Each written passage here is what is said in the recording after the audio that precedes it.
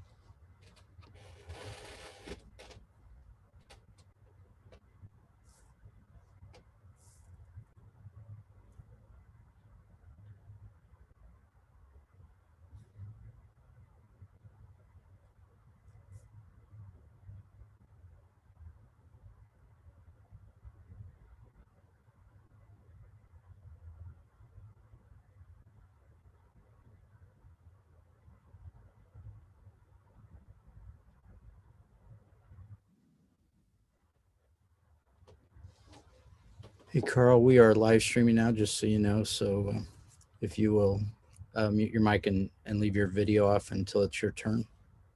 Thank you.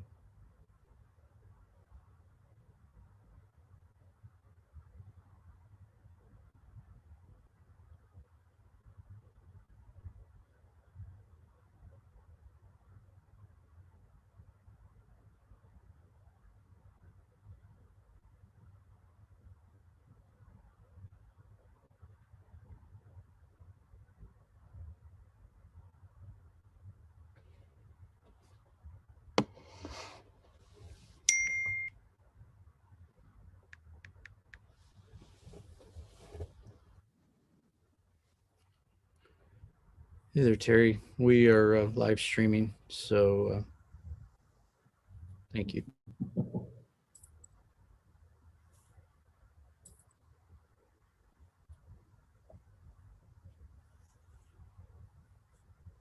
You're unmuted too. Just, oh, there you go.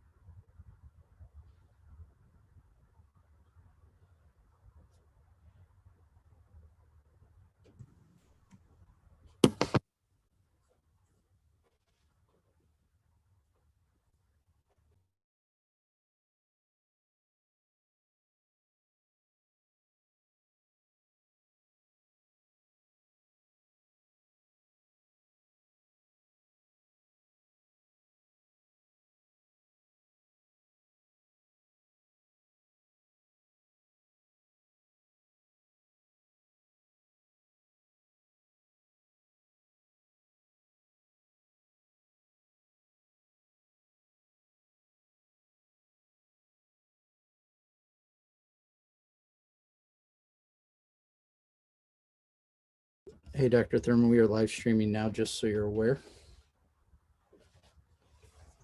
Okay, thank you. You're welcome.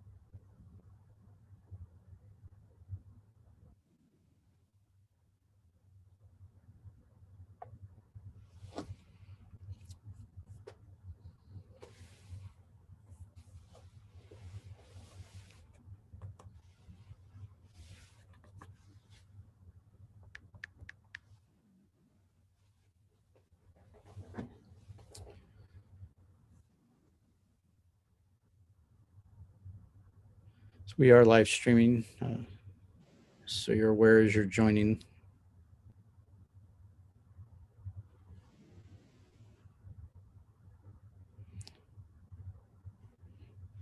So if you're not a board member, if you would turn off your video and mute your mic until it's you're part of the program.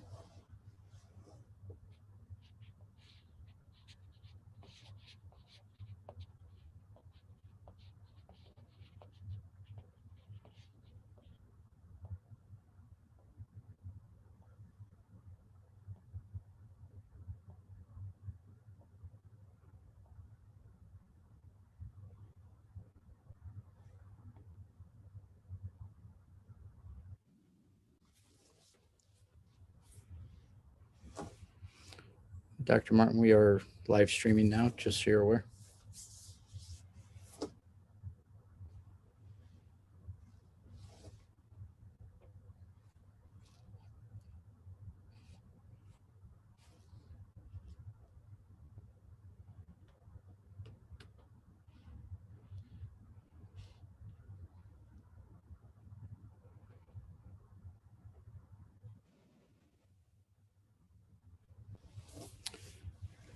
Leslie, we are live streaming now, just so you're aware.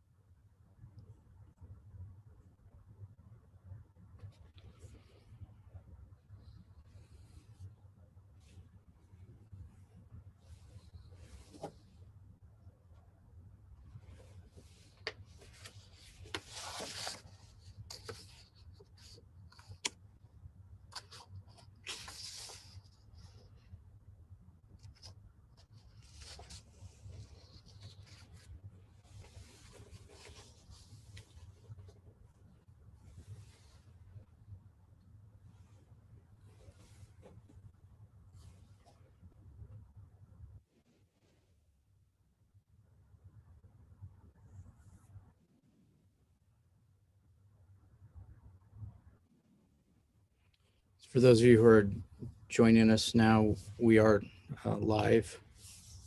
If you're not on the board, if you'll turn off your video and mute your mic until your turn.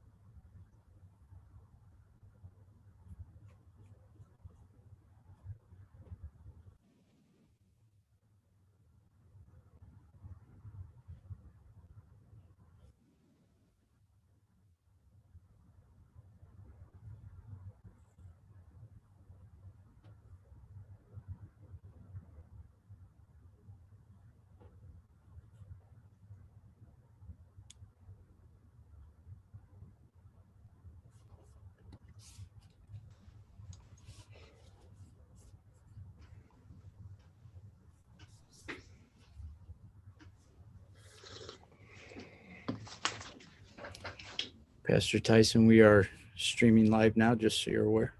Oh, thank you. You're welcome.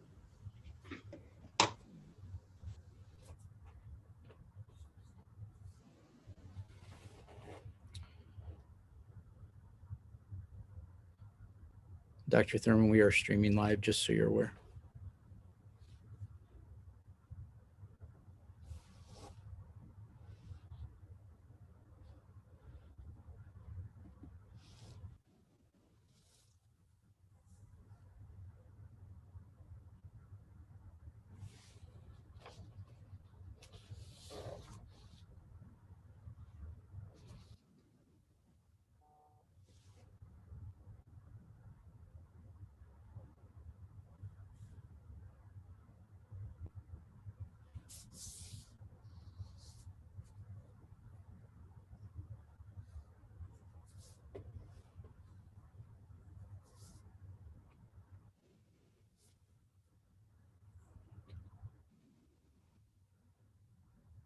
Ms. Sims, thank you.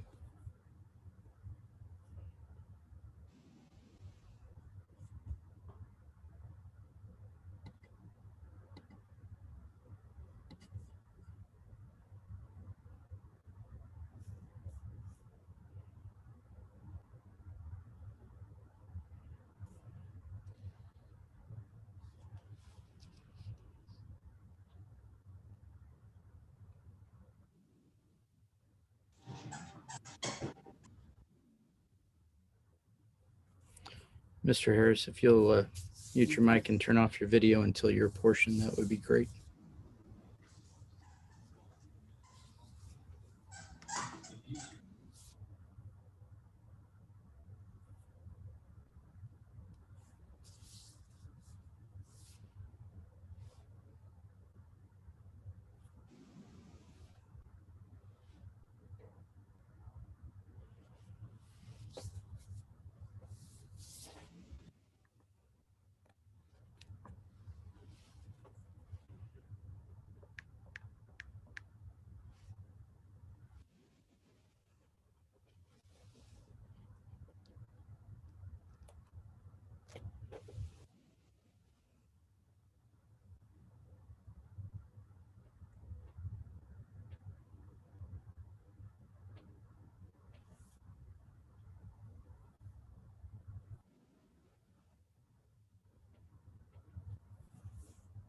Ms. Jabori, if you will turn off your video until your portion of the agenda, we'd appreciate it. Thank you.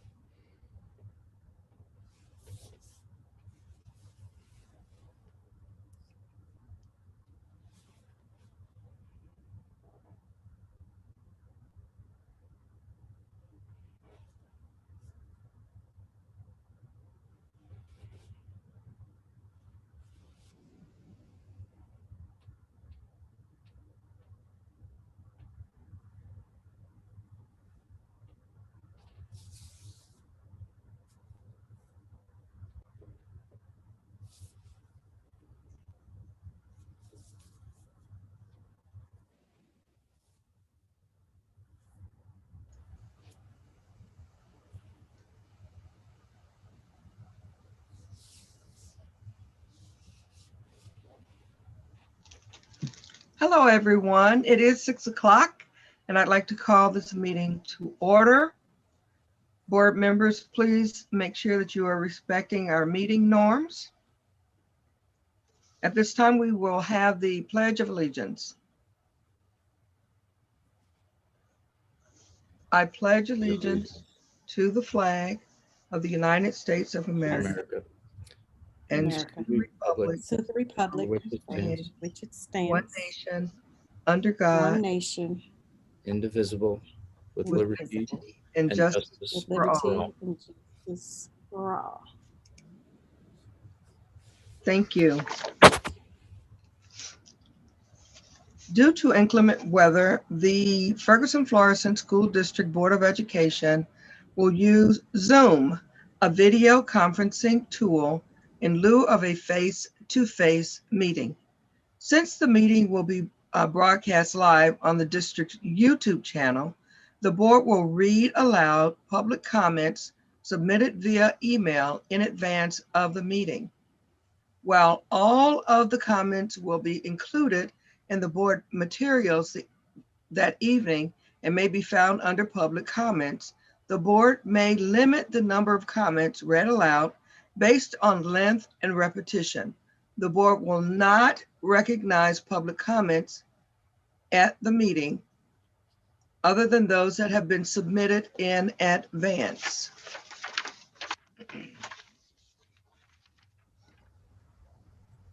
Under provision of the public meeting law of the state of Missouri, the board must adopt a roll call vote, an agenda that includes the time, date, place, and tentative agenda for the meeting.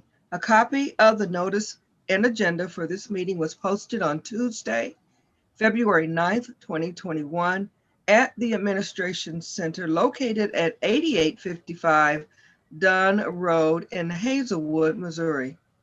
At the same time, copies of the notice and the agenda were sent to major radio and television stations, to 3 newspapers, and 2 municipalities, schools in the district, and posted on the district website. May I have a motion to adopt the agenda as posted? So moved. Second. Call for the vote, please. Mr. Tyson, Aye. Mrs. Hogshead, Aye. Dr. Martin, Aye. Ms. Bush, Aye. Dr. Graves, Aye. Dr. Powell Walker, Aye. Dr. Thurman. Aye. At this time, each month, the communication team presents a short video of district highlights and successes. I won with the little white sweatshirt Valentine's Day last year.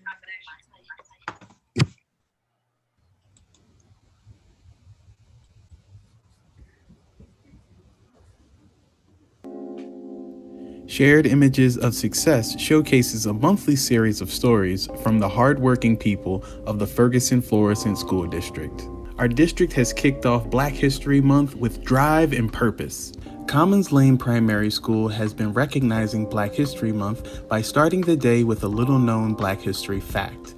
Principal Carla Leggett has been presenting to students and staff information on individuals who have made significant contributions to the African American community.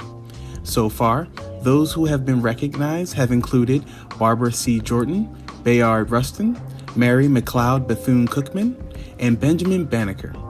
Commons Lane little-known Black history facts can also be found on the district's Facebook page, sparking much-needed conversations in the community. In collaboration with the local bookstore, The Novel Neighbor, 3 of our high school librarians, Yvonne Bonner, Ashley LaRue, and Joe Hosea, organized a live webinar with Elisa Shabazz, daughter of Malcolm X, where she talked about her new book, The Awakening of Malcolm X. Students were able to participate in a panel discussion, and 250 students even received a free copy of the book.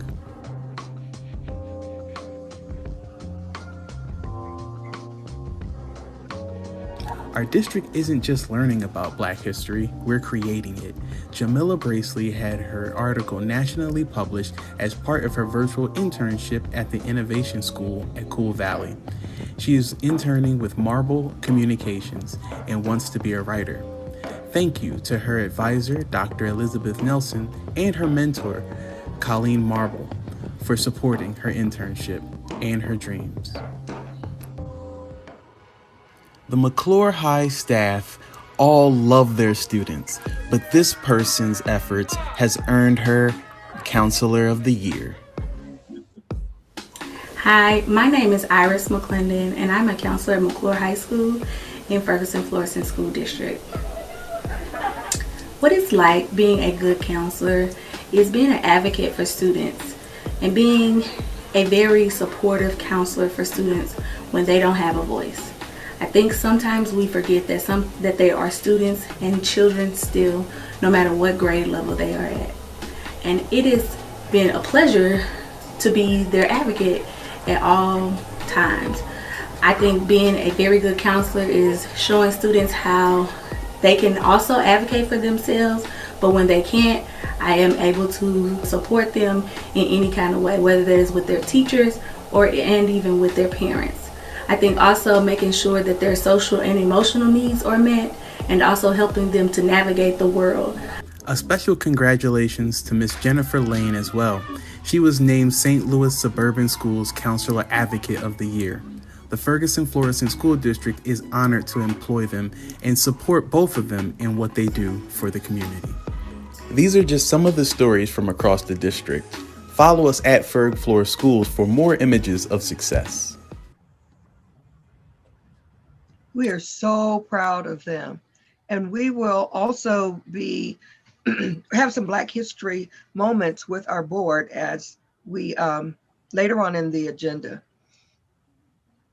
This portion of the meeting is allocated to show a short video from the Missouri School Board Association to provide a report of current activities and events that may be of interest to the board and to our community.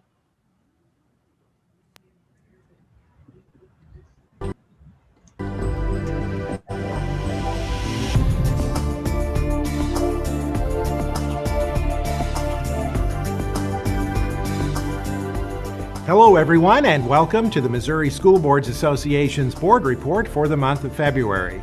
We thank you for the opportunity to share some news and information during a few minutes of your board meeting. We begin with a look at the environment for public education at the national level.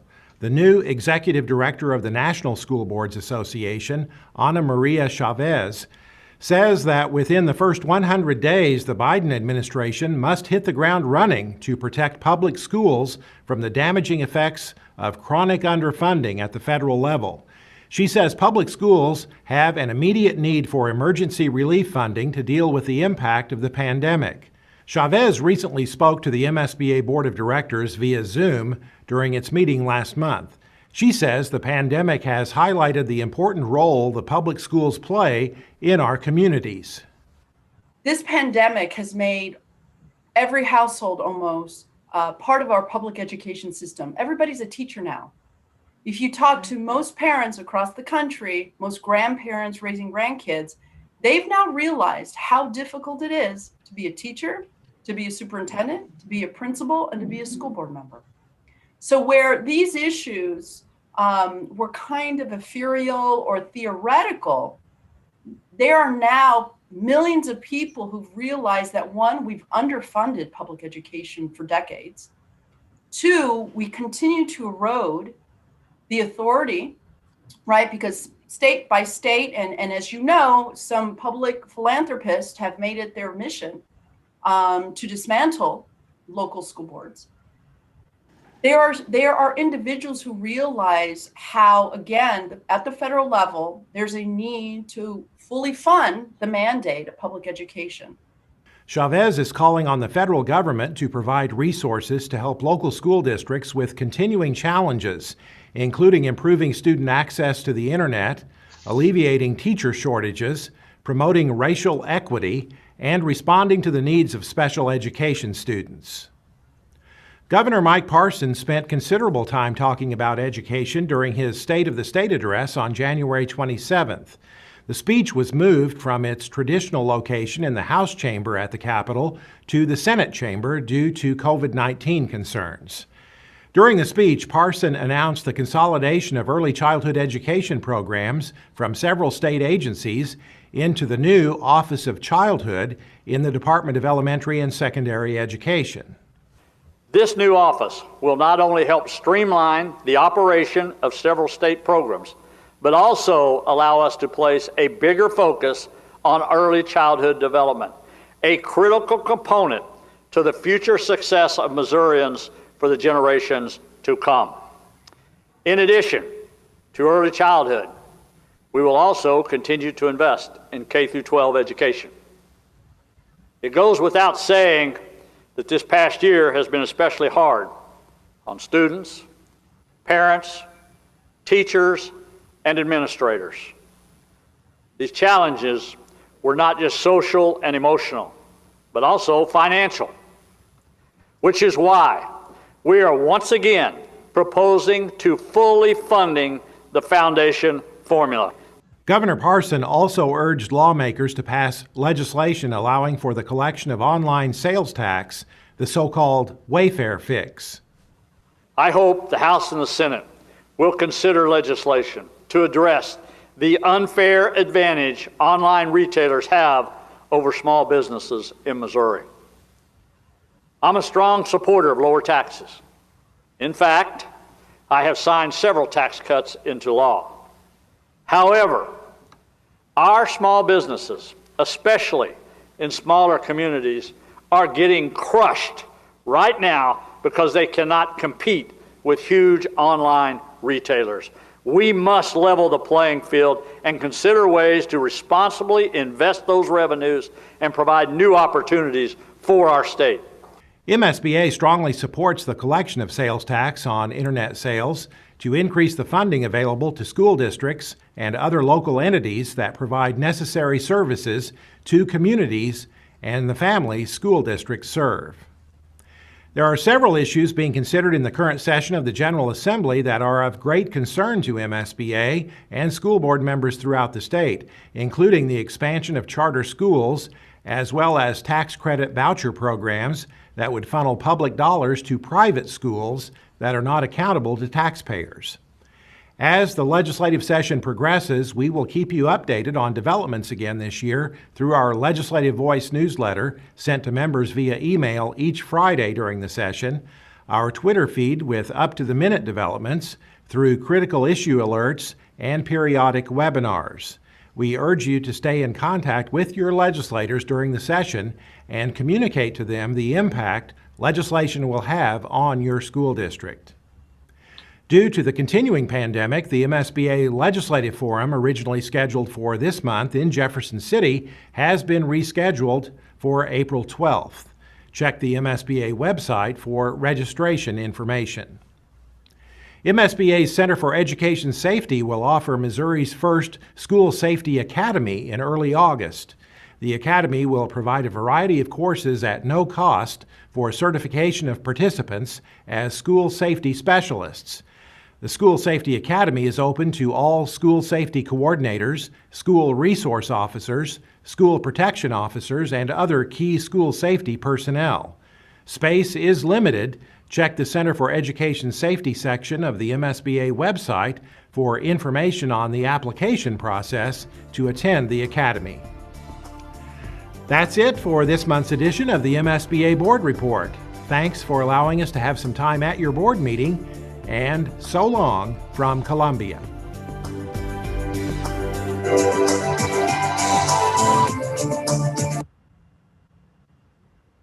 We've come to the public comment.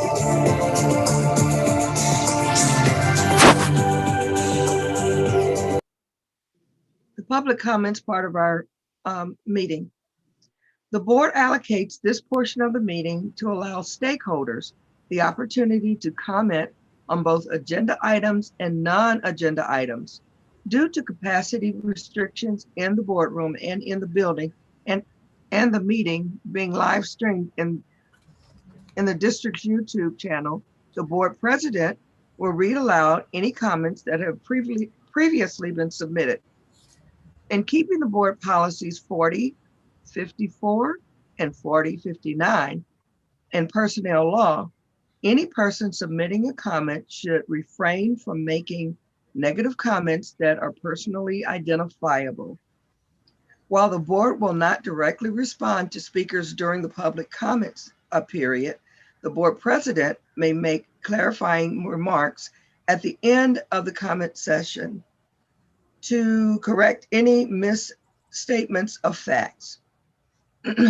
Responses to public comments can be found on the meeting and agenda section of the district website within 14 days of the meeting. We have 3 public comments. I will be reading one of the comments. Our Madam Secretary will read the second one, and then I will read the third comment. The first comment comes from Kristen Calvert French, counselor at McClure North, speaking as an individual who has part of the CAC handbook subcommittee, who was a part of the CAC handbook subcommittee. Good evening, board and FFD stakeholders. Recently, there has been concerns around some possible needed changes in the Curriculum Advisory Committee handbook. As we moved forward with our discussion about this, some CAC members' concerns arose that while important, were really outside of the scope of the handbook work. So this brief statement is an attempt to honor these CAC member concerns.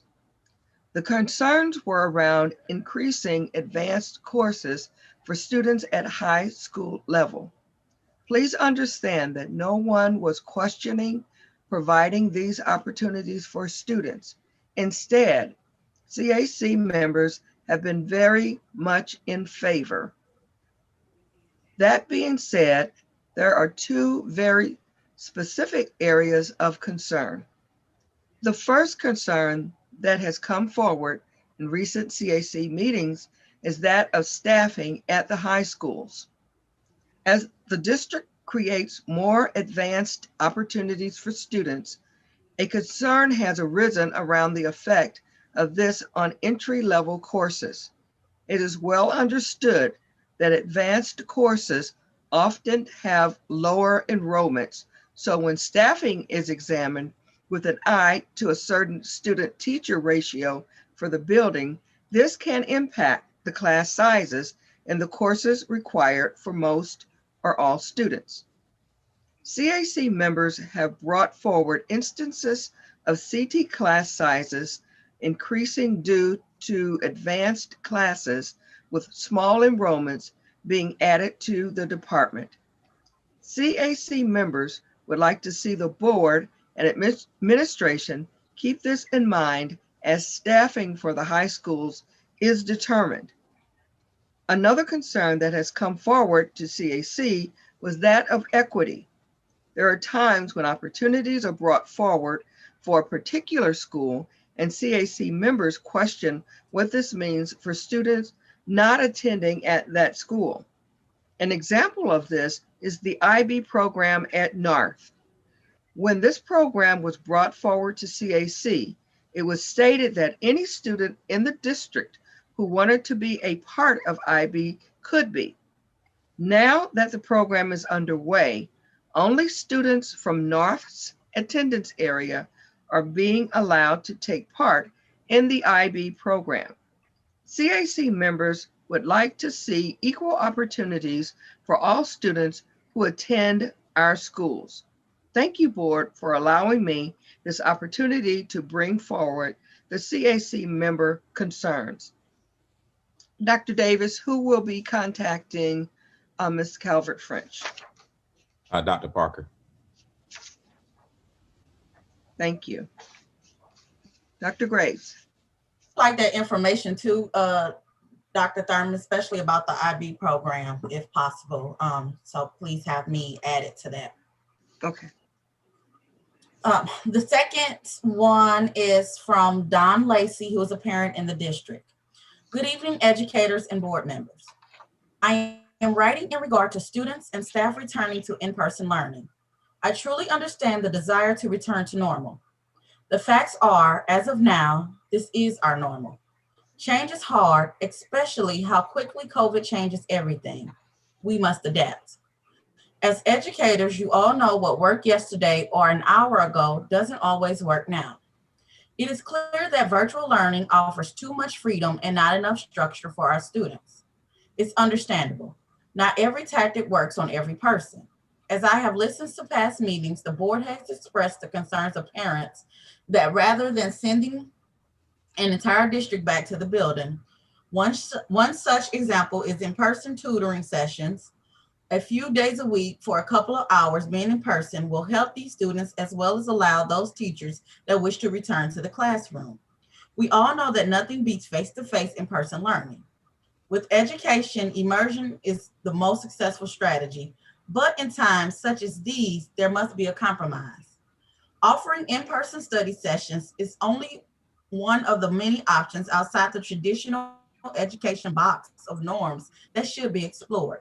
Public schools take on so much responsibility. A child's education is a cooperative effort and should be taken very seriously. At what point will responsibilities for a child be placed back on the parents? I understand that not all parents can be home with their kids watching over their shoulder, but a school can only do so much. Third Floor has done so much for a community as a whole.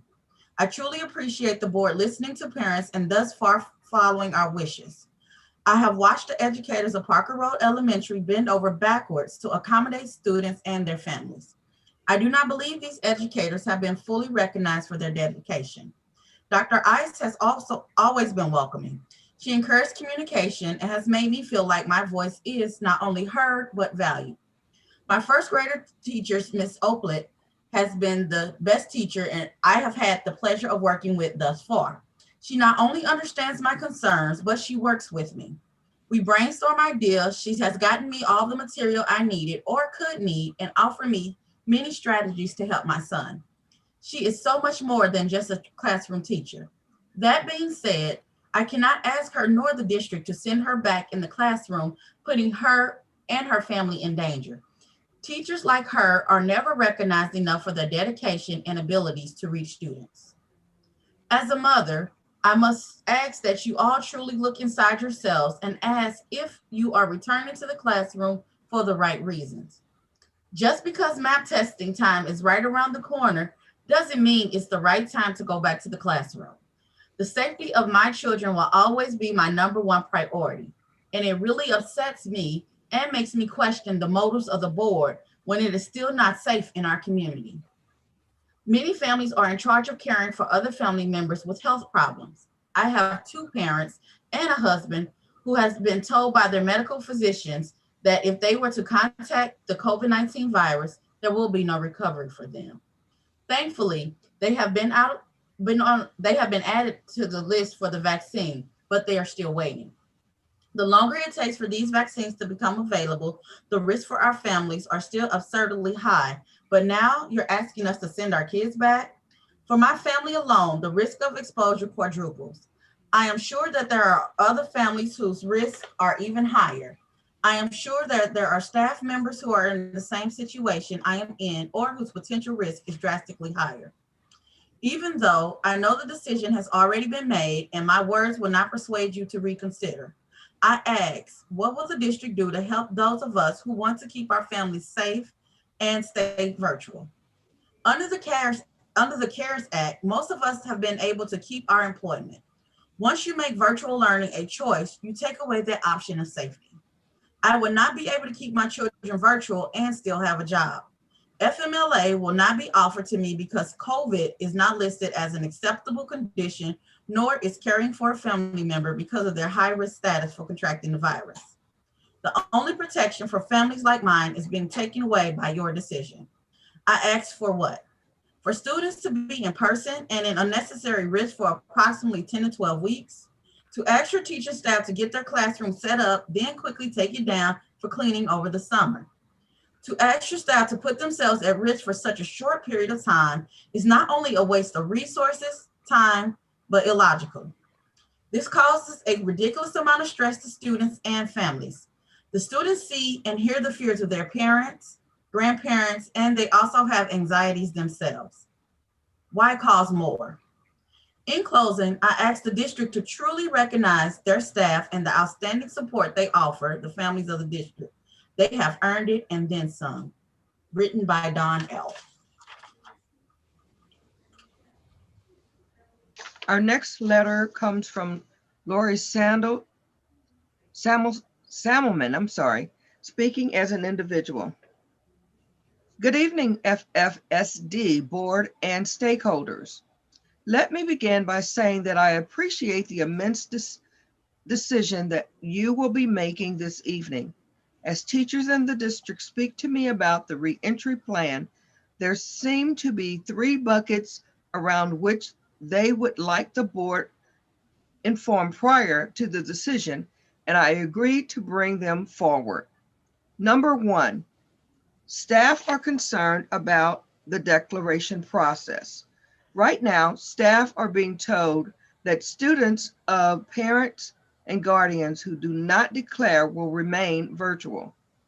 Concern arises that the district will not adhere to its own process and allow students to continue to return to classrooms throughout the fourth quarter, even as numbers exceed the space to student ratio. Staff want the board to realize that as we re-enter, space concerns can be addressed, but once we are back in place, it will be more difficult to find solutions for unsafe situations. Number two, Staff who have their children in successful concurrent environments are speaking to the technology their district has to support concurrent teaching. There are microphones that allow virtual students to hear the discussion in the classroom and cameras that track that speaker. At this time, these are not something that most classrooms in the district have. Will there be consideration of purchases such as these, or at least best practice discussions of how to engage all without these items? Number 3, last week, there was mention of students remaining with their current teachers. It is obvious that this would be the best situation, but there are questions about what it will mean if declarations make the space to student ratio unsafe.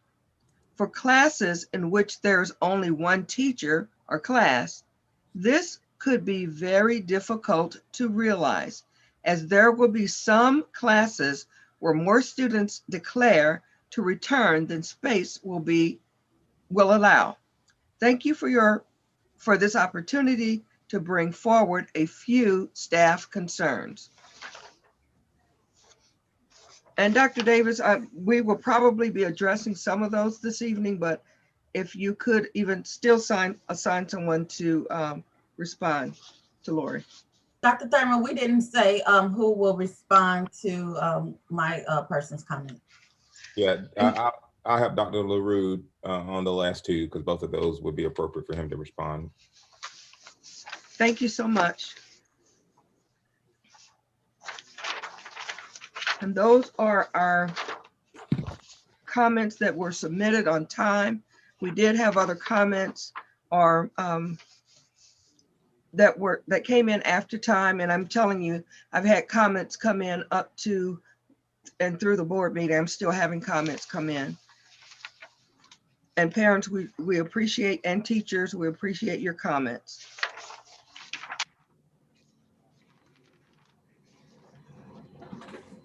This portion of the meeting is allocated for the board to provide an update of current activities and events in the district that may be of special interest to board members and to the community. And we're going to start with our newest person on the board, Mr. Terry Tyson.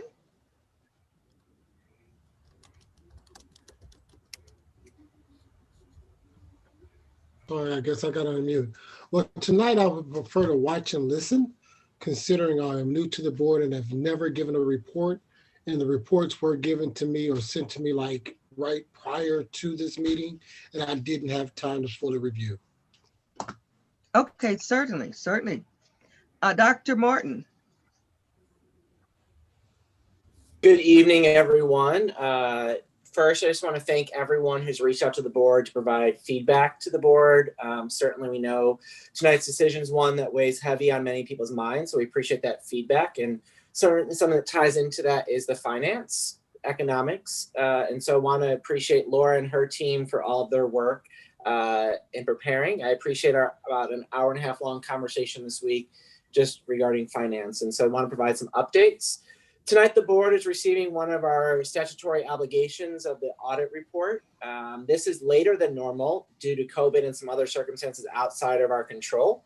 Overall, the audit report was positive. It does provide some remedies and some areas to fix. Laura and her team have been busy providing the response to areas that possibly need to be addressed. And certainly, as the board's been informed before, looking at adding some additional positions to address some of these concerns overall. Overall, the report was positive with no major findings, and look forward to seeing the final report in later agenda after consent agenda for approval for the board tonight. So thanks for Laura and her team working on that, and our auditor will be here tonight to present that. Also, as I think back to the Tiffany and I's first meeting on the board, which is about budget right after that, and certainly tax revenue has been a concern. And so I'm happy to report that to date, our current taxes are approximately $320,000 higher than what we budgeted for. So that is positive. Our delinquent taxes is a little bit lower than last year. So for those of you who don't know what all that means, essentially what it means is people who don't pay their taxes on time go into delinquent taxes, and every year you get some of that money back. So what we budgeted for that is a little bit lower currently of where we're currently at. Also, we did get some additional CARES money from the December bill that was passed, and certainly we'll look at possible CARES money in this current legislation that the Congress is currently debating to see if that will pass to get our reentry, our children back to school. We're hopeful that we'll reach the budget limits for both tax revenue, but also just be mindful, even if we do collect everything this year, there's always protests. As you know, many businesses did shut down this year, so they may be protesting the amount of occupancy they had in their places, which does impact us later on. It's not a this year impact, it is a later on impact. So although we have good news that our taxes are currently higher than what we budgeted, it is still something to be mindful of, that our protest tax, which could take a couple of years to see the effects of those, could become an issue of concern as well. So overall, Laura and her team are doing a great job, and certainly look forward to the strategic planning around how to spend our CARES money that we're getting. That will certainly support the district and getting our schools open safely. And that is all I have, Madam President. Are you doing the Black History Report? I am. I didn't know if you wanted me to do that now or later. Sure. Yes.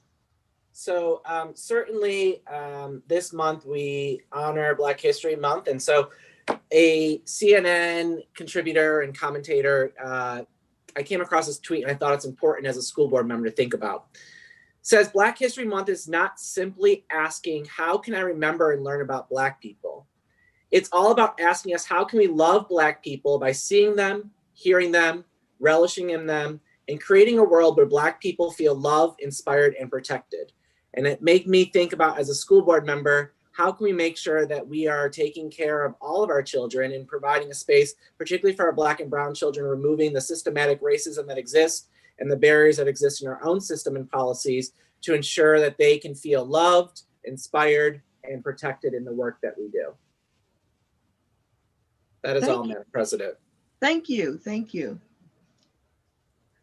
Miss Leslie Hogshead, you're up. Thank you.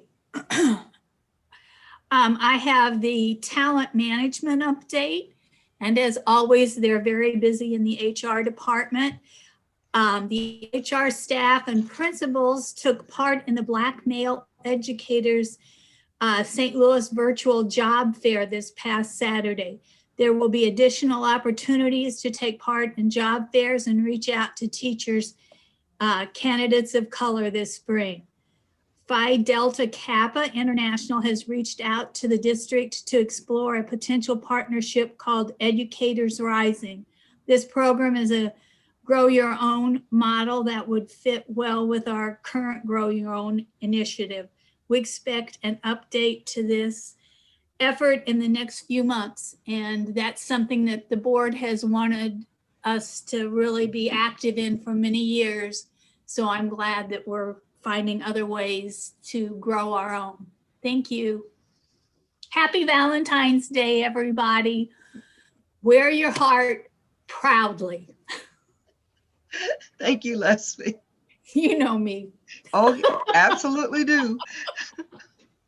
Tiffany Bush. Okay, thank you. I just want to say thanks to everybody who tuned in this evening. Parents, students. I know that my own son told me, yeah, the big board meeting is this week. I'm like, yeah.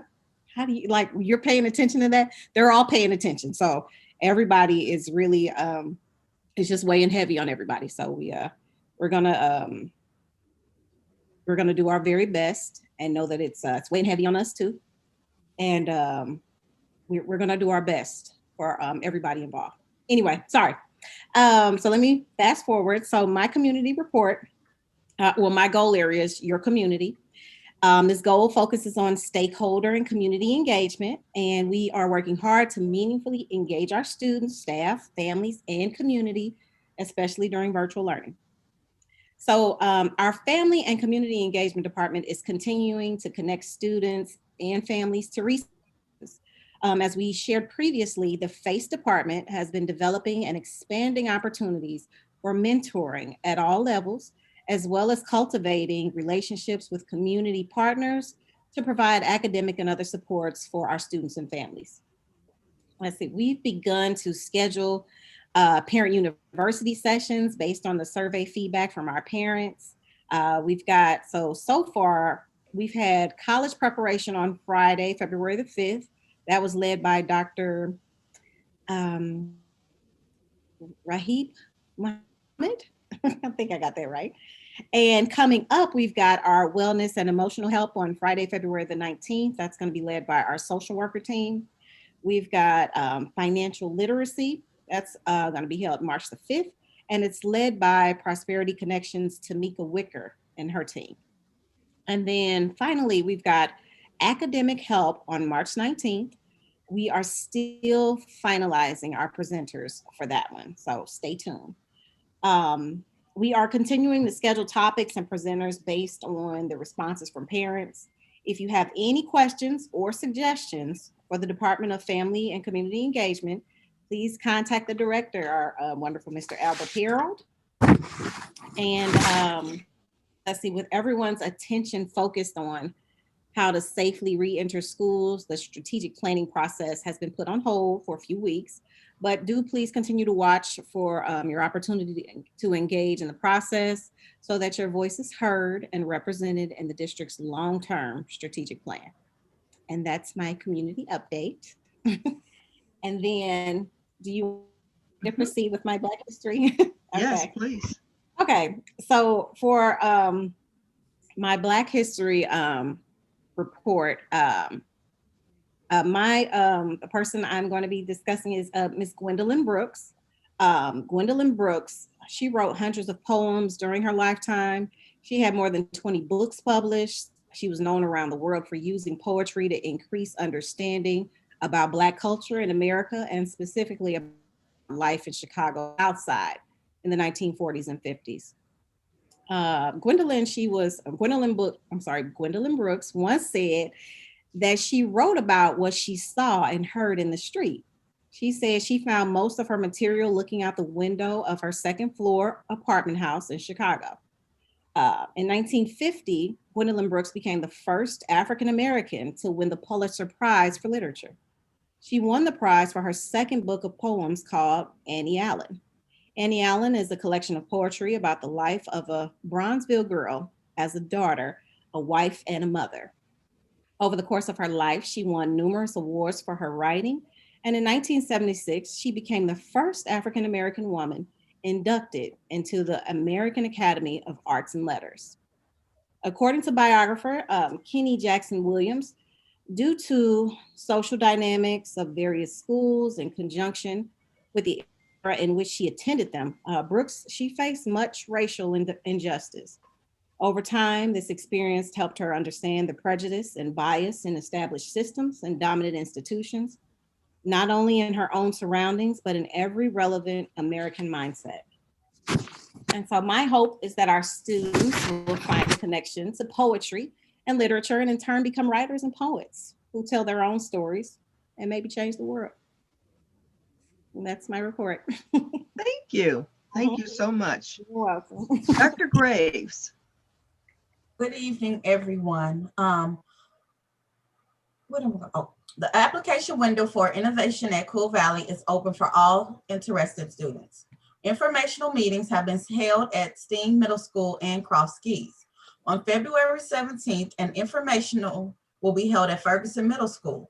In addition, all 8th grade students and families receive flyers inviting them to apply. Visit Innovation High School's website to learn more about the big picture design.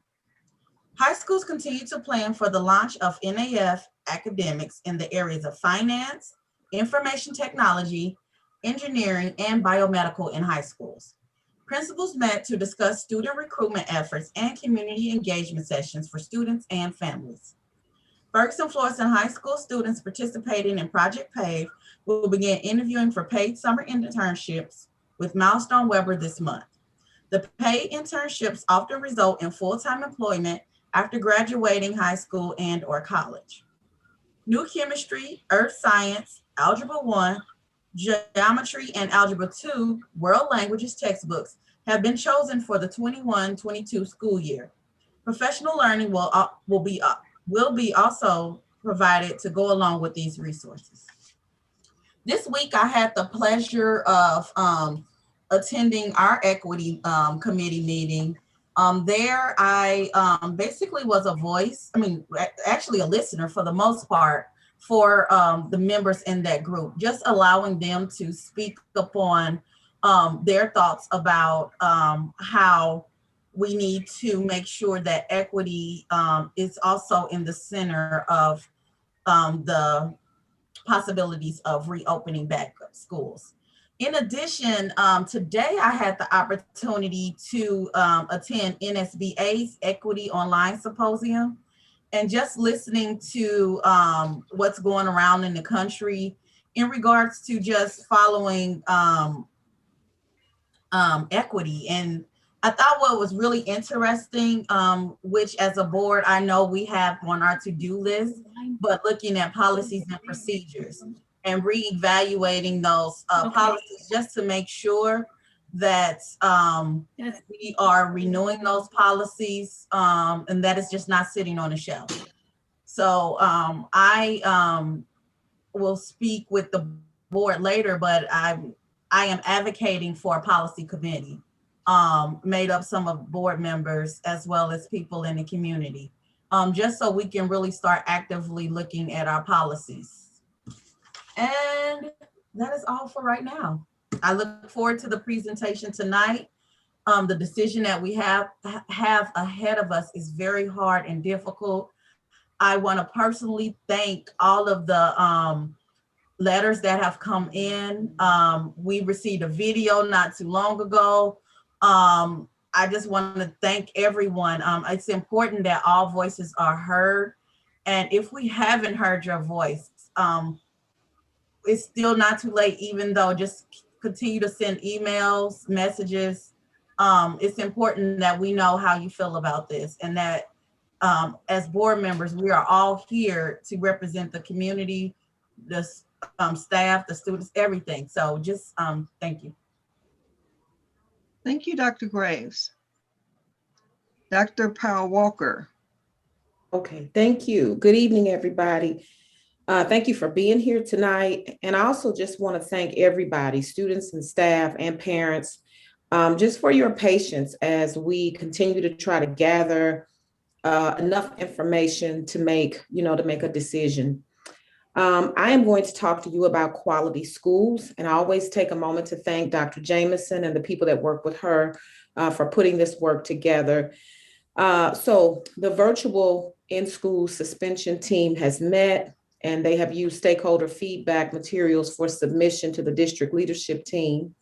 Finalized drafts will be submitted to the district leadership team alongside a survey to gather additional feedback. To date, there have been a total of 149 care team referrals that have been made. The purpose of the care team process is to provide more intensive support to those students who are identified as needing it. And so for our pre-K through 2 students, there have been 72 referrals. For our 3rd through 6th grade students, there have been 24. For our grades 6 through 8, there have been 16, and grades 9 through 12, there have been 37. I would like to request that for the future, when these are submitted, I'd really appreciate knowing a little bit more about the areas that the students are struggling in. Are these being submitted for academics? Is it, something that's on the social emotional side? That would be helpful to know more about that. The care team committee met to review the scope of the work related to the revision of the district's care team process, and the care team provides educational support in the areas of academics, behavior, and social emotional to promote student success. And during the meeting, roles were established and subcommittees scheduled their first meeting date. The district's Student Expectation Code Committee will meet on Friday, February the 17th to review drafts of the various SEC sections. Thank you. Thank you, Dr. Powell Walker. Now we will hear from Jamie Scott, FFNEA representative. Is it going to be you, Kelly? Yes, ma'am. I'm in her place. Thank you. Good evening, Ferguson Florissant District stakeholders. The FFNEA continues to applaud both the strength and sensitivity of the Ferguson Florissant School Board as you consider the questions around virtual learning and re-entry decisions that impact not just academic opportunities, but the health and safety of our entire school community. The fortitude required to focus on data surrounding COVID while resisting political and emotional appeals is commendable and assures that the decisions continue to be made in the best interest of our Ferguson Florissant students, families, and staff. We recognize that the district continues to solicit and hear the concerns of students, staff, and families continued through the pandemic challenges. It is our hope that the school reentry planning and decision-making continue to be driven by data and maintain safety as our top priority. Our teachers realize that it is inevitable that we return in person at some point this school year. They don't have an issue with that. They just want it to be done safely and to ensure that safety measures that they have in mind will be implemented correctly and consistently across all buildings in the district. Our educators and staff have expressed many concerns about returning to in-person learning. A few of those concerns are: what provisions are being made for our students and staff members with compromised immune systems who cannot return to in-person learning? There are still concerns about proper ventilation and access to appropriate spacing in classrooms and other areas. Many of our therapists find themselves doing therapy on the floor in hallways, under stairwells, storage rooms, and closets. We have closets who have been turned into classrooms. Traveling teachers have concerns about entering multiple buildings that they serve. Will PPE be provided? Concurrent teaching. Teachers are feeling the pressure of this concurrent teaching model where they are responsible for providing equitable education for students in person and online simultaneously, especially since they have been offered little to no training or preparation. As a result, many teachers are feeling overwhelmed due to the rapidly growing demands of teaching virtual students and students in the classroom. Lack of support and resource, coupled with high levels of uncertainty, have led to burnout and high stress levels. With concurrent teaching model in place in many schools now, teachers are expected to effectively manage several groups of students across different spaces simultaneously while still delivering instruction that will meet each learner's diverse needs. This is a daunting task and one that definitely requires much planning along with trial and error to find what works best for the classroom and learners. There are many questions around the number of working days before students possibly return to buildings. What will this look like in the terms of making this transition? Will asynchronous time be given to getting classrooms and buildings ready? Will buildings be adequately prepared with cleaning supplies and plexiglass in classrooms, common area, and offices? Will teachers get duty-free lunch? What is the protocol if someone tests positive? Will that teacher have to use their sick days? Will teachers have to use sick days if they are made to quarantine? Questions about eating in the classroom. Many feel that this is an unsanitary practice and will accelerate the spread of germs. Each school should have a designated area or areas for students to eat prior to coming to classrooms in the morning, as well as during lunch. How do we prevent parents from sending students to school who are sick? Students should have their temperatures screened before entering school buildings. We know this is possible. We have seen other districts demonstrate this. Are we purchasing kid-sized masks? Does the district have a vaccination plan? What is the benchmark for infection rate before returning to virtual learning?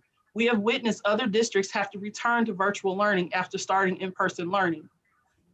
What will the protocol look like for children who are required to share equipment once it's sanitized? These are just a few snapshots of the many concerns our staff still have about in-person learning. As always, the FFNEA looks forward to working with our Board of Education and administration for the best possible outcome for all. We all want to return back to school. Our teachers miss our students. Our students miss our teachers, but we don't want to risk risk getting sick with such an unpredictable virus. Thank you. Thank you, Kelly Ward. And as president of FFNEA, and that's our Ferguson Florissant National Education Association representative. Dr. Davis. Yes, ma'am. Thank you. Good evening, board and FFSD stakeholders. First, let me begin by speaking about the COVID reentry update. The big question on everyone's mind is, when are we returning to school? I heard Ms. Bush say a minute ago, and my son asked me this evening, he said that's been a topic in class quite a bit. We had over 1,000 viewers during the live stream at last month's board meeting, and we are continuing to monitor COVID data and conditions. You can see the most recent data for our community and the widgets on our homepage at fergflor.org/COVID dashboard. I am continuing to meet weekly with superintendents from around the region and medical experts as we determine when and how to safely reenter our school buildings. I met with my parent advisory council this past Monday evening and had a good discussion. I appreciated hearing from parents and them sharing their thoughts and concerns. As we've heard over the past year, parents' biggest concern is safety.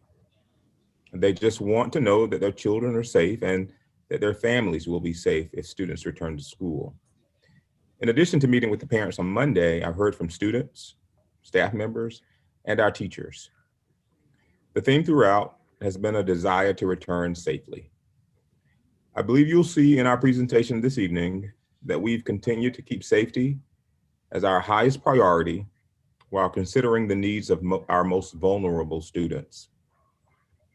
On the issue of equity, our anti-racism, equity, and social justice work with the Achievement Network, or ANET, is continuing, as we've had some really great discussions as we build our anti-racism standards.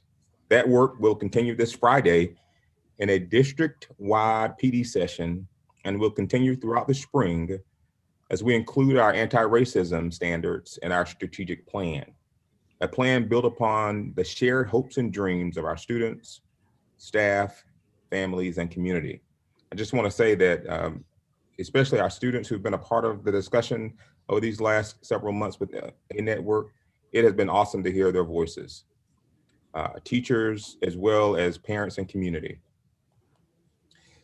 Is there a greater hope than to live in a community and a nation that is free from racism? I also want to share some really exciting news. We learned last week that we will be receiving some additional CARES Act money to the tune of $14,477,000. That is awesome. We will be using those funds to think about how we reenter, how we prepare, and make sure that we keep safety as our highest priority.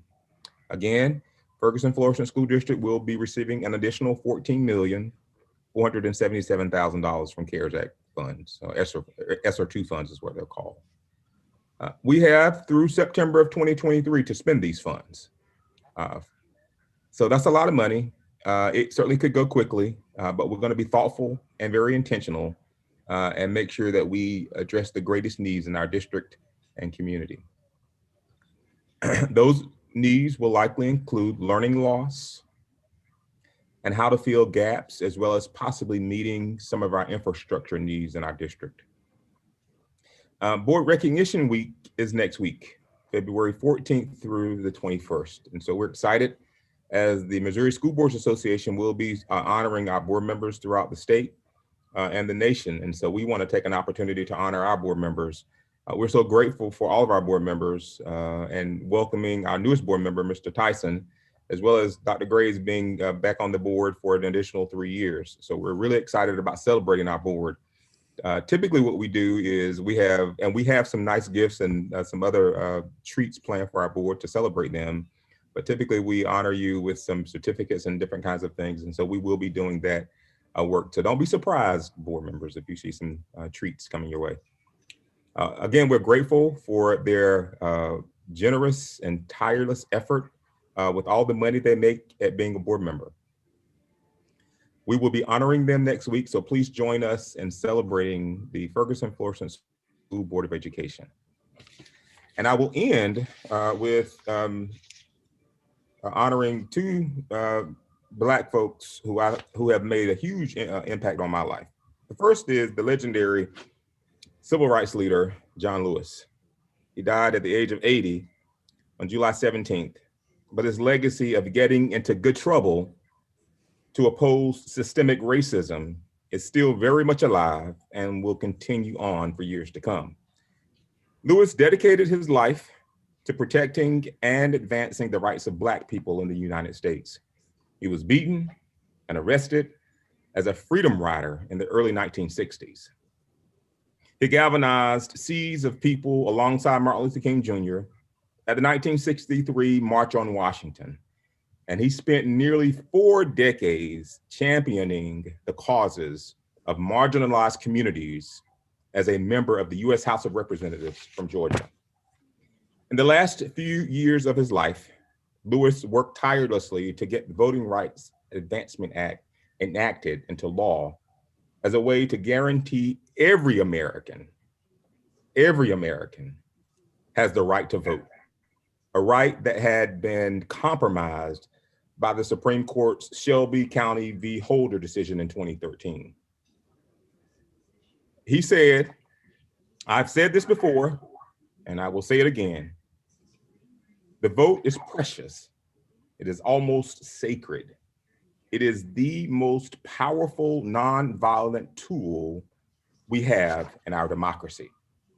Lewis, speaking atop the Edmund Pettus Bridge in Selma, Alabama on March 1st, 2020 said, and I quote, "Get into good trouble, necessary trouble, and help redeem the soul of America." His words align to the second Black person I'll honor is my grandmother. And quickly, I'll say about her, she stood, as she would say, flat-footed on a premise. And that premise that Black woman stood on was, it's not about who is right, it's about what is right. Two Black powerful people who changed my life forever, John Lewis and Mary Etta Davis. Thank you, Madam President. That's my report. Thank you so much. And we cannot go without also recognizing our counselors for Counselors Week. So I just want to say thank you. And I have to say, I served as a counselor for 9 years, and never have I had to work in a school when there was so many problems like this COVID that's going through right now.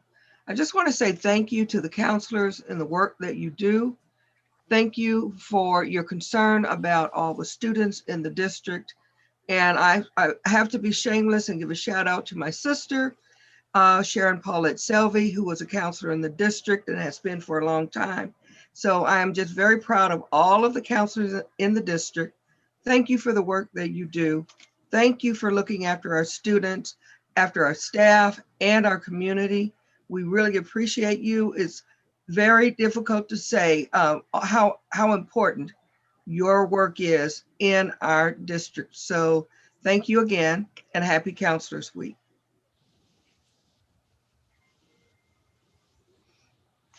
At this time, we will go to our consent agenda. The administration presents the following items for approval under the consent agenda. Madam Secretary. Payroll, teacher and non-teacher, $11,065,928.24. Operational disbursement, $1,598,037.92, for a grand total of $12,966,16. Thank you. May I have a motion to accept the consent agenda as provided? So moved. Second. Third.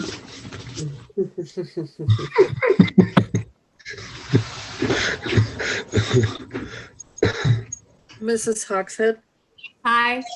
Dr. Martin, Aye. Ms. Bush, Aye. Dr. Graves, Aye. Dr. Paul Walker, Aye. Mr. Tyson, Aye. Dr. Thurman. Aye. Thank you so much. And at this time, we will do our annual audit report. Laura Druzik, you're up. Good evening, Board of Education and Dr. Davis, and thank you, Dr. Thurman. As Dr. Martin shared earlier, we will provide an update of the audit for the 2020 fiscal year. I would like to turn this discussion over to our Director of Finance, Mr. Carlton Brooks, who coordinates the audit each year. Carlton? Thanks, Laura, and thank you, Board of Education and Dr. Davis and district stakeholders.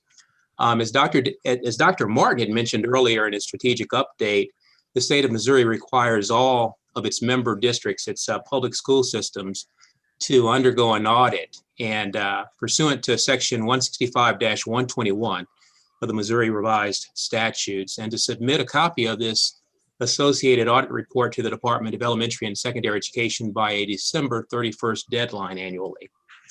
Due to the difficulty of performing audits in a virtual setting this year as a result of the pandemic, DESE extended the deadline to January 31st, 2021 this year. We are happy to report that the audit was finalized and uploaded, presented to DESE prior to this deadline. The audit of our 2020 financials was conducted by the independent CPA firm, Showalter and Jabari, PC, for Professional Corporation. This evening, that organization's president, Jamie Jabori, as well as John Jabori, the assurance manager for the firm, have joined us virtually to provide a brief overview of the audit. And at this time, we're going to turn the presentation over to Jamie and to John. Thank you. Good evening, everyone. Thank you, Laura. Thank you, Carlton. I appreciate it. Dr. Martin, I was going to tease you about adding you onto our audit team since you already helped give our presentation. So since you warmed up the crowd for me already this evening, I'm going to keep my comments very brief and would be happy to entertain any questions that the board had. So I'll send you a bill for my services. Okay, that sounds perfect. Actually, Dr. Martin, the check's in the mail, just so you know, okay? So joking aside, it's my understanding that the board has been provided the reports that we are required to do as part of the audit, and that hopefully you've had a chance to take a look through those. So I'm going to keep my comments at a very high level. The financial statements are prepared on the modified cash basis of accounting, which is a basis of accounting other than generally accepted accounting principles. On page 1 of the financial statements, if you guys have them there in front of you, you will find our opinion. And that's called the Independent Auditor's Report. And in that report, our opinion is that the financial statements are presented fairly in all material respects on that modified cash basis of accounting. So that's the important part about the opinion, and that's what we're engaged to do. We also are engaged to render an opinion on various federal and state reporting requirements. So we have done that. And on page 47 of those financial statements, you will find that there was one instance of a material weakness in internal control over financial reporting that we were required to report. We noted no findings over compliance and internal controls related to the federal programs. I'm sorry, the federal awards programs. The finding that we had was over the financial reporting. It wasn't over the federal awards programs. I just want to draw your attention to page 6 of the financial statements. You will see that on financial highlights as of June 30th of 2020, the district ended the year with a total government fund balance of approximately $32.6 million. In the operating fund, which is the general fund and the special revenue fund, the total fund balance was approximately $24.8 million. Of that amount, there's approximately $14 million in the general fund that is unassigned and it's unreserved. So that $14 million in the general fund is approximately 26% of the 2020 expenditures in that fund, which is about $53 million. So that just gives you a sense of, the operating, the general account, how much you have unassigned and unreserved, and in comparison to the total expenditures. In addition to the financial statement opinion that we gave, we also issue a report called the Report on Internal Control Related Matters and Advisory Comments. And in that report, we've communicated to the board that one material weakness over the internal control over financial reporting that I just mentioned earlier. It relates to a bank reconciliation process and has some other suggestions for helping improve some of the internal controls and some operating efficiencies. Now, as everybody's noticed, and as we're feeling not only here at Ferguson-Florissant School District, but across the entire globe, there's all kinds of issues with the pandemic. So I'll just bring that to everyone's attention that, we're all working the best we can to manage through the pandemic, to work remotely, and to make sure that we have, internal controls and procedures in place. In that report on the internal control related matters, we've also provided updates to the status of prior year comments. And I'm pleased to report that the district has made significant progress in remedying findings that we'd previously noted, and they're well on their way of making the necessary changes to the bank reconciliation process and to correct that weakness as well. A third report that we issued is titled the Report to the Board of Education, and that's also a required communication from the auditor to the board. And that happens, we report those matters at the conclusion of the audit. It highlights various required communications that I won't go into detail about unless you have questions. It does include some journal entries that were required to be recorded as a result of the audit. So those journal entries can be found in that report. I appreciate your time. Thank you for letting us present this evening. Thank you for the opportunity to serve you and your community. I would like to thank Dr. Davis, Laura, and Cortland. Thank you so much for everything that you've done. Thank you to your staff for the courtesies that you extended during our audit. As you can imagine, getting through an audit process takes a whole lot of time. There's a lot of coordination and back and forth, and especially during a COVID year, we appreciate everybody's patience and helping us get through it together. At this time, I would be happy to answer any questions that the board has. Prior to any questions, we do have to make a motion. Laura, do you have anything else that you need to add? Or could we go ahead with the motion? Okay. I'd like to have a motion that administration recommend the board approve the audit report for fiscal year 2019-20 as submitted by Showalter and publish the summary of receipts and expenditures in a local newspaper. So moved. Second.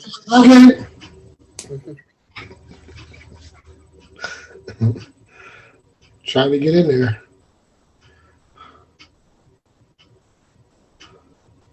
Discussion. I'll just start again. I think looking at the report, I think, by the way, Pastor Tyson might need to mute because I think that's where the feedback's coming from, by the way. Sorry. There we go. Is that better? Okay.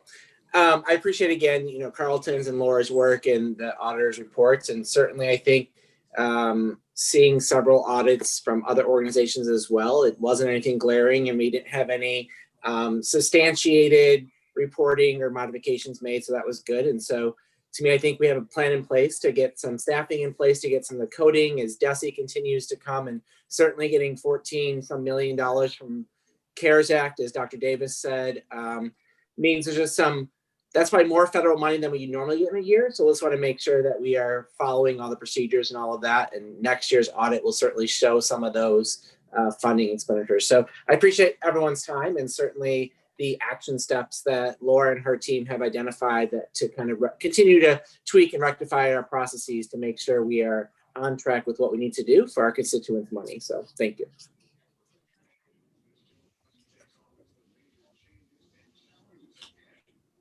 I had something to clarify real quickly. So Dr. Davis said that we received 14 million in CARES Act money, and then the audit said that there was a $14 million that wasn't, I guess it wasn't allocated or it's not reserved, or and I'm just saying 14 million? Is that the same thing? No? No, those CARES Act dollars are, we just got those funds, a notice of those this week. The audit had already been done. So Okay. those are district dollars. That's Okay. different. It's a different 14 million. Thank you.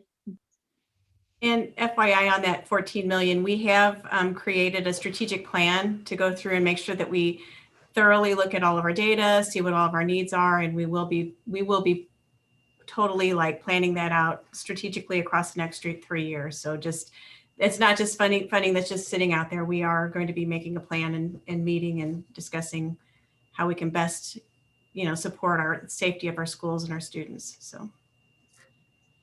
Thank you. Shout out also to Dr. Pete Walker, Federal Programs Director, who will be busy making sure that all of our T's are crossed and I's are dotted, certainly as we support our non-publics and our publics. So appreciate her team as well. Any other comments? I will say, and Dr. P. Walker can back me up on this now, that 14,477,000, none of that will go, that's all for the school district, not for outside entities. But I also wanted to acknowledge, the folks who've worked diligently, Laura, Carlton, and Joycelyn, for just being thorough and very meticulous at and being good stewards, so that the community can have confidence in the work, because that's important. In order to be able to deliver quality education, you got to have a solid budget that does that. And so I just wanted to acknowledge them publicly at this time. I also want to say congratulations. Job well done. If there are no other comments at this time, I would like for Heike Janice to call for the vote.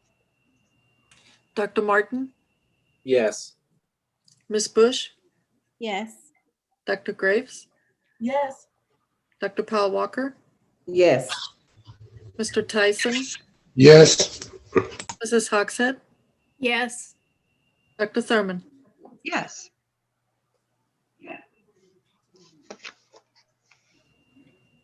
And now for what everyone has been waiting for, our re-entry presentation.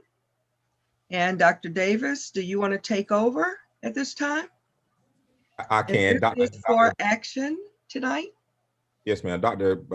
Parker is actually going to lead the charge, but I just wanted to say again that, I know that there are lots of concerns from folks in the community, our children, our families, our parents, especially our teachers. And so I wish I could make everybody happy. I really do. I know that there's always, one side that wants one thing and another that wants a different one. And, I think what we try to do here is to provide options for our community at large. And certainly there are always risks. And as a superintendent and as a daddy of a child in our district, I take it personal about being careful, but I also acknowledge people's thoughts and feelings about the importance of being safe.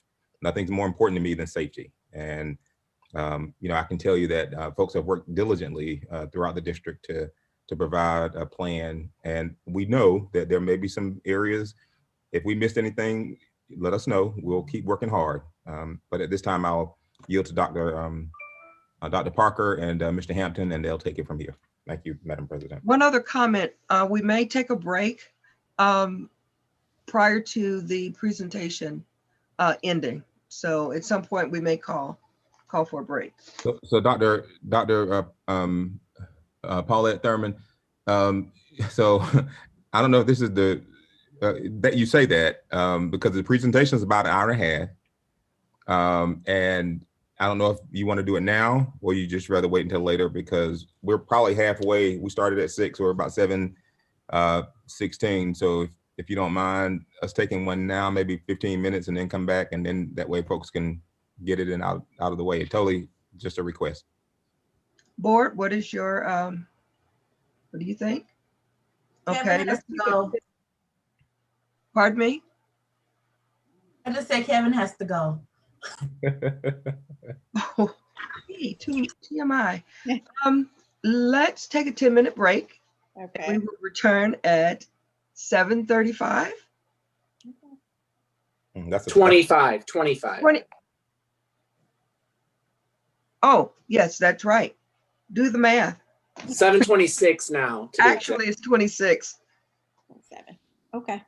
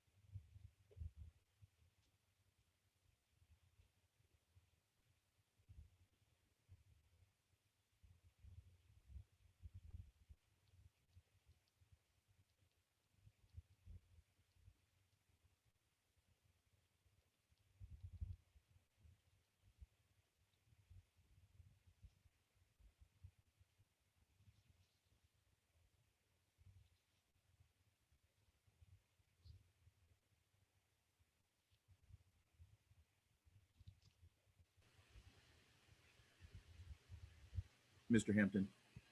Yes, Mr. LaRue, I can hear you well.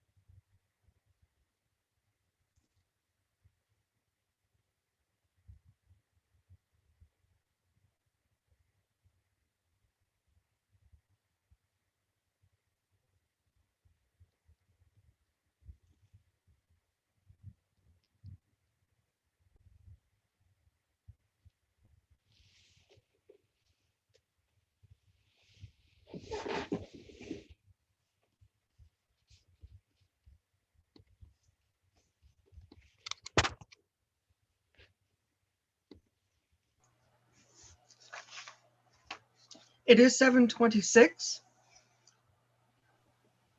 At this time, I'd like to bring the meeting back to order. And let me remind everyone, if you're not speaking, that you put your phones on mute. I mean, your computers, your phones, all of that on mute. Thank you. Dr. Parker. Good evening. I'm going to wait for, I think Mr. Hampton is going to put up our slide deck here.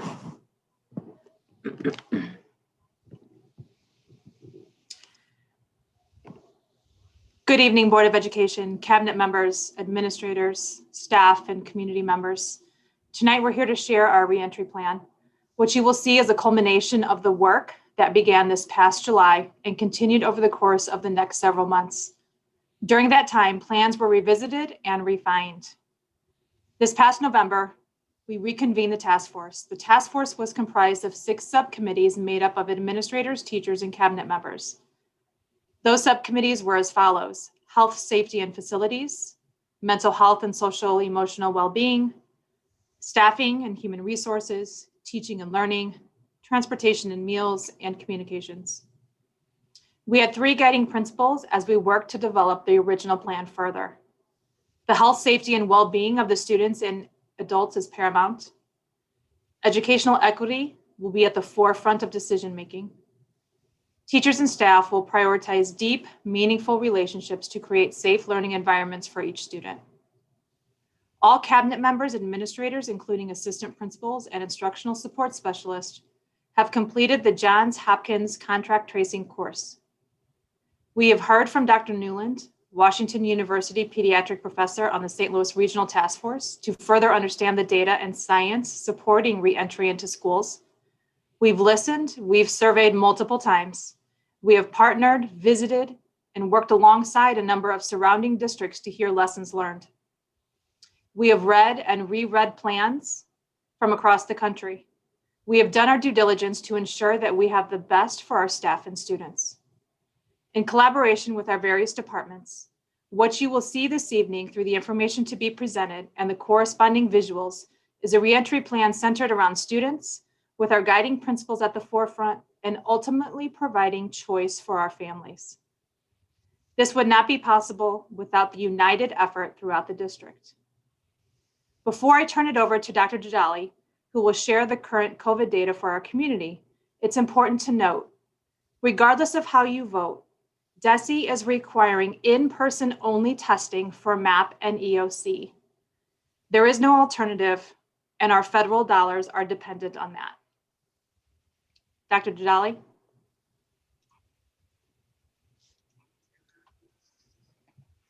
Thank you, Dr. Parker. Good evening, Board of Education. We continuously provide update to our community regarding status of COVID-19 in our district website. As we scroll down to COVID-19 widget, our families can see list of positive cases for past 7 and 14 days for staff and community. Once we click on the link at the bottom of the widget, additional information would become available for viewing. As you scroll down the page, we are working to enhance this dashboard to encompass daily updates for each of our schools, for our students and staff, for the number of positive cases in quarantine for each month and totals. We will also provide information for our 7-day averages for new cases for each of our zip codes in our community. Next, this evening I will also be sharing 4 indicators related to analysis of COVID-19 pandemic in our district.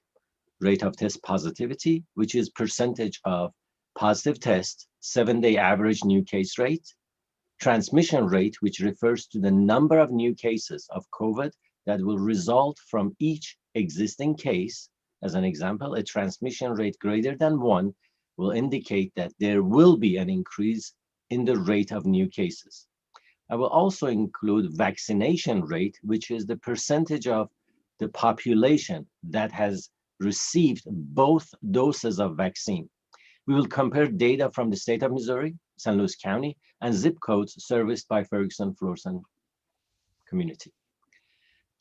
This slide displays transmission rates specific to the greater St. Louis region. Rates have dropped slightly from 1.05 to 0.95 over the past week. This indicates that for every 100 cases of COVID regionally, 95 new cases will result.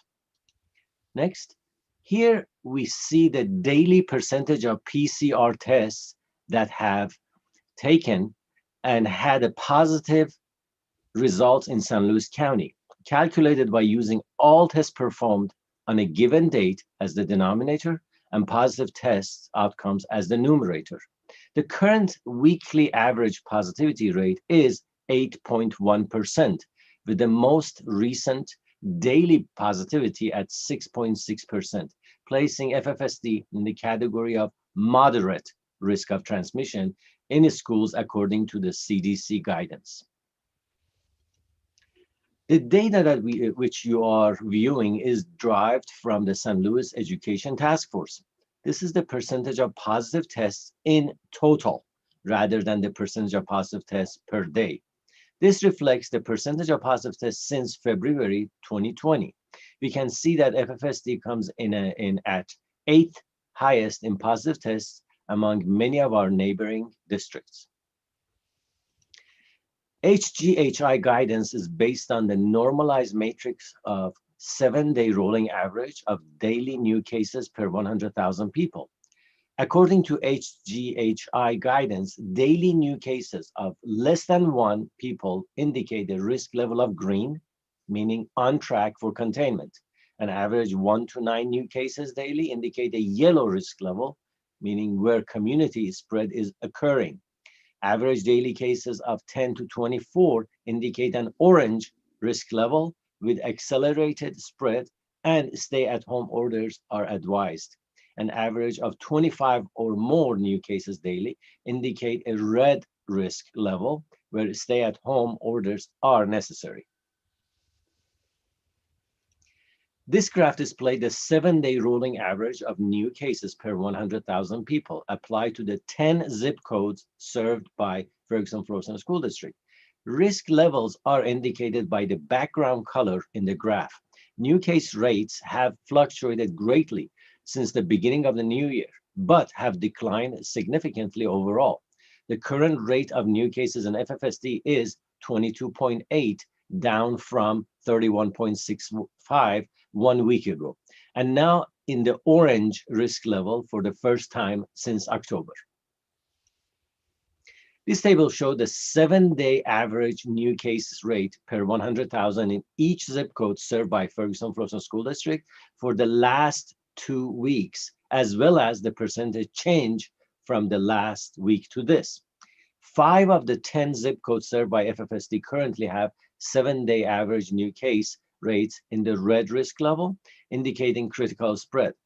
The district overall, however, is in the orange risk level. There has been an overall decrease of nearly 28% in new cases from last week to this week. Vaccination rate data is derived from the Missouri Department of Health and Senior Services. Between 70 to 85% of the population must be vaccinated to diminish the spread of COVID-19.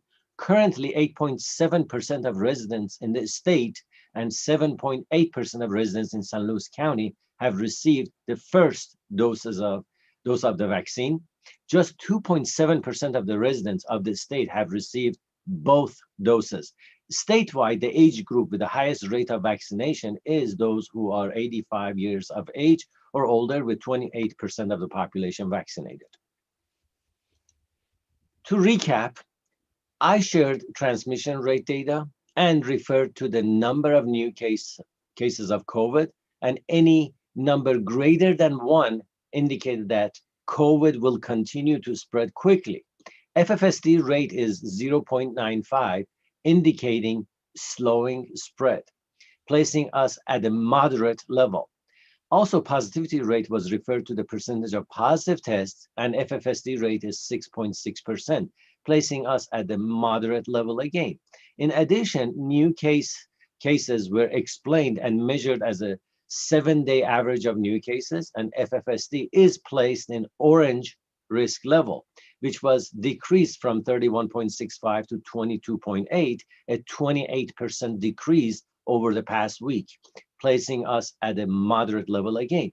We have also referenced vaccination rate, and only 2.7% of the necessary 70 to 85% required of residents are vaccinated, placing us at a higher risk level. In summary, 3 of the 4 indicators place FFSD at a moderate risk of transmission level, orange, of COVID-19 in our communities at current levels. At this time, I will yield to Mr. Kevin Hampton, Executive Director of Community and Marketing, to discuss timelines with you. Thank you, Dr. Jadali, and good evening, board. We have prepared a possible timeline for our students and staff to return to school. This timeline is based on students at all levels returning to in-person learning on March 24th if the board votes this evening to return to in-person learning. Parents would have from February 11 to 17 to declare whether their child or children will return to in-person learning. Teachers will have Fridays available to prepare to return to teaching in buildings, and professional development will be provided to prepare for teaching in this new environment. Teachers will return to teaching in buildings by March 1 and will teach virtually from the school building until students who are learning in person return on March 24. As you know, there are so many facets to this return to school buildings, and we have anticipated what is required to make this happen. It is also important to remember that so much hinges on the number of students who remain virtual. At this time, Laura Madrusic, our Assistant Superintendent of Business Operations, is going to come and share an overview of the work that our food service staff will be tackling to prepare for students. Thank you, Mr. Hampton, and good evening again, Board. As our students return to school, this district will continue to provide meal service for all of our students. Our food service operations will be running a dual meal distribution for both our virtual learners and for those students who return to in-person learning. The photos you will see in the next few slides are pictures of our food service staff and bus drivers in action. They continue to work hard every day for our students, and we want to make sure that we acknowledge them for all that they do. For our virtual learners, 5 days worth of meals will be delivered by buses on Fridays using the current delivery schedule. Meals will continue to be prepared by our food service staff at both McClure North and STEAM Academy at McClure South Berkeley on Fridays when students are not in the building. The district offers both prepackaged and fresh food that is packed into individual containers.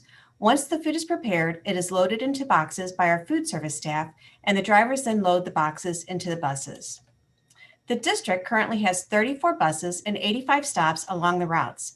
There's a designated stop at each school, and then there are various stops along the way, which include the apartment complexes that house a large number of our students. The delivery schedule with times and stops can be found on our district website. We currently give out 5,020 boxes per day, which equates to 28,089 breakfasts and 28,089 lunches per month. Due to USDA and DESE compliance, our virtual students will be provided a meal pass that they will be required to show to staff when they pick up their meals. This will ensure that a box of meals is provided to our virtual learners only. The in-school student meals will be accounted for at the school each day. Meals will be sent home with students for the days that they are participating in asynchronous learning. For our students who are attending school in person, the students will be provided a breakfast and lunch while they are in school. Meals will be grab-and-go items and will be packaged and distributed in bags with handles that can easily be picked up and taken to the designated eating areas. Because every school has a different setup, each principal has designated an area for students to eat. The examples we are discussing tonight is a typical service for each grade level. Each school will include specific information for their school's meal service in their school's handbook. A breakfast and lunch item will be sent home with students on Thursday evenings so that students will have breakfast and lunch on asynchronous days. For our high school meal service, students will pick up their breakfast as they come into the building for the day. Food service staff will tally the meals taken for DESE and USDA compliance. Students will not be required to enter information into the system. The student will then take their meal into the designated eating area, and an example of an eating area at the high school would be at McClure North, like the cafeteria area, the snack bar area, the upper and lower advisement areas. Once they eat their breakfast, they should go directly to their classroom. Lunch will be held in several shifts depending on the number of students attending in person. Students will come down to the lunch area when they are dismissed from their class for lunch, will pick up their meal, and will eat in the cafeteria or snack bar area. Students will be expected to throw away any uneaten food and trash into the trash cans located in the eating areas, and food service staff will disinfect the tables in between lunch shifts. Sixth grade center and middle school in-person meal service will be very similar to the high school process. Students will pick up their bagged lunch and will be directed to eat at specific tables within the cafeteria or designated eating areas.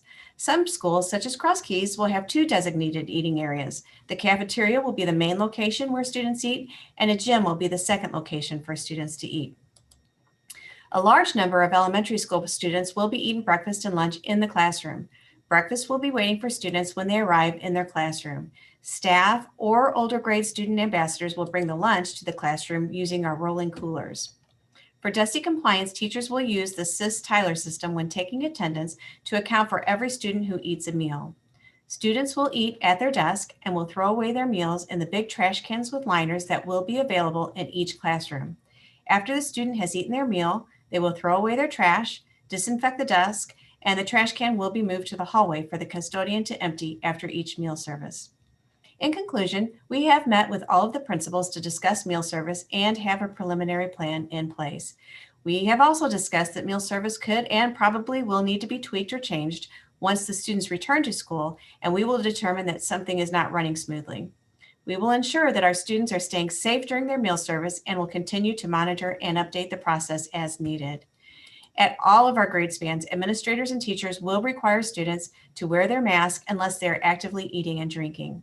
I will now turn the presentation over to Amy Cacciatore, our Executive Director of Student Services, who will discuss parent declarations for their students. Thank you, Ms. Madrusik, and good evening, Board of Education. Parents or guardians will be asked to declare their desired learning model for their child by responding to a questionnaire pushed out through their parent portal.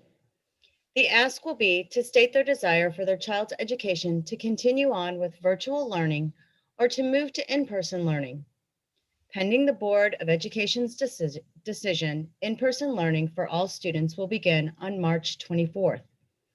Both virtual and in-person learning will occur synchronously Monday through Thursday, with Friday remaining as virtual asynchronous learning for all students. This declaration will be available on the parent portal beginning February 11th, tomorrow, and will close at 12 a.m. midnight on February 17th. Declarations will remain through the end of the school year without the option to change. Parents and guardians not completing a declaration will, by default, choose their child to remain virtual. School handbooks are available on the district website and will also be linked in the declaration announcement sent to parents and guardians. The handbooks will provide essential information regarding re-entry as it relates to the district plan and individual school plans, and will be available in a variety of languages to meet the needs of our district. Participation in bus transportation for those students who meet the eligibility criteria of a bus rider will also be requested. The parent portal has the ability to connect this information to both the individual student and the family, and will also store the declaration in the Documents tab in our student information system. The parent portal login is located on the main page of our district website and will also be linked in the declaration announcement sent to parents and guardians. Once logged into the parent portal, an initial daily announcement will display, alerting a parent or guardian. The Learning Model Declaration form will display in a yellow banner with a red exclamation point. Parents will click the View button to open the document. If there are multiple children in a family, a separate form will display for each child. If the desired choice is virtual, parents will select the virtual box and select Submit. If the choice is in-person, parents will select the in-person box. When the in-person box is checked, another set of questions will display regarding transportation. Once that selection is made, parents will select Submit to record their choice. This process will be completed for each student in the family. Additionally, Missouri state law mandates that all students be in compliance with the standard 2020-2021 Missouri school immunization requirements. All students must present documentation of up-to-date school-age immunization status before attending in-person learning in the state of Missouri. In partnership with BJC Healthy Kids Express, the district plans to provide opportunities to obtain the required school-age immunizations in the next month. Health services staff will reach out to families to assist with scheduling. It is important to note, a COVID-19 vaccine is not a school-age immunization requirement. Currently, there is no approved COVID-19 vaccine for children. I will now hand it over to our Director of Transportation, Mr. Kevin Perrong. Thank you, Ms. Cacciatore. Good evening, Board of Education. To illustrate what transportation will look like in our district, I would like to show a short and detailed video that will explain the transportation process. This video will also be shared with the students and parents of the district to provide the expectations on how we plan to keep students safe. Welcome, Ferguson-Florissant students, families, and community to the Transportation Department at Ferguson-Florissant. Today we are going to go over the procedures that we are going to follow when we go back to school. My name is Kevin Perron, Director of Transportation. I'm Keith Pendleton. I'm the Assistant Director of Transportation here at Ferguson-Florissant School District. We are going to go over the load, unload, how it looks at a bus stop, and how it looks on a school bus while we ride. In the AM, while waiting for your school bus, waiting to load, wear your mask. Keep social distancing while at the school bus stop. Load single file, one by one. When you come to the first step, allow that other child to get to the top before you load after them. Make sure you use your handrails. When you get to the top, the bus driver will explain what to do. If you need some hand sanitizer, they will offer that to you.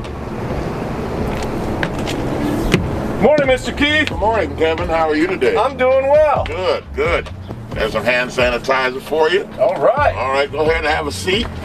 When loading a bus in the AM or when loading a bus at the schools, we will be loading from back to front. We will put children in the seats that provide the most social distance possible. So when we get to the schools, we will do it opposite. We will load from the front to the back. In addition to our unload and load procedures, drivers this year will have tablets that will be able to take attendance of your child riding our school buses. This will assist in contact tracing if we need it. It's going to look exactly like this. It will display the stop and the students at that stop. As the driver pulls up to the stop and the child gets on, they will check that child in by tapping the screen. Once we find all the kids and we check them on, we'll be able to go to the next stop. We tap down there, it will automatically take us to the next stop and pull up the next students that will be at that stop. Also, please be aware of the 270 traffic this year. While construction is going on, we will be adjusting our routes accordingly to the delays that will be occurring. We will make adjustments if our buses get too crowded and keep our children safe at the Ferguson-Florissant School District. Thank you for joining me. My name is Kevin Perron, Director of Transportation. I'm Keith Pendleton, Assistant Director of Transportation. Have a safe day.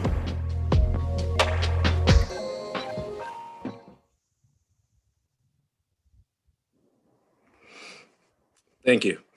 To add to the video, when parents declare their child needs transportation, we will send out a Google survey for them to ask for more detailed information. For example, will a child ride in the AM or PM or both? Also moving forward, when changes in transportation are needed, clear and open communication with parents and our department will be consistent to add to keeping our children safe. Thank you for your time. I'd like to introduce Terry O'Neill, the Executive Director of Operations, Maintenance, and Security. Thank you, Mr. Perron, and good evening. Welcome. In preparation of the reopening of schools, we have done several things and have several more items to do based on the number of students that will be in attendance each day. This will include HVAC, cleaning, hand sanitizing, mask, barriers, and social distancing. During the summer and school closure, we have maintained and have made adjustments to our HVAC systems based on the pandemic. We have inspected each system at each location for proper function, temperature, regulation, airflow, air quality, filtration, and ventilation. This slide shows examples from McClure North High School, where we have our newest boilers in the district. We recently cleaned all HVAC systems thoroughly and have used a disinfecting antibacterial cleaner on the coils of the HVAC system to ensure there are no bacteria or viruses on the coils or in the systems. Our system provides 4 air changes per hour. Every 15 minutes, air is removed, filtered, and recirculated. This is much more than any home and more often than most businesses. The air is filtered through the highest rated filter possible while not restricting airflow. We use a filter rated MERV 8. Higher ratings create issues by constricting airflow too much for our systems. We are following recommendations for the filter replacement as well. Based on the recommendations from the manufacturer and CDC, we have increased the outside airflow from 10% to 20%. This is as high as recommended for safety, while still providing the best possible air quality, flow, and temperature. This graphic illustrates how our HVAC systems work. On the left of the illustration, you will see that the outside or fresh air is brought into the HVAC system. 20% is marked, which was an increase from 10% due to the pandemic. Combined with the recirculated air, both are then filtered, sent through the coils to heat or cool the air, then sent to the building and rooms to heat or cool them. The air is then again recirculated out of the room and returned. This is a continual process all day, with the air being changed out every room every 15 minutes, then sent back through the system to be mixed with outside air, filtered, heated or cooled, and sent back to the building again. While continuing to check our HVAC systems and working with my staff, I discovered that all of our HVAC systems work like this illustration, except one. Central Design is designated as a historic landmark, which means we must follow strict guidelines on any changes to the exterior of the building. Due to this, it is the only school that we cannot have outside air brought into the building. The system still works the same as the illustration, minus the outside air portion. The air in the building is still filtered and changed out every 15 minutes. The filter that we use removes 98% of all particles, just like the others. This still works better than any home or commercial system due to the high-rated filter in the system and the changing of the air every 15 minutes to be filtered. The system has been checked again and is working properly, including function, temperature, regulation, airflow, air quality, and filtration, and has been cleaned using the disinfectant and antibacterial cleaner like all of our systems district-wide. We have tested air quality in our buildings multiple times from 2005 through 2019. We have the air quality test performed by third-party vendors in 68 separate areas or locations. The test collects data on 24 spores and allergens, and the results are presented in an account of those spores and allergens that were present in the area tested. The average indoor air quality count for FFSD buildings is 324. To give this number a perspective, they also test the outdoor air quality at that location being tested. That average count for FFSD buildings is 18,231. As an additional comparison, we also use the St. Louis County Health Department's daily count as well for outside air, and the average is 13,000. Our air quality is 98% better than the quality of the air or fresh air in all of these tests. To repeat that, FFSD count average is 324. Outside count average is 18,231. St. Louis County outside count average is 13,000.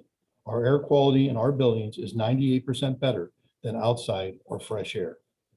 This is mainly due to the fact that our systems filter the outside air before it's distributed to the buildings. And as mentioned earlier, the air is changed every 15 minutes, refiltered, along with additional air, both through a high-rated filter. This is also why we do not recommend opening windows. Opening windows brings in these spores and allergens unfiltered into a room since they do not go through our filtration system. The custodial staff have been in the schools since summer, deep cleaning and disinfecting, prepare for the return of our students and staff.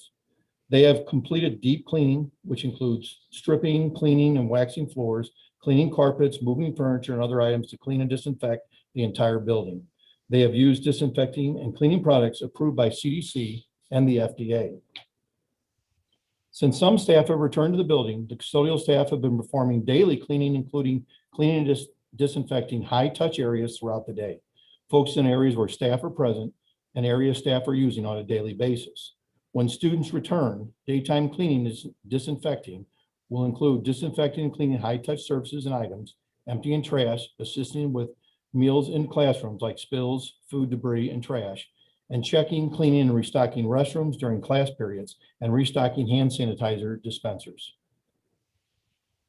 Every evening, the custodians perform deep cleaning, which includes cleaning and disinfecting all areas, mopping, vacuuming, dusting, wiping, sanitizing surfaces, cleaning restrooms, hallways, offices, and gyms. We were able to purchase electrostatic sprayers for every school, which can be used on larger items and areas like gyms, classrooms, and lockers. These will be very helpful with the nightly deeper cleaning. These pictures in this slide are our actual custodial staff performing some of these tasks. During our cleaning process, we removed all porous and/or cloth and fabric items from classrooms. These items are an issue due to being difficult to clean or disinfect and remove any contamination from viruses. We have placed these items in areas where teachers can have access to the items if they are their personal items, so they can be retrieved and removed. These items include items such as area rugs, pillows, cloth and fabric seating, drapery, stuffed animals, and other such items. If there is a positive case identified in our buildings, our custodial staff follows a cleaning protocol for any space that a person occupied based on CDC and St. Louis County Health Department guidelines. Custodial staff have been trained to clean and disinfect and on the use of electrostatic sprayers.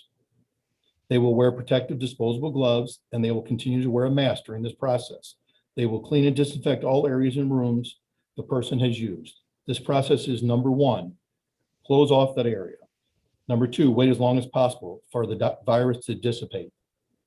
3, clean all surfaces using cleaning chemicals and or soap and water. 4, vacuum and mop the floors.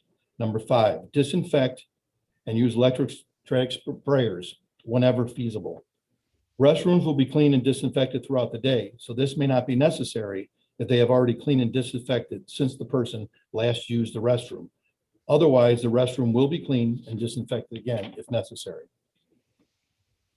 In addition to hand sanitizer dispensers that were already in restrooms and at all sinks in the school buildings, we recently purchased freestanding hand sanitizer dispensers for every classroom in the district.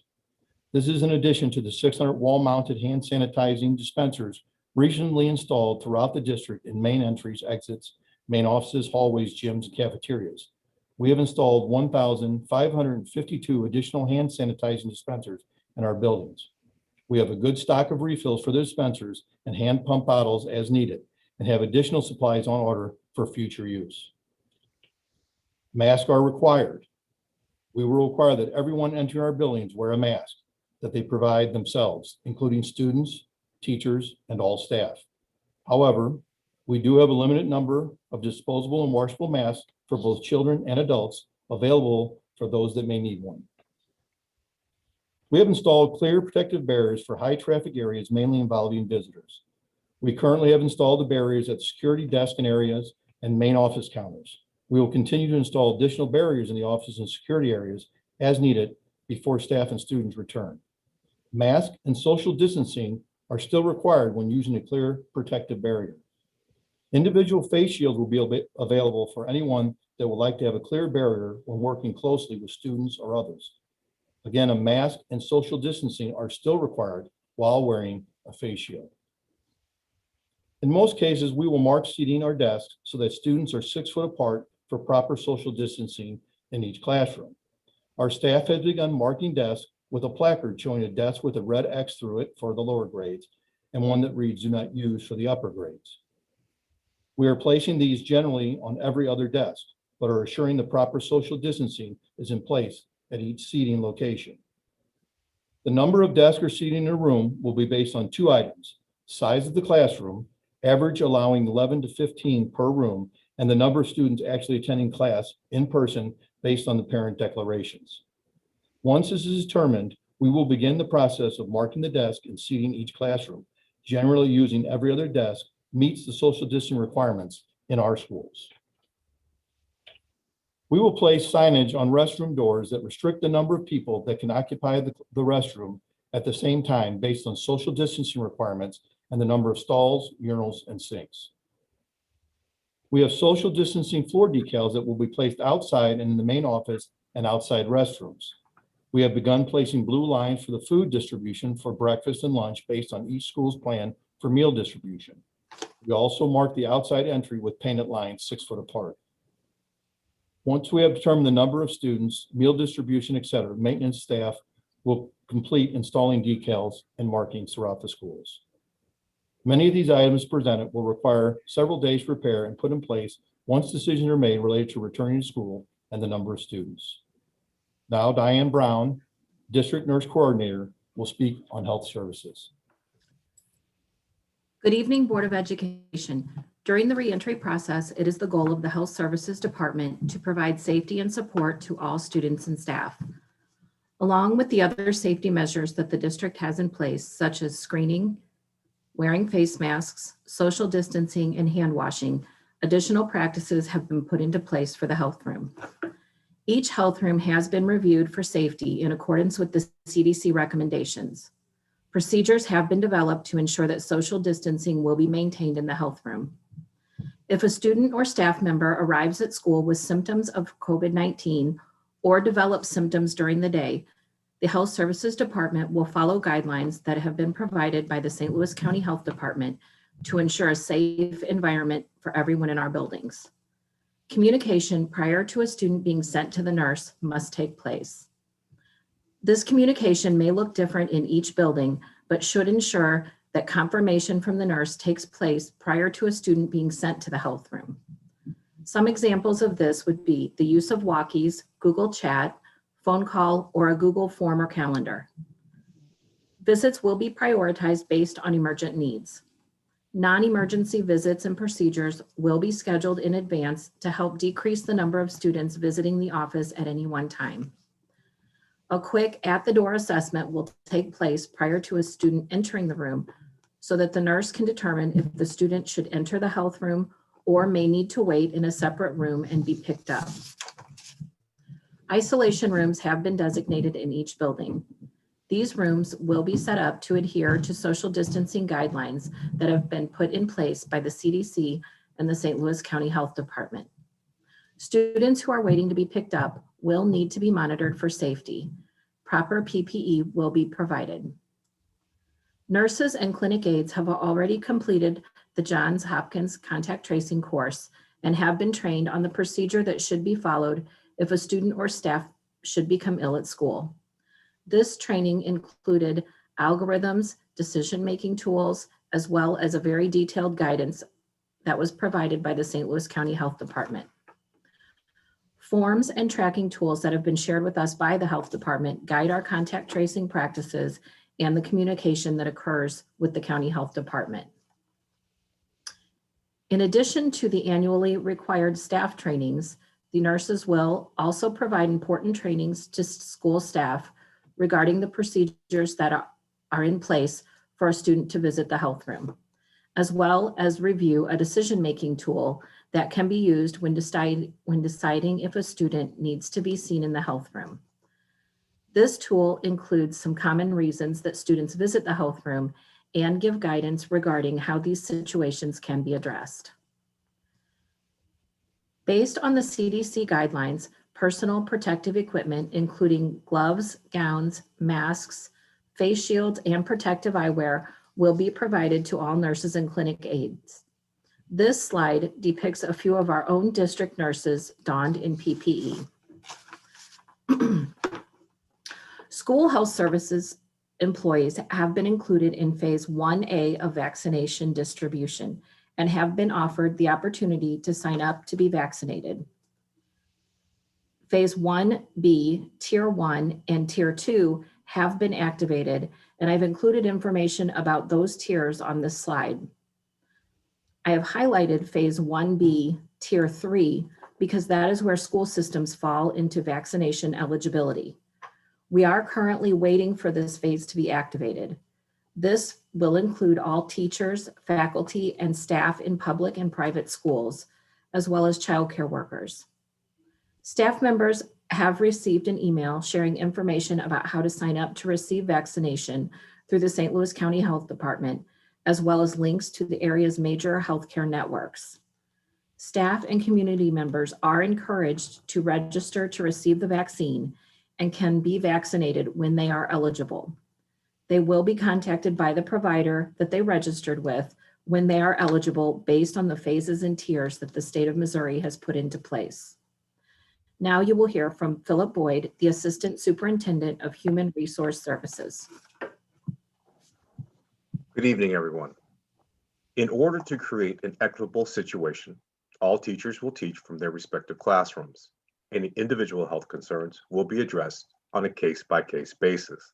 Any consideration regarding medical conditions will be based on medically supported information from a staff member's healthcare provider and relevant information from the County Health Department. Currently, our region is experiencing a shortage of available subs. Our third-party vendor, ESS, continually tries to recruit more substitute teachers for the sub pool and posts on several recruiting websites. ESS has already begun recruiting efforts to add additional permanent substitute teachers across the district, but we are still faced with a regional substitute teacher shortage. Staff concerned that an underlying medical condition may be impacted by in-person construction should contact HR. Any request for accommodation will be assessed under the Americans with Disabilities Act, also known as the ADA. As previously stated, both information from a medical provider and information from the county health department will be used to determine whether a staff member's condition will limit their ability to perform the duties in person. Staff members should contact HR if there may be a need to take leave under the Family Medical Leave Act or FMLA. Staff who are not medically excluded from in-person duties will need to request a leave of absence from the district. Typically, teacher absences will be filled by guest teacher assignments or aides where appropriate. If a teacher is quarantined and is not experiencing a debilitating medical condition, then that teacher will continue to teach their classes virtually. A guest teacher or aide will be assigned for supervision and assistance in the classroom during the time period that a teacher is quarantined and providing instruction from home. You will now hear from our Director of Early Childhood Education, Director Shantana Hurd-Luckett.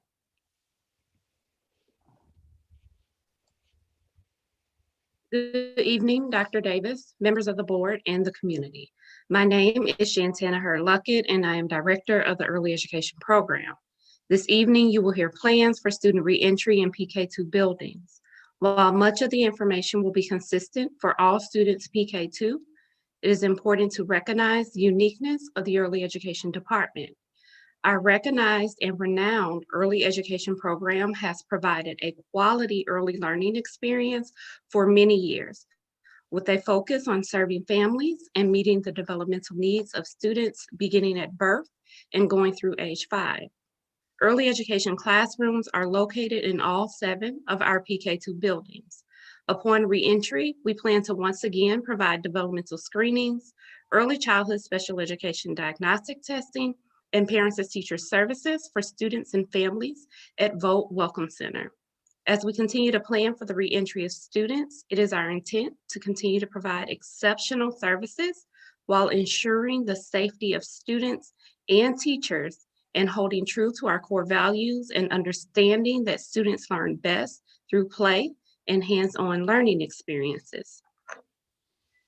As I mentioned, it is important that we recognize the uniqueness of the early education program and the way in which young children learn. When students return, we want our children to return to an environment that will best support this while following CDC and St. Louis County guidance. Shortly, you will hear specifics on student reentry from Leo Ganal, principal at Walnut Grove Primary School. I want to point out a few key pieces that will look different. The first will be the way in which teachers will deliver instruction. Data from student learning declarations will be analyzed to determine how many students will return to in-person learning and how many will remain virtual. Once that number is determined, we will identify teachers that will teach students in person and teachers that will teach students virtually. It is important to note that both groups of teachers will be expected to teach from their classroom. Early education teachers and therapists have done a phenomenal job delivering virtual instruction. Keeping in mind the way in which young children learn, separating the 2 groups and allowing teachers to focus on either in-person or virtual students will ensure quality instruction continues, maintain high student engagement, and positively impact the social emotional development of students. Please keep in mind our class sizes are half of what a typical elementary class looks like. In addition, relationships are paramount to our success. Recognizing the need to keep some consistency, we would work with virtual teachers to ensure our in-person students also had opportunities to see their previous teacher should that inevitably change. Second, you will hear specifics around the use of shared materials in classrooms. In early childhood, students engage and interact with the natural world as they grow, learn, and develop. While we will make every effort to socially distance students and provide separate manipulatives when appropriate, some items and spaces may be shared. Shared materials within the classroom will be cleaned and disinfected frequently. High-touch surfaces such as dramatic play materials, Blocks, cots, and other items will be disinfected each night and ready for student use the following day. I am working collaboratively with PK2 building principals and Mr. Terry O'Neill to ensure proper cleaning of materials, surfaces, and supplies in between classrooms where different groups of students attend for both morning and afternoon sessions. In addition, early education teachers will follow licensing guidelines and frequently wipe down all surfaces throughout the day using what is known as the 3-step process: soapy water first, a disinfectant solution second, followed by spraying with and wiping down with plain water. Finally, it is important to note, while visitors will be limited in our buildings, there are some instances that will require in-person interactions with parents. Developmental screenings, diagnostic testing, and early childhood special education therapy services will be provided to students in need at Vogt Welcome Center. In addition, enrollment for our Head Start program will take place at Vogt. All safety procedures and guidelines will be followed. Visitors will be limited to one parent and one child when coming to receive services. Appointments will be made in advance, and all parents will be required to complete the COVID-19 health screener prior to coming to the building. Parents, students, and staff will wear a mask at all times. Plexiglass will be utilized to provide a safety barrier between the teacher and student when administering a screening, during diagnostic testing, and therapy sessions. Over the next few days and weeks, I will continue to meet with the Parents to Teachers Coordinator, Early Childhood Special Education Assistant Director, PK2 building principals, early education teachers, and staff to have collaborative discussions and hear feedback that will allow for the safe return of our youngest learners. You will now hear from Dr. Deanna Kitson, Assistant Superintendent for Area 1. Thank you, Ms. Hurd, and good evening, Board of Education. FFSD will offer parents 2 options through the parent declaration process: a virtual or in-person learning option. It is important to note that all teachers will be providing concurrent instruction in their classrooms for both virtual and in-person students. As mentioned earlier, March 24th is the proposed return date for all students whose parents declare in-person learning.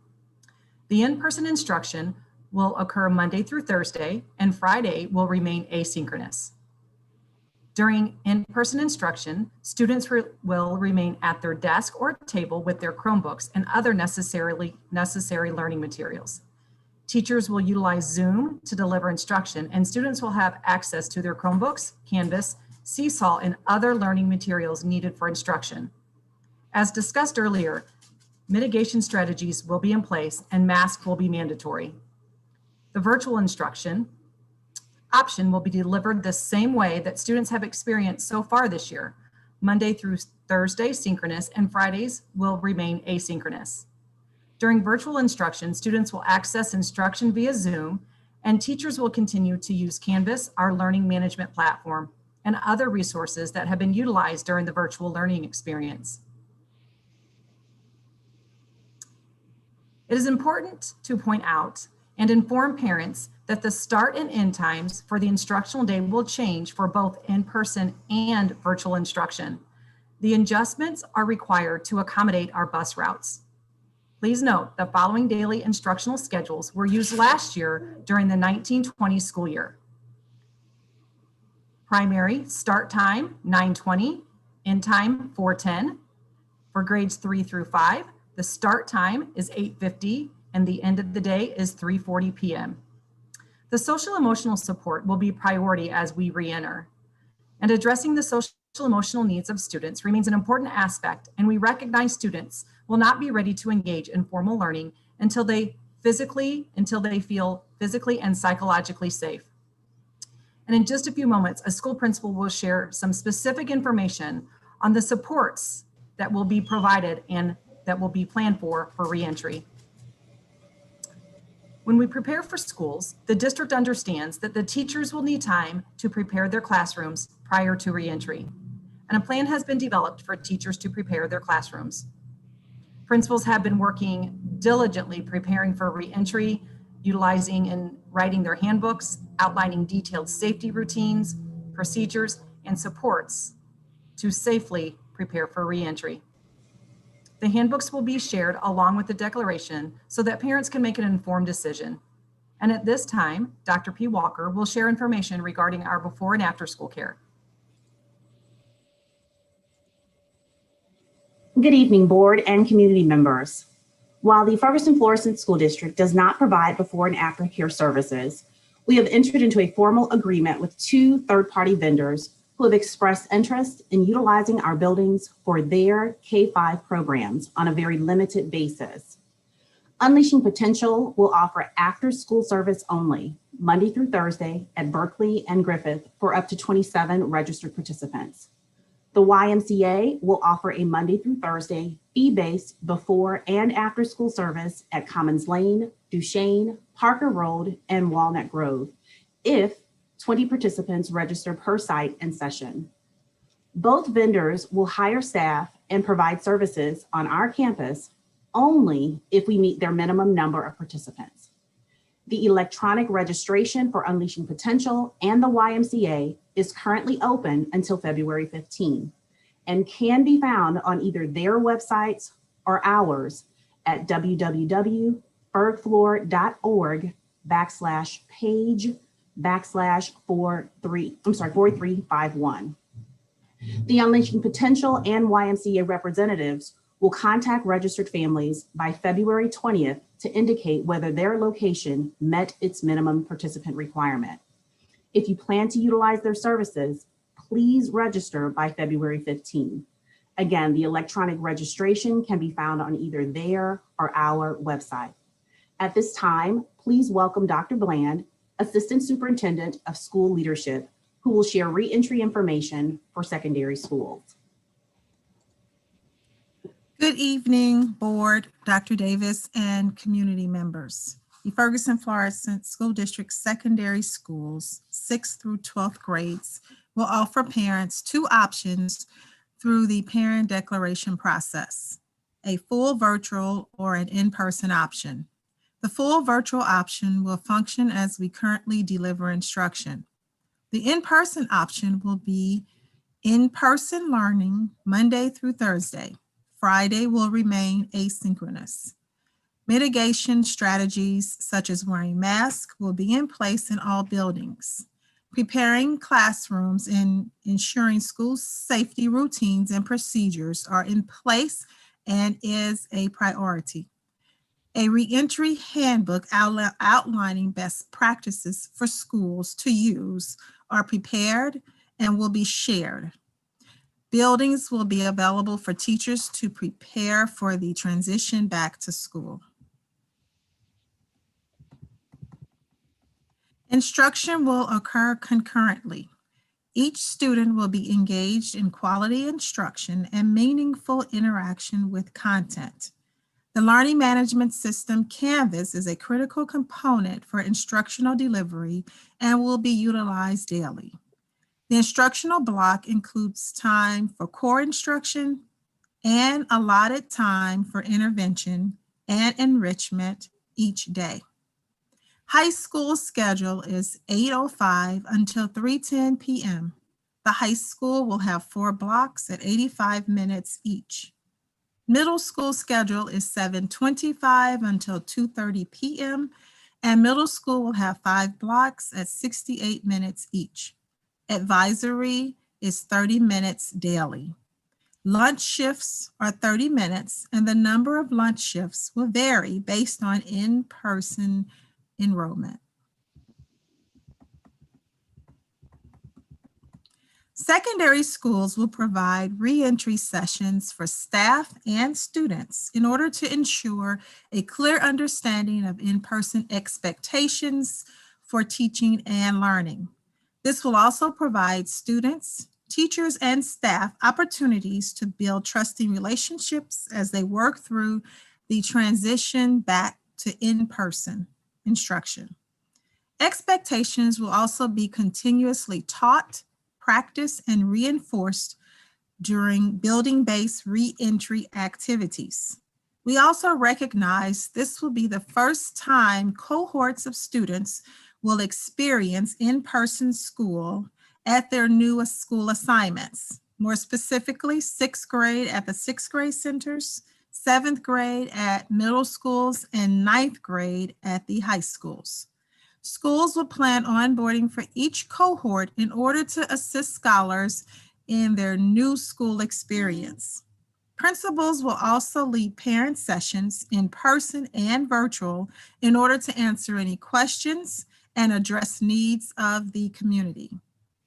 As we re-enter school, we will create an intentional focus on social and emotional needs of our students.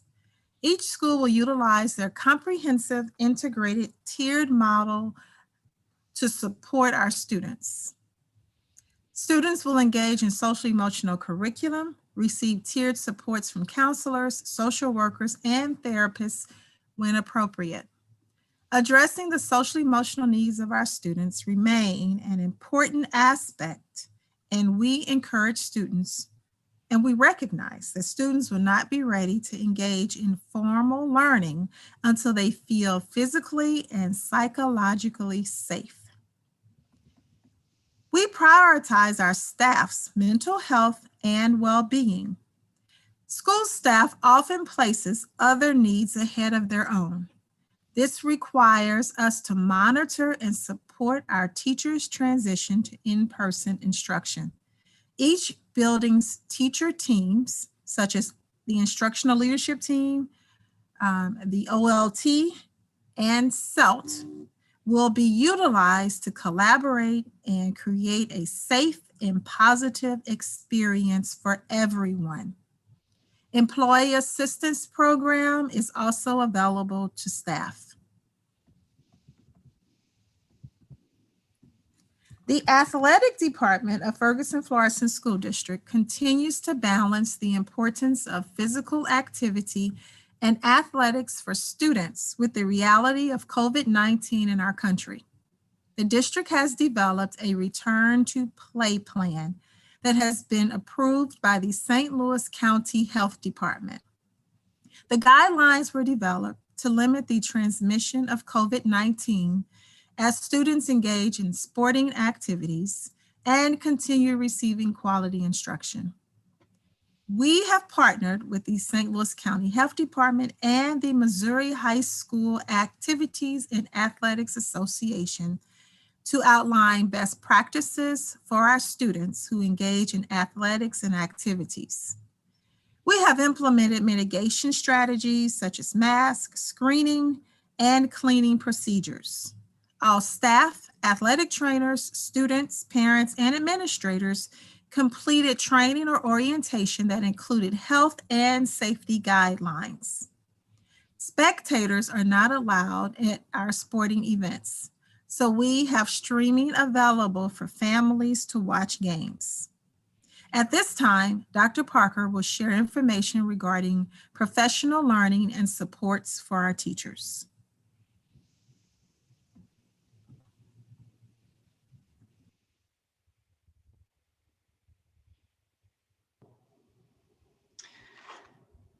Good evening again. As you can see, we have worked with the Executive Professional Development Board.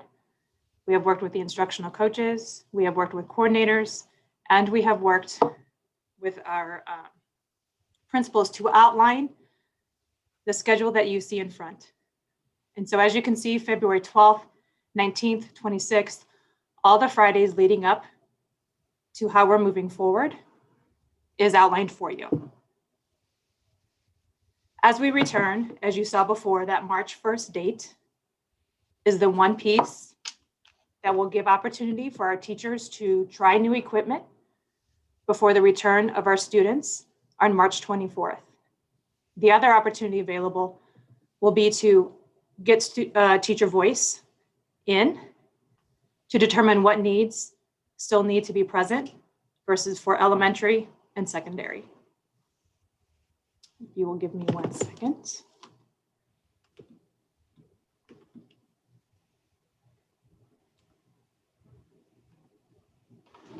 And with that, I will turn it over to Mr. Rich Miller with technology. Thank you, Dr. Parker. Good evening, everyone. Technology Services is prepared for instruction to occur both on campus and through distance learning. Teachers and students have mobile technology with laptops for teachers and Chromebooks for students, which will function on or off campus.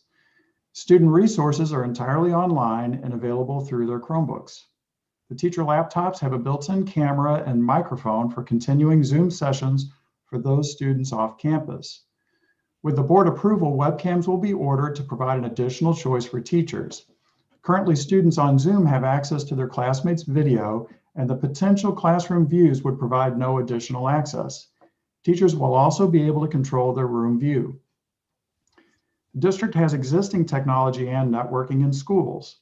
Technicians are walking buildings to ensure that the equipment present in classrooms is connected and working.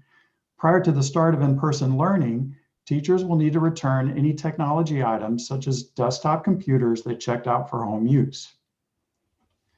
Distance learners will continue instruction with Zoom as they have the rest of the year. We have a baseline of internet usage from last year to compare with the needs for this extraordinary circumstance. There is sufficient internet bandwidth or speed to support that baseline with the addition of teachers on Zoom sessions during class. Zoom uses constant audio and video in a timing-sensitive fashion that places high demand on the internet, as many have experienced at home. Students on campus will be in the presence of the teacher, have access to the technology in the classroom, have their Chromebook with internet and the ability to use all online resources and assignments.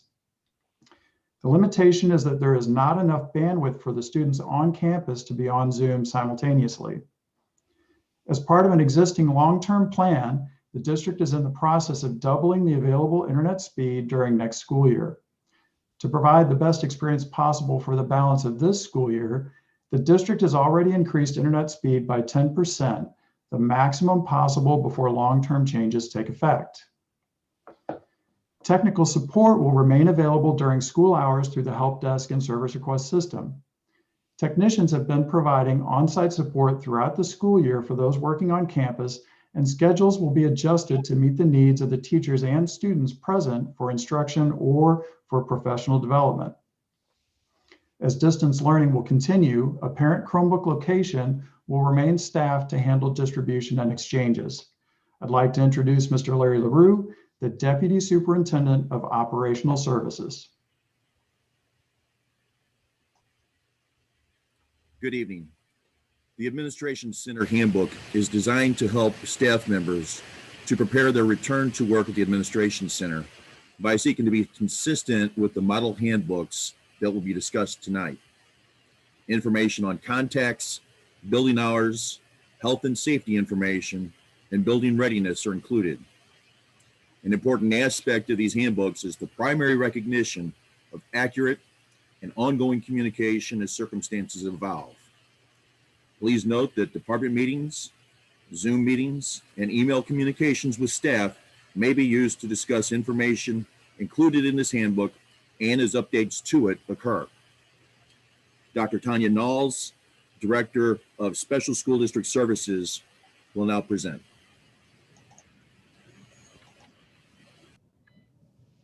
Thank you, Larry. Good evening, board and community members. To ensure the safety of students and staff, in collaboration with Ferguson Florissant administrators, the SSD plan focuses on 3 essential areas: creating safe learning environments for Ferguson Florissant students who are supported by SSD, mitigating COVID-19 spread, and delivery of SSD services. In consultation with building principals, area coordinators have identified classroom locations for SSD staff. To plan for social distancing within assigned classrooms, based on parent declarations, administrators will reconvene to ensure that the allocated spaces are adequate for students who participate in in-person learning. This collaboration will be ongoing. They will meet regularly to review plans and determine if revisions are needed. SSD staff will reinforce safety protocols through social stories, signage, careful planned carefully planned reentry for individual students to include review of IEPs and behavior intervention plans. Safety plans are being developed for students who may have difficulty transitioning back. ABA training for staff who support those students is also in process. Implementation of universal classroom supports to include COVID-19 mitigation strategies will be monitored as part of our universal checklist. Video modeling and virtual lessons will be used to assist students with transitioning back to in-person learning. We also have plans to minimize movement for related service staff to decrease exposure for students. Families are currently participating in developing individualized plans for students with sensory concerns, to include building their endurance for wearing a mask. For students with autism or significant sensory concerns, voluntary shields or other safety supports will be considered. SSD administrators have plans in place to partner with FERG floor administrators to educate staff and students regarding CDC and district guidelines to mitigate COVID-19 spread. Posters will be laminated and posted in SSD classrooms that are aligned to the videos used during social skills lessons from the CDC. PPE has also been purchased for SSD staff. Related service and staff who assist students with personal care needs will be provided masks, shields, and gloves. SSD acknowledges that during the pandemic, all students may have experienced some form of trauma.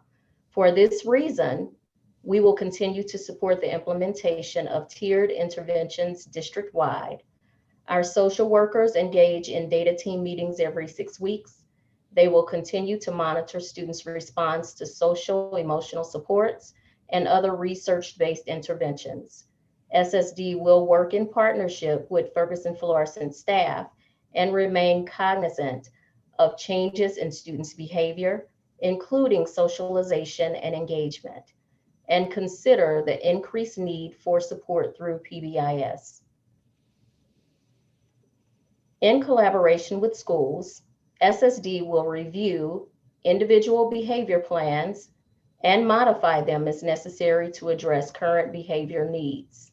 SSD staff will work alongside general education staff to define and teach the new behaviors that students and staff will be required to use to engage in school instruction, and systematically plan for teaching and sustaining those skills. SSD will continue to plan extended school year services and support the planning and implementation of Ferguson Florissant's summer school program by offering access to universal summer supports. Now you will hear from Leo Ganal, principal of Walnut Grove Primary.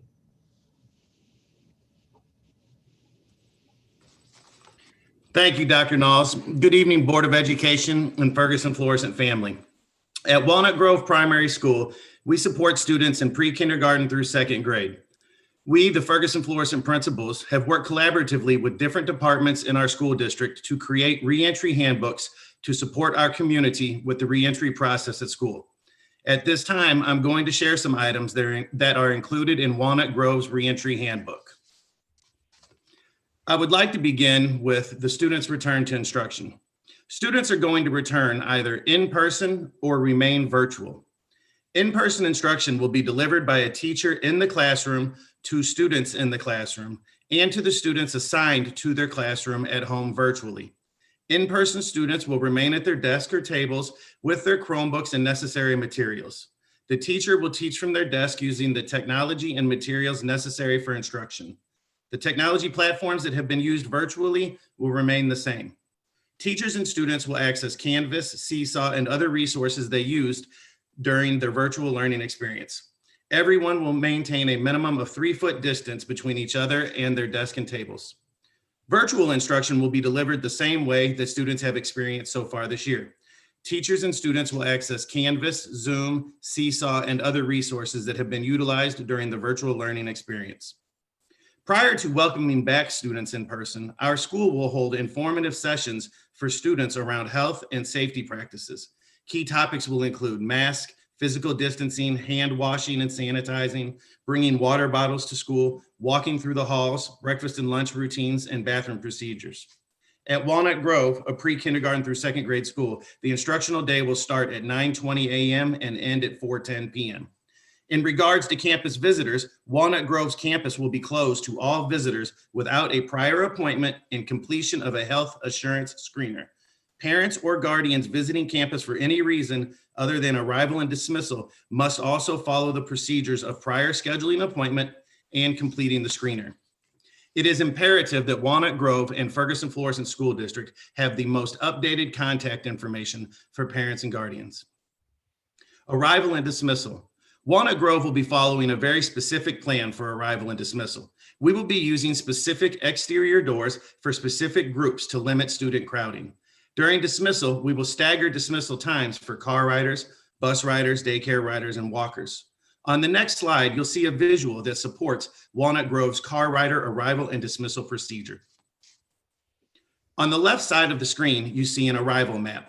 Car riders will enter through the back of school using the entrances from Wadsworth and Florissant Road or Elizabeth and Millbank.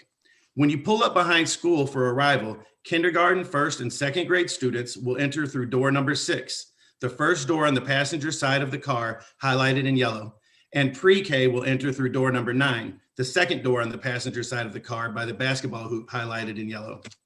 On the right side of the screen, you see the dismissal map.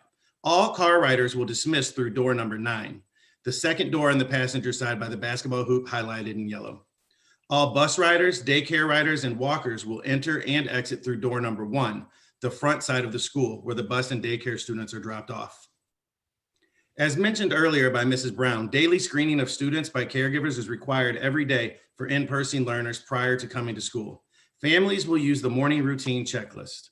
Mrs. Brown also shared the health room guidelines for teachers, which will be used to support staff with the processes and procedures for sending students to the nurse. If symptoms develop at school, nurses and clinic aides have been trained on the procedures that should be followed if a student or staff should become ill while at school. In addition to our regular health or nurse's office, our building has a designated isolation room where individuals who may be experiencing COVID-19 symptoms may rest while waiting to be picked up. At Walnut Grove, this is classroom number 60 near our gym stage area. In regards to PPE, masks will be worn at all times.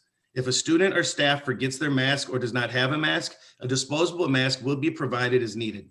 Masks will be available in classrooms, at the main office, and in the nurse's office. Hand sanitizing station stands are in every classroom, and there are many more attached sanitizer dispensers in the hallways.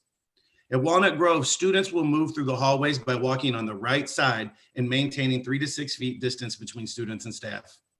During recess, masks will be worn. To facilitate distancing, recess periods will be staggered throughout the day. Equipment that can be used individually will still be permitted, for example, jump ropes, hula hoops, kickballs. Students will be allowed to play on specified playground structures and will be required to wash their hands prior to and after recess. Our classrooms are set up with either desk or tables. Some of the pictures you saw earlier in the presentation were Walnut Grove classrooms. We have arranged the desk and or tables to have 3 to 6 feet between them. Tables will have students sitting across from each other, not next to each other. The specific spots at desk and or tables will be identified and chairs will be placed where students can sit. At Walnut Grove, breakfast will be served in the classroom. Any student arriving in their classroom before 9:20 a.m. will have access to a breakfast bag in their room.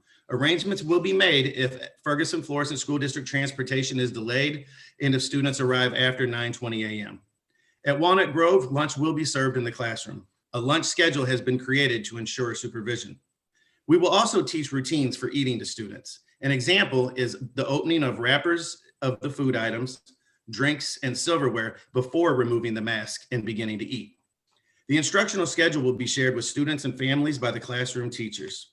A special area content schedule, which includes art, music, physical education, and library, will be developed and shared with the students and families. At Walnut Grove, the students will travel to the special content area classrooms. Addressing the social and emotional needs of students remains an important aspect, and we recognize students will not be ready to engage in formal learning until they feel physically and psychologically safe. Here are some of the resources we plan to implement. Collaboration between the CI3T core team, counselors, administrators, and teachers. Pre-kindergarten through 5th grade teachers will deliver second steps, community building lessons, and morning meeting activities. Preschool through 12th grade teachers will facilitate community building circles. School counselors will deliver lessons to students about exploring and handling feelings, provide individual and small group counseling, and make referrals to outside agencies as needed. School social workers are available to assist families as students transition back to school. A behavior specialist is available to support students transition back to school. And St. Louis Children's Service brings specialized services and programs to our schools through our partner agencies and are ready to support students with mentoring and counseling. A few of these specialized services are provided by Behavioral Health Response, Chad's Coalition, Compass Health, and Great Circle. You can learn more specifics on our district website. At this time, I'd like to introduce Mr. Eric Harris, principal at Cross Keys Middle School. Mr. Ganal, and good evening. Greetings from the Cross Keys Middle School family to the Board of Education and our Ferguson-Florissant family. With the collaboration of many departments of the Ferguson-Florissant School District, we have created this reentry handbook in order to support reentry into our schools. You just finished hearing from Walnut Grove, and Cross Keys is very similar as we are one district united. However, middle schools have some subtle but inherent differences. Our table of contents is alphabetized and linked for easy use. Parents have the option of reading the whole handbook or clicking on pertinent information for themselves. I will highlight specific areas, but not all, including schedules, routines and procedures, and student supports. There are 742 scholars at Cross Keys Middle School, 57 staff who teach students, 33 staff members who support teachers and students. Included in that are my 2 administrators, James LaRue, Dr. Miko Vaughn, counseling team, and myself. Masks are required to be worn at all times, except when students are actively eating. The building design will allow students to transition seamlessly by grade level. Students will not be able to cluster in common spaces, restrooms, and hallways. We will be enforcing continuous movement to classes. Seating charts will be developed for all spaces and shared with appropriate staff for contact tracing. Arrival. School begins at 7:25 and ends at 2:30 p.m. Doors open at 7:15 a.m. to allow students to have breakfast. Bus riders enter at door 29. Doors will be staffed by administration on the side of the building. We have 3 entry points into the building. Walkers and car riders enter door 21 off the basketball courts, and they're also staffed by administration as well. Essential skills and SSD transported students enter through door 1 in the front circle of the building. Dismissal. School ends at 2:30 with a staggered dismissal. Students will dismiss from doors 27, 28, and 29 for bus riders and door 21 for walkers and car riders. Breakfast. Breakfast begins at 7:15 a.m. in the classrooms. Students are expected to report to their first hour class upon entering the building. All lunches will be the same. No student purchases nor outside deliveries will be permitted in order to maintain a safe environment for the students and staff. Lunch locations and time will be determined by location of 4th period class. Examples, the blue and yellow hallways will go to lunch together, orange and green, purple and red. Students are expected to come in, have a seat, and wait to be called to get their lunches. Students may enjoy the outside space if weather permits. You are now seeing Cross Keys' schedule. It is a 5-block schedule with class periods of approximately 68 minutes. Transitions are 4 minutes. Teachers and staff will monitor class transitions and continuously remind students to properly wear masks. Student support. Providing support to our students is a priority. We will utilize our CI3T plan to provide tiered supports to students. CI3T is the umbrella in which our social emotional services are housed. Some of the social emotional supports for students are care teams, PBIS, and 7 mindsets. Care teams consist of stakeholders that come together to develop an individual care plan for a student academic or behavior needs. PBIS is positive behavior interventions and supports. We have also implemented an online component used to acknowledge and encourage appropriate behaviors based on our school's universals. And our advisories. We use advisories to connect students to an advocate that supports academic and social needs while also supporting relationship building amongst their peers.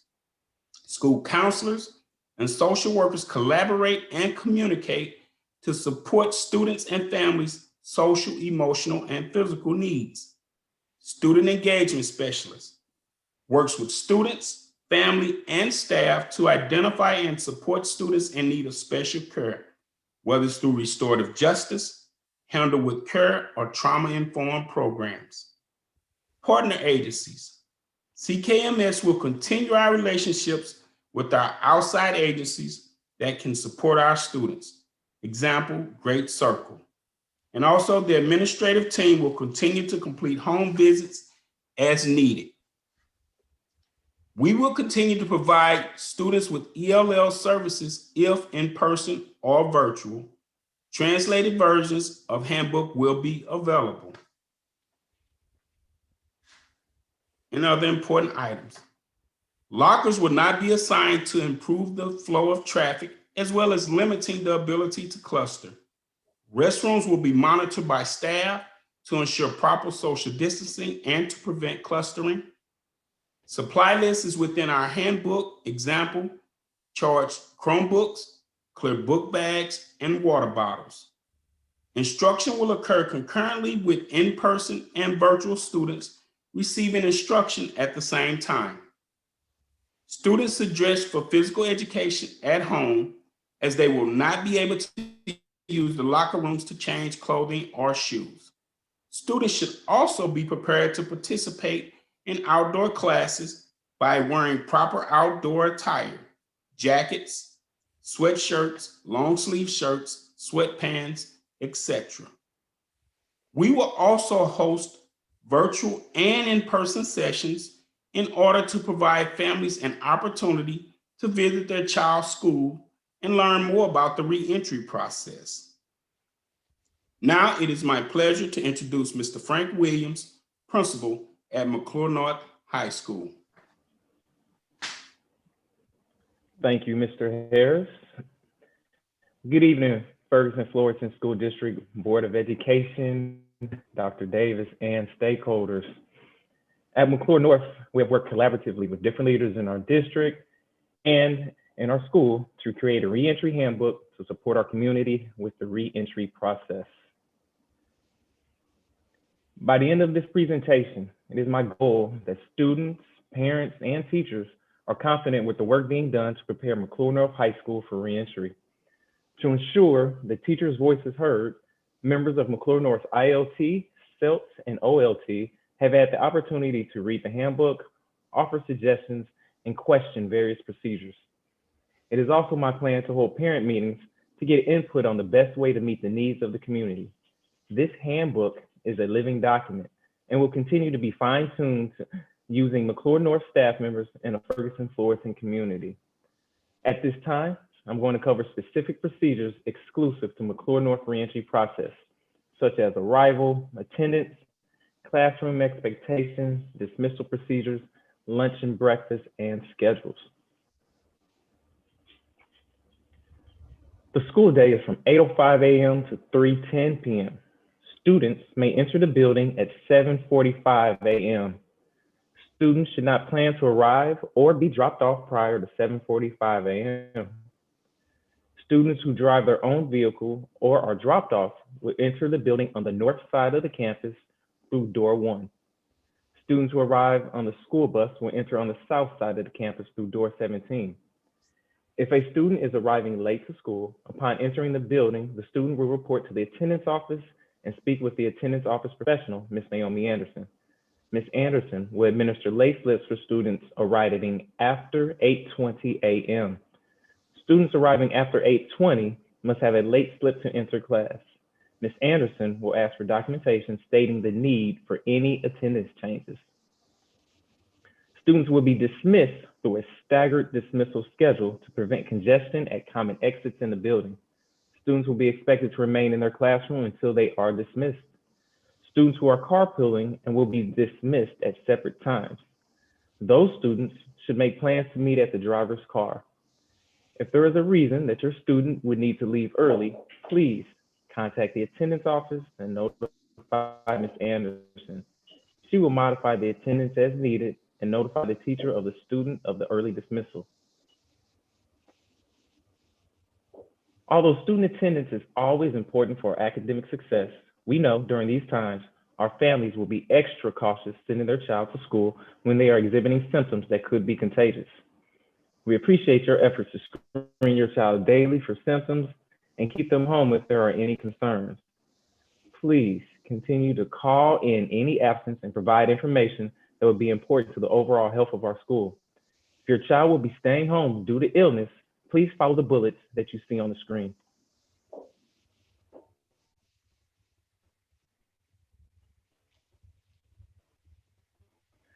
Upon arrival, students will have opportunity to eat grab-and-go breakfast, cafeteria concourse, the upper advisory or the lower advisory.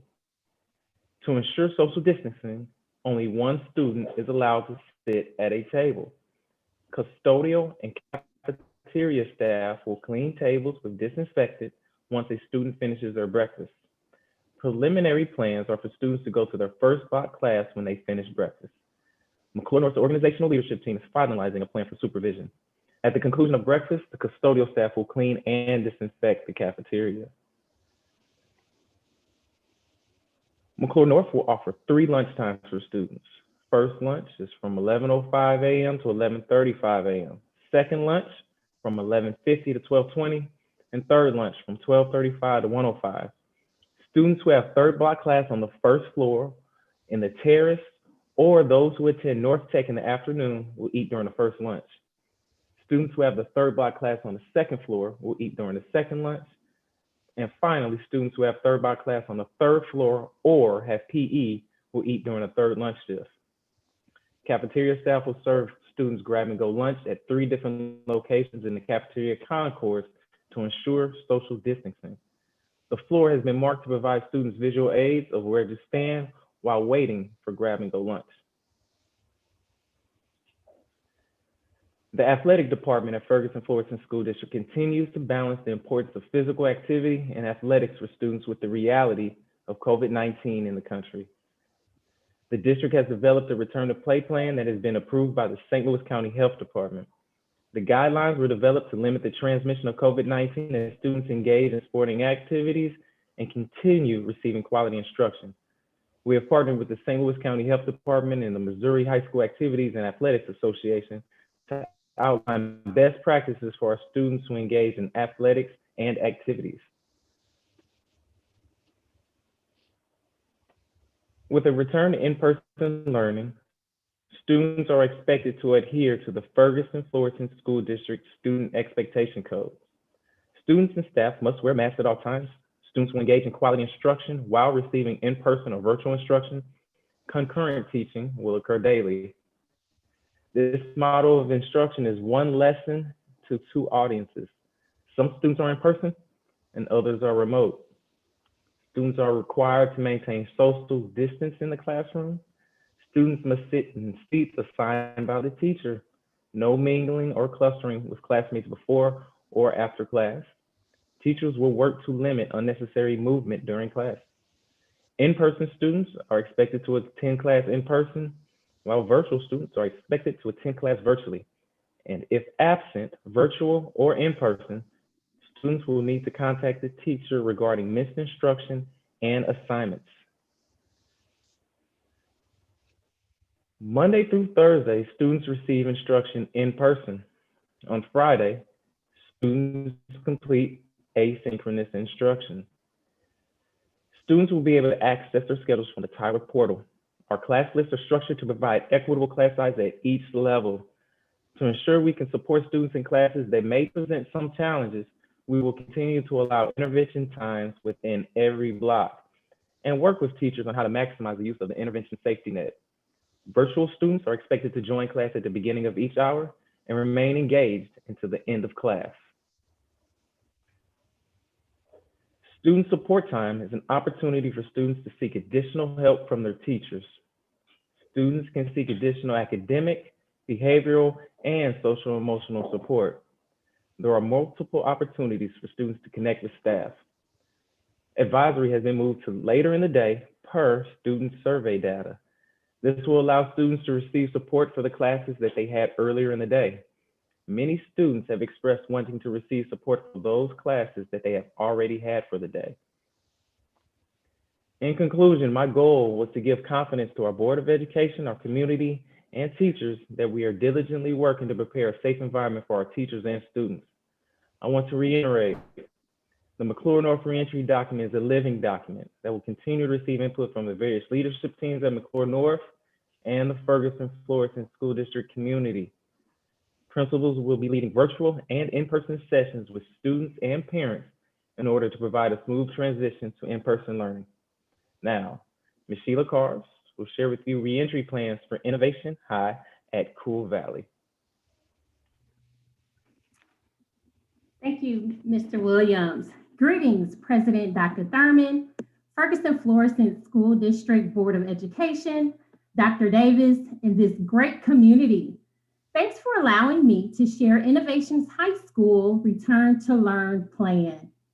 I would like to acknowledge and give thanks to my innovation staff for their help in collaboration in the development of the reentry plan.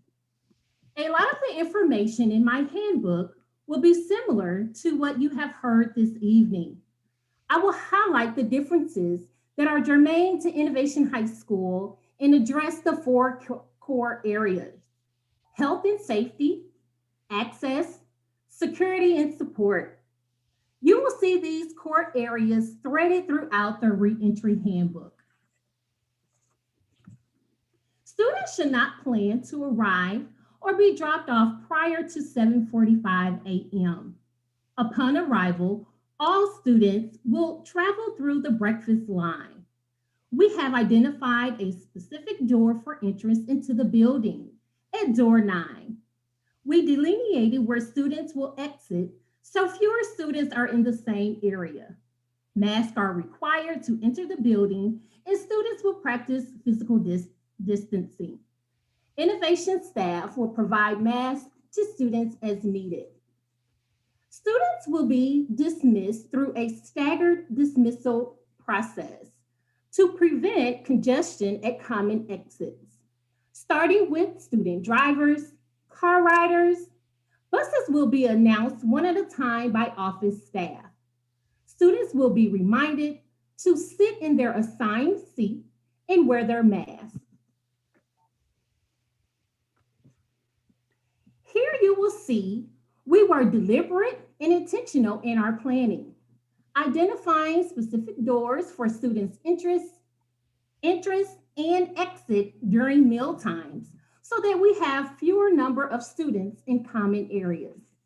Breakfast and lunch are grab and go meals that will be eaten in the classroom.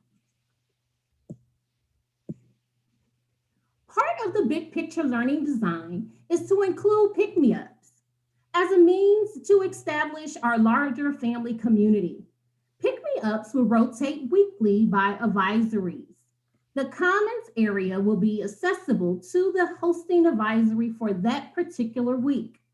Students will not mingle or congregate with classmates.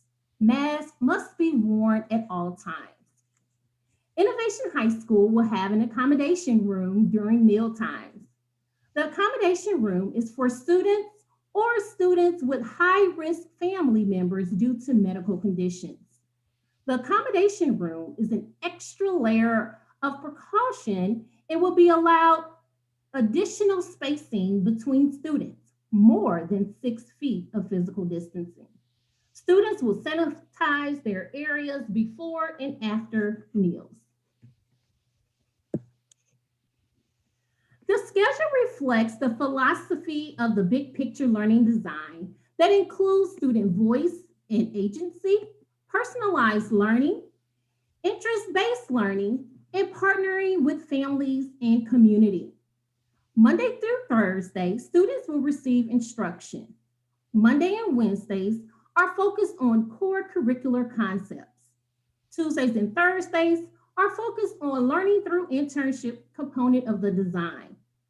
Students are involved in a variety of virtual internships, community service projects, or passion projects. Students will continue to receive all services as outlined in his or her IEP, regardless of the parent's declaration of in-person learning or virtual learning. On Fridays, both virtual and in-person students will complete asynchronous learning. Another aspect of the big picture learning design is the learning through internships component.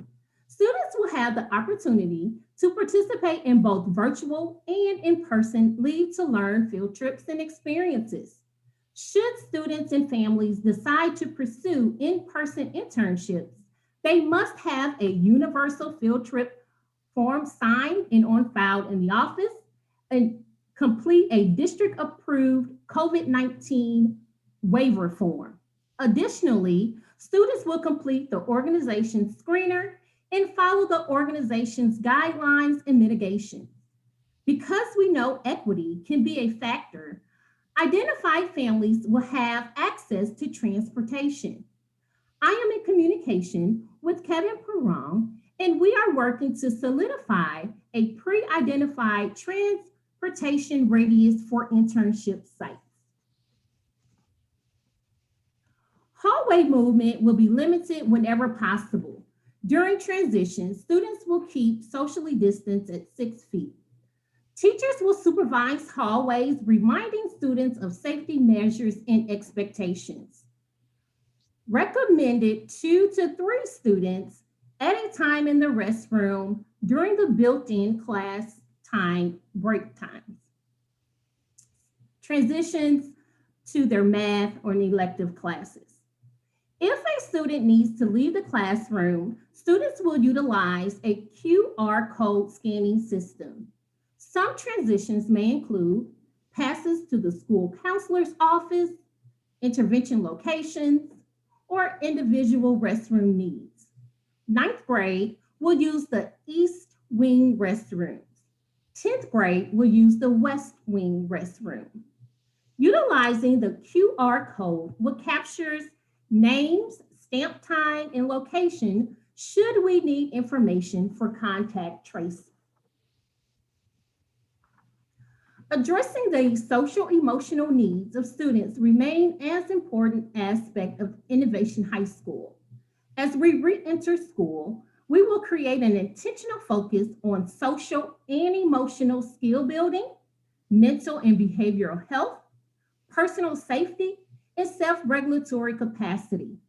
Establishing a sense of safety and community may take some time, and all staff are prepared to provide support with collaboration with CI3T, SELP committee, school counselor, social workers, and partnering agencies such as Great Circle. All teachers will continue to implement the 7 Mindsets social emotional curriculum. At this time, I will hand it back to Dr. Parker with recommendations.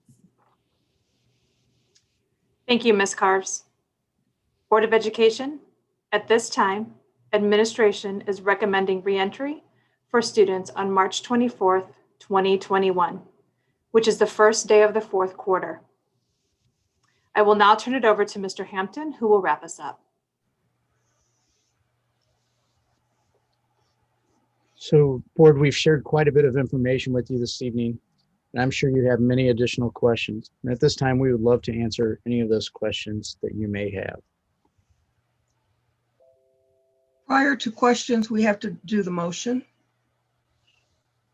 So may I have a motion to recommend the reentry for students on March 24th, 2021, which is the first day of the fourth quarter? So moved. Second. Discussion.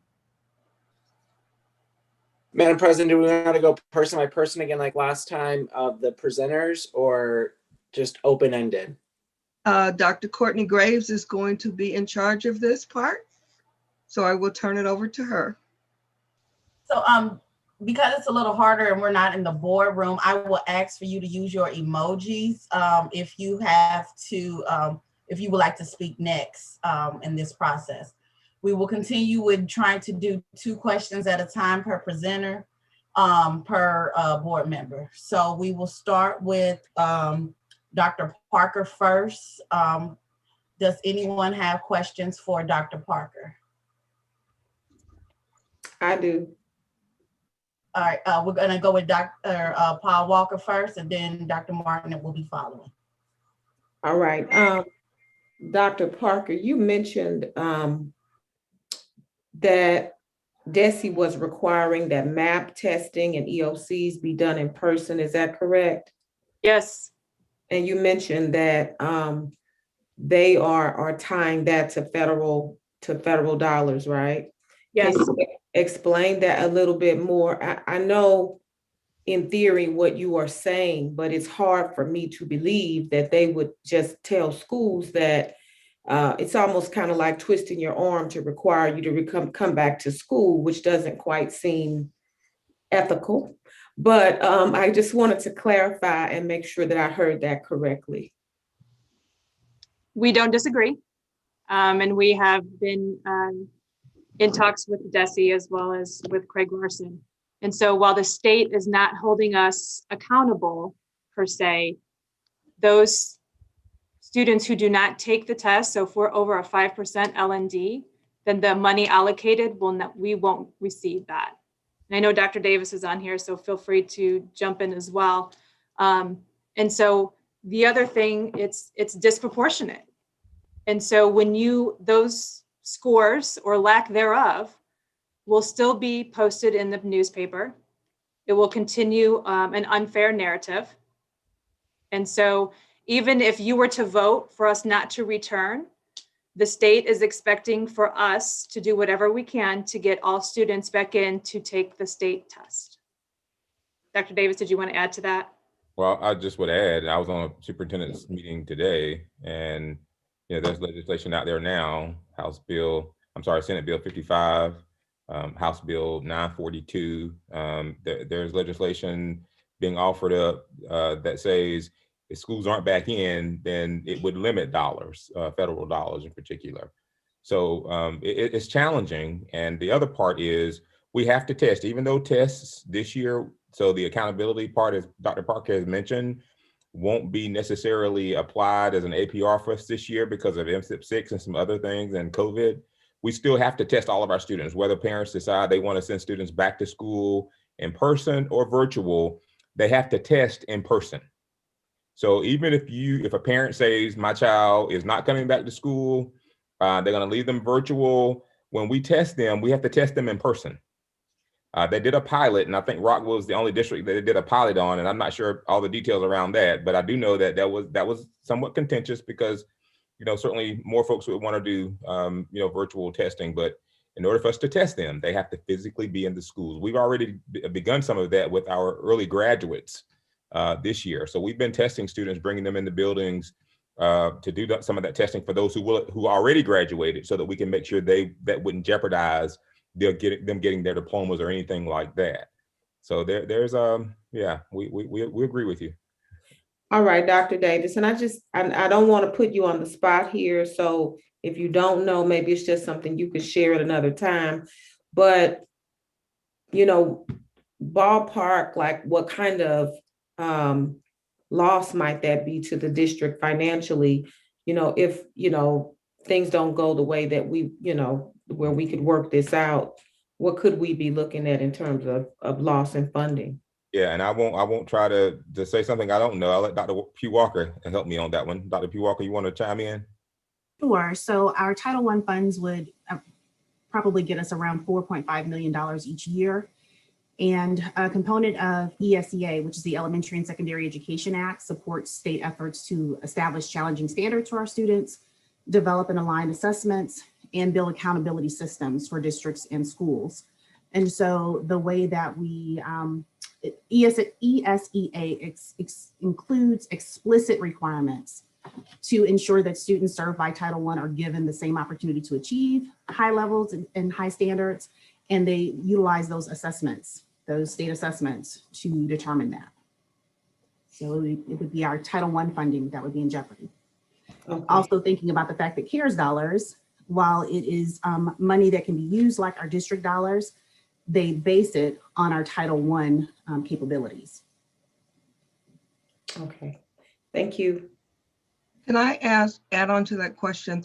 That is something that has not been determined yet, but it's possible. There's a possibility of it happening. Am I correct or no? Related to us losing Title I funds? Yes.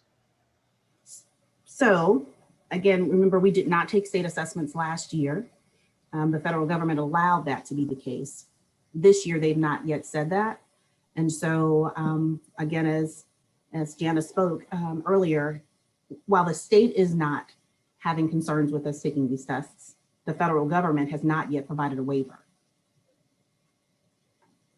So yes, that is a concern that if we do not take the assessments, and DESE has also expressed this concern, that if we do not have these assessments to pass on to the federal government, that could be an issue.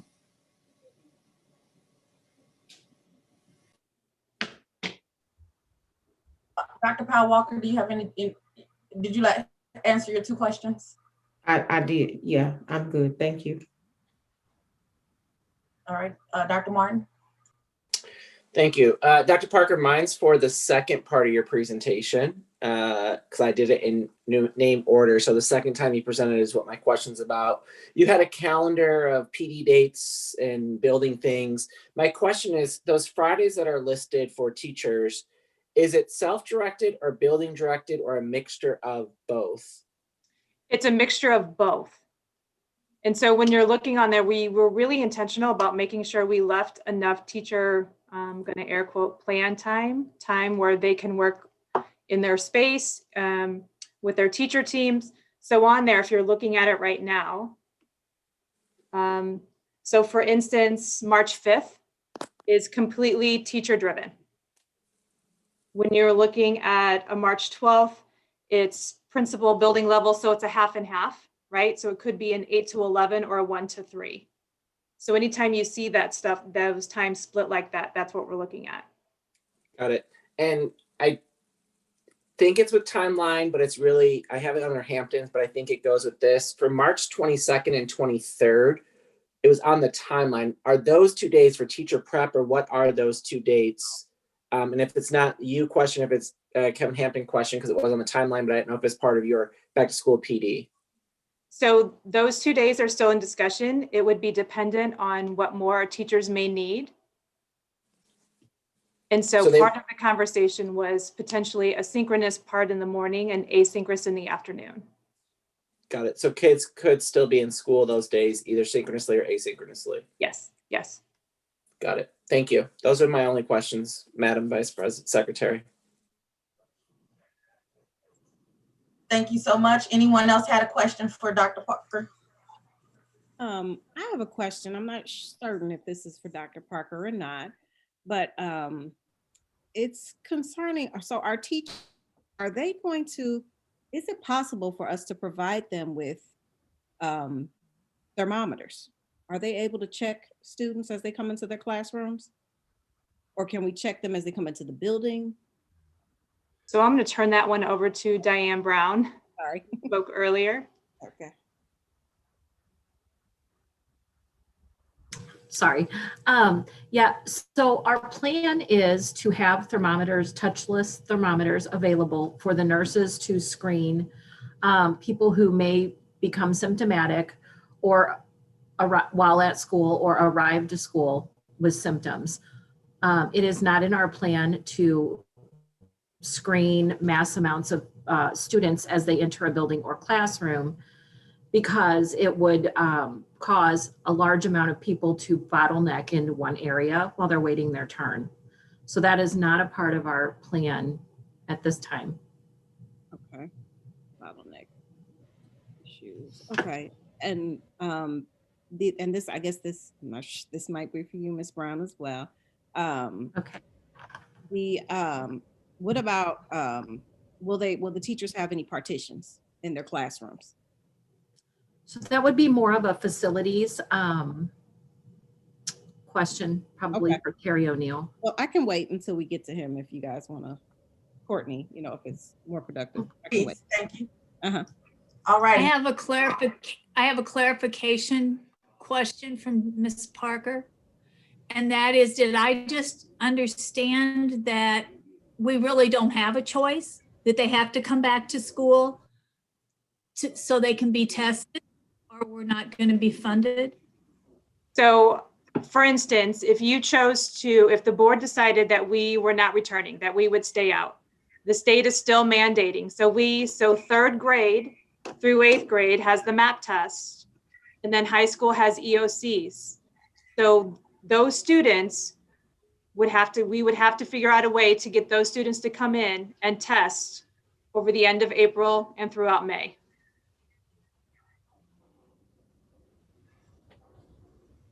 So it's But not that's possible. But that's possible, correct? Yes. And we wouldn't have to bring back the pre-K through 2nd graders at all. They do not take a state exam at this time, no. So we don't have to bring them back. So we would just have to figure out how to work around. And so can we not promote them if they don't come in and test? Can we not send them to the next grade? I mean, are there things that we can do to make sure that they come in? For pre-K, for 3 through 8 and EOC testing, that the MAP test would not hold a student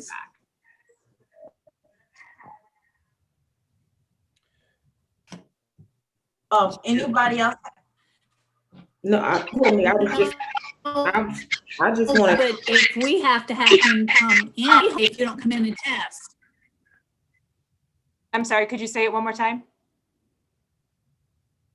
To make sure that they all come in and we come up with a schedule for them to come in, can we say that they won't be promoted to the next grade if they don't come in and take their test?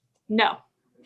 Yeah, let me chime in there some, Leslie. So certainly the final decision on grading and classifying is at the principal's discretion along with the teachers. And so while testing we won't have an APR this year, the state is requiring us to test our students. There could be some ramifications that I can't tell you yet because it's still kind of up in the air in some ways, because we're arguing, with us being virtual and families still having concerns, et cetera, we're going to do all we can to try to test everybody. So I wouldn't go so far as to say, can we tell them no, they won't pass if they don't come and test? What I can say is that testing is a part of that whole promotion piece, as well as the other things they do in class that they've done all year long. We just really need all of our students, if the board decides to stay virtual, we have to test our students, period. And we have to do that in person. That's a requirement from DESE. That's what I'm saying, yeah. Mm-hmm. So how can we make sure that they come in to get tested? Ask That's our what parents. my concern was. Yeah, we have to ask our parents, and hopefully they'll, work with us to try to get them in to test them. If the board decides to stay virtual, that's about the only leverage we have is the parents agreeing and sending them in, because it does have ramifications, especially for the older students, and getting credits for classes and all that stuff. I mean, there are a lot of pieces. I mean, when you look at the way we average scores, if you don't have an exam, it could impact promotion, but I don't. What I want to do is just ask parents and them work with us to try to get our students in so we can test everybody. So that's not an issue. We could still have that problem even if we went back to in-person schooling, because, part of our kids would be virtual and part would be in school. So that's correct. That's, yeah. I do have a question. Will teachers have duty-free lunch? Each building is working yes, for the most part. They're working really hard to make sure. Yes or no? I can't. Not for the most part. I think that's a hard question to answer. I'm going to be honest, because it depends on so many factors. But I can tell you that the principals are working diligently to make sure that, yes, that they have a duty-free lunch. Can I promise it absolutely every day under circumstances that I'm not sure of? No, I cannot. I have a question. One more question. I do, and it may not be for Dr. Parker, but you stated that we're anticipating upon our vote of March 24th return. I read somewhere, and I couldn't find that wording, but is it my assumption is that we only have two options that we're voting on tonight. Number one, remaining virtual, or number two, allowing parents to make their declaration with the primary students coming first, and then upper grade students coming like a staggered entry, or is it all at the same time? Yeah, so let me chime in, Pastor Tyson. So the recommendation we put forward tonight is because we had discussed at the last meeting that we would, do elementary and then secondary March 1st, 15. And the conversations we've had in our advisory meetings and with all of our committees, the recommendation we're putting forth tonight is one recommendation, and that is that all of our students return to school at the beginning of fourth quarter, which is March 24th. So that means pre-K through 12th grade would return on March 24th. And parents would, depending on how the board goes tonight, if the board if they approve the recommendation, then tomorrow the declaration would open, and then parents would have a week to decide whether or not they wanted to send their student back. So tonight the board will vote on yes or no. Yes, we will come back based on the recommendation on the 24th. No would be the default to, remaining virtual.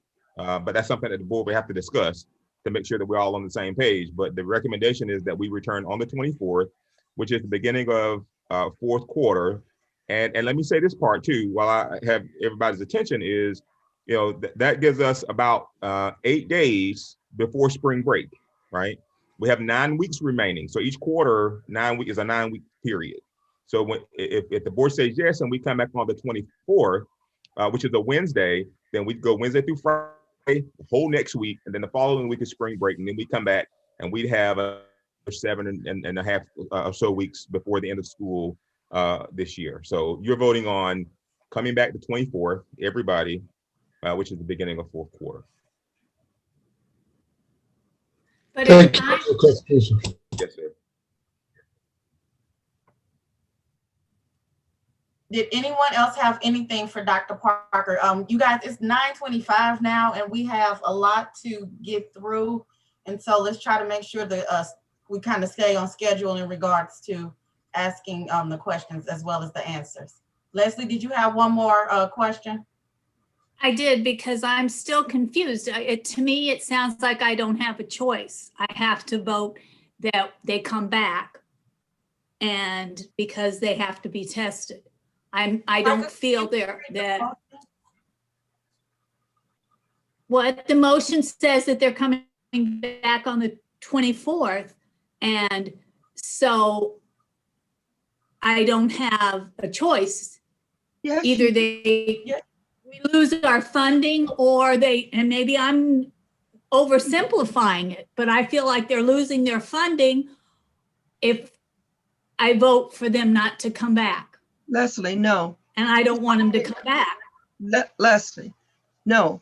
If we vote for them not to come back, those kids would only come back during the testing window. They would only test on the days that they have the testing. And it's not that everybody would have to come back to school. It's only during the testing weeks. There's a schedule that they'd have to follow. Okay, so then if I don't want them to come back, then I vote against this motion. And then we have to figure something out for the testing. Is that correct? Testing grades. That's correct. Yes. Okay, because I don't want to look like an idiot and lose all the money, but yet I don't think it's safe for them to come back listening to Dr. Jadali and everything else. So, all right, I'm done. Thank you, I Leslie. do want to revisit Dr. Thurman's question about plan time. So I misspoke. So I just got word. So yes, all teachers will have duty-free lunch. Thank you. Absolutely. All righty, thank you, Dr. Parker. We will now go with Dr. Jadali. You forgot Mr. Hampton. Wasn't he next? The dollar. Mhm. Oh. Stay in your lane, Kevin. Stay in your lane.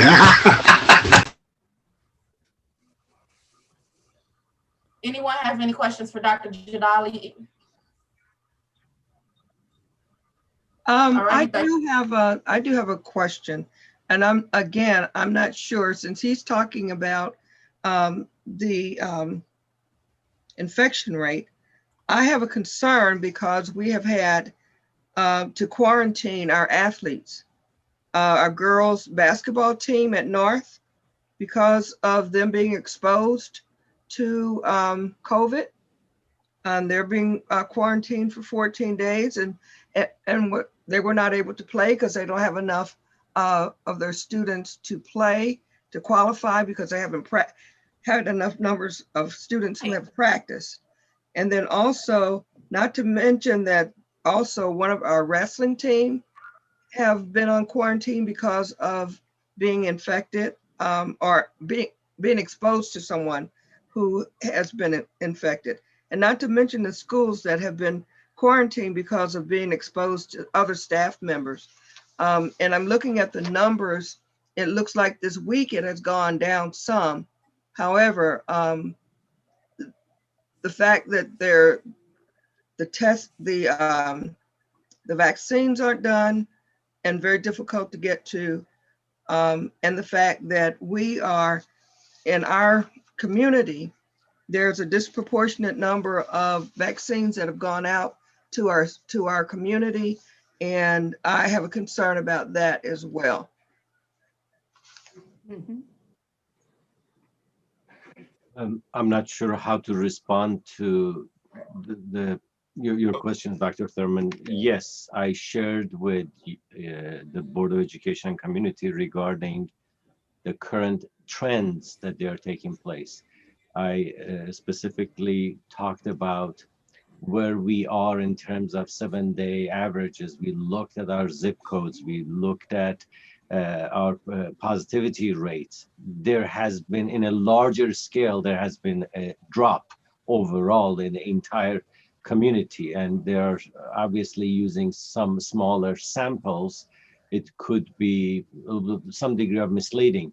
I cannot intelligently speak about our athletes, and I will defer that to some of our experts that they deal with high schools more. But all I can just share with you that, among the 4 variables that I spoke about, which was the transmission rate. Our transmission rate, if you recall, anything above 1 was indication of a spread. Right now we are at 0.95, which was indicating slowing the spread, placing us at a moderate risk level. I talked about positivity rate, and that was the results of the test that St. Louis County was giving us. And that even placed us at the moderate. And when I refer to moderate, you can also think about those colors: green, yellow, orange, and red. I talked about new cases and the 7-day averages, which put us in an orange level. And ultimately, you refer to the number of vaccinations. You know, the expectations are that 70 to 85% of the population should be vaccinated to enable us to feel comfortable and return. And unfortunately, 100% in agreement with you, only 2.7% have been receiving both doses of the vaccine. So those are the data, and you know, there are those 4 variables that we looked at. Has it gotten better from the last time that I even presented to Board of Education? Yes. Is it at the level that would feel comfortable based on all those variables, Harvard Global Health Institute and St. Louis County and those things? We are at the moderate level. We are at the orange level at this time. Did anyone else have any questions for Dr. Jadali? Thank you so much, Dr. Jadali. My pleasure. Mr. Hampton? Yes. Dr. Martin? I just have 2 quick questions. On the timeline piece, it said, my question is, are there going to be any bus changes after the 17th allowed, or is they only the 17th the last day they can make a declaration for bus? So that would be the deadline for making the declaration for buses, because it's tied to the declaration for in-person or virtual learning. I know that I believe it was you who raised that question about, you know, there might be times where a student might need to ride the bus in the morning or not in the afternoon. But we need to figure what that, you know, maximum capacity is for those buses when they set those routes. And I see that Laura's on. That's her area. If you want to speak to that, Laura. I just wanted to clarify to that too. Oops, am I sorry, I thought it was done. So we are using those to give us an idea if we need to make adjustments to our route. However, we will not deny, you know, we understand that everybody's situation is going to change. So this is just a tool to give us some answers. But absolutely, we know that there's going to be changes and people can, you know, ride or not ride. We know that's going to change every day, actually. So it's just a tool to give us an idea of what we're going to need to do with our route. Got it. So just to clarify, they may change their bus declaration, but not their in-person or virtual declaration if the board approves. Just want to be clear that I heard that. I just want to make sure it's clear for the community as well, if the board does vote on that once they choose in-person or virtual, that is the final decision after the 17th, correct? Laura hopped off there, but I believe that is what you were saying, Laura, correct?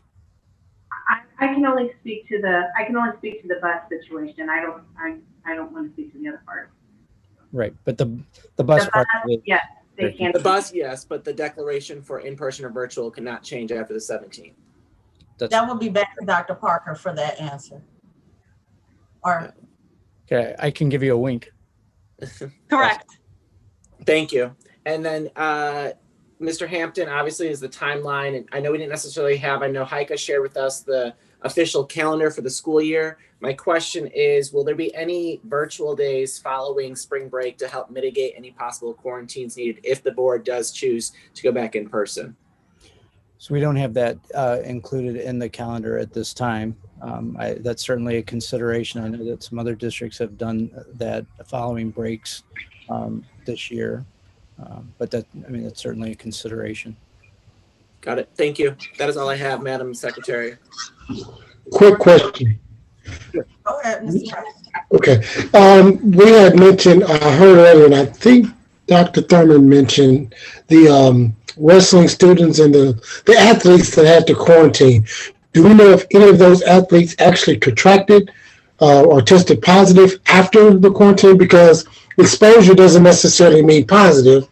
You know, my mother has COVID, but my father didn't. He was exposed, but he didn't catch it. My brother had COVID, but his kids, you see what I'm saying? So I just want to know if any of our students actually tested positive after being exposed, because that would tell me that mask is dead if they have it, if they were doing those things.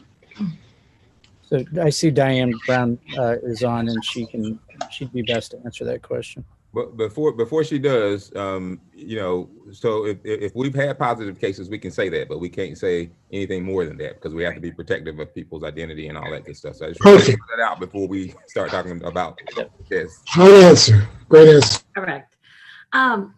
Okay, so the quarantining is really just to be safe and make sure that somebody doesn't convert to positive, you know, and spread it without knowing. So the 14 days gives them time that if they were going to, after being exposed, if they were going to convert to positive, then they would still be contained in their own space and not sharing it unbeknownst to them, you know.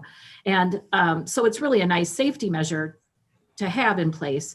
The wrestlers and the basketball teams that you're referring to at this point, we rely on parents to let us know if their child converts or begins to become symptomatic. And at this time, I am not aware of any of our athletes who have developed any type of symptom or converted to positive.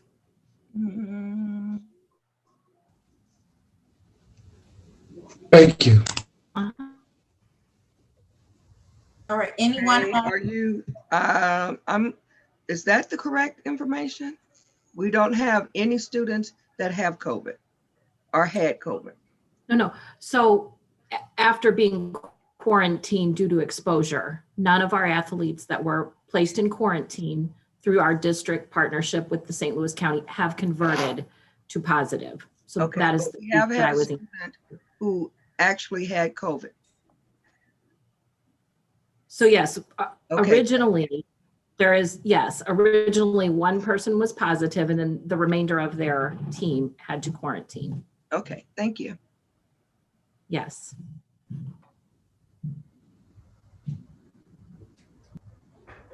Anyone else for Mr. Hampton? Thank you so much, Mr. Hampton. We will now go to Ms. Madruzik.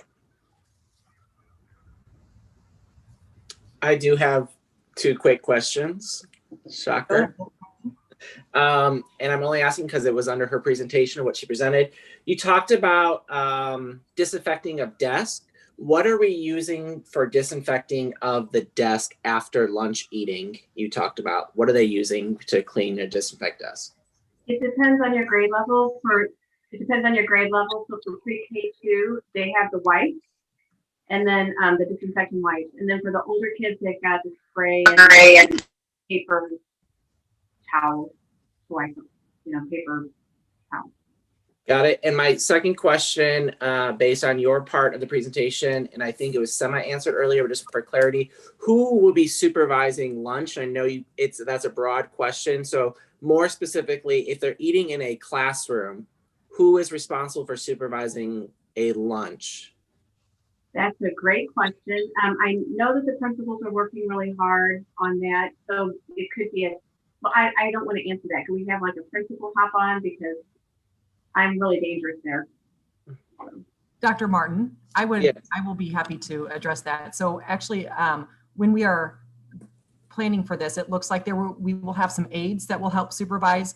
We will also, we're looking at the staff members that we have, because all teachers will have a duty-free lunch. There could be the possibility that teachers will even supervise, and then their lunch will be at a later date. So what we do know for sure is kids will absolutely have supervision, and then absolutely teachers will have their duty-free lunch. So it looks a little bit different depending on the size of the building. We have some buildings that are, close to 178 students, and some buildings that are close to 400. So it'll be a combination.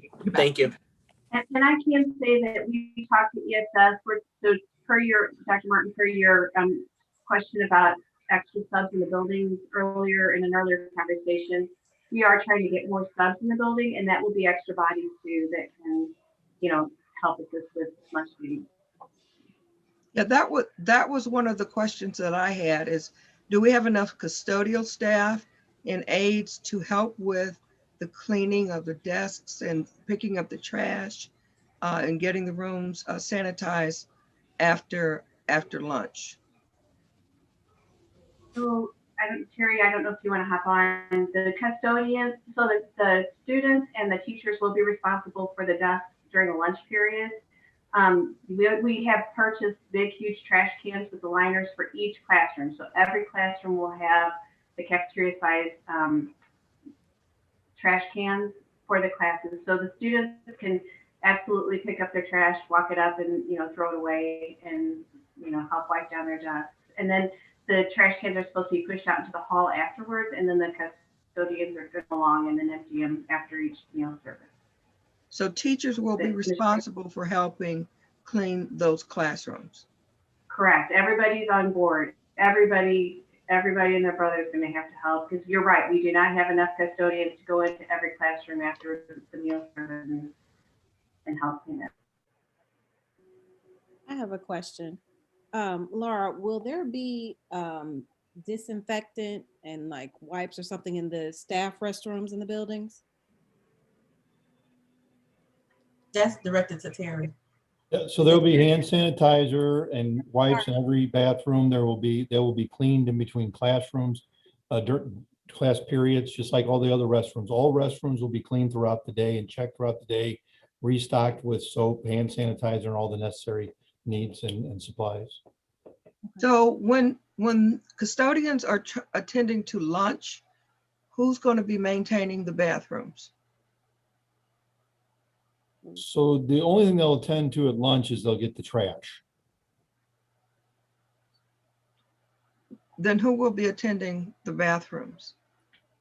Well, they will as well, but that's, in between classes, they'll do that. It's not going to be like every 15 minutes or anything like that. I mean, it's going to be staggered throughout the day, just like the high touch areas. Our goal is every hour. However, depending on the needs of the school and emergencies, that may adjust, but that's our goal. Thank you. Thank you. Mm-hmm. Anyone have any additional questions for Ms. Madrusic? Thank you so much, Laura. Ms. Cacciatore, please. If everyone can remember to please use your reactions when you have questions so that everybody can be heard. Dr. Martin, you can go first. I promise I don't have a question for every person. So, Amy, my question is there a procedure in place for current teaching if there was an emergency, such as when a student there's a discipline problem, an attempted self-harm, or a fire drill? And I'm only asking you because the attempted self-harm piece would fall under student services. So just making sure we have like a procedure in place if there was an attempted self-harm during concurrent teaching, which I assume we have one now for virtual teaching.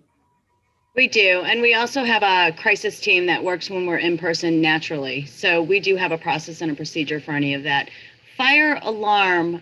I think a principal might better answer that question. And what about a student discipline problem as well? Bonita, Dr. Jamison? Yes. So each building actually has a plan for safety that was submitted to Vershawn House. And so I'm sure modifications will be made with those as they review their re-entry plans. And so that will also follow what they've outlined as far as entrances and exits that have been identified to decrease congestion across the buildings. Got it. So I assume we have a plan in place for when fire drills are happening, for what concurrent virtual learners would be doing. And then if there was a self-harm situation going on, there's a protocol in place for teachers to know what to do already as well. Absolutely.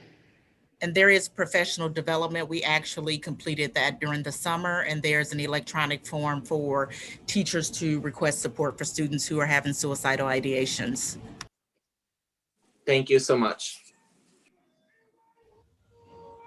Did anyone have anything else for Amy?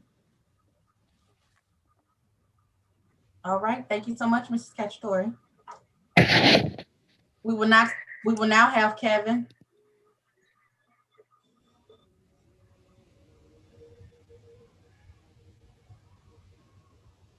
And Kevin is transportation, so that's any questions for transportation?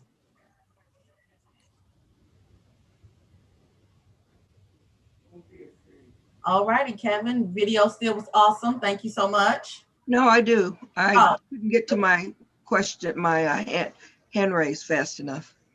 Okay, Kevin. I'm concerned about the number of students who can ride the bus and what it's going to cost for us to, if we have more bus riders coming back, how that's going to work out. And I did hear in your video that you would work that out. And then also, I would like to see someone on the bus to help, especially with cleaning, because we've got students, we're asking them to go use the handrail and to get on the bus, for example.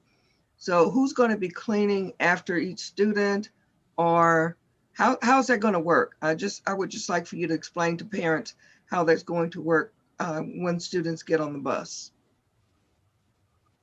In terms with of the cleaning up routes, with the bus routes, I mean, that's going to be something we're going to be monitoring over and over daily.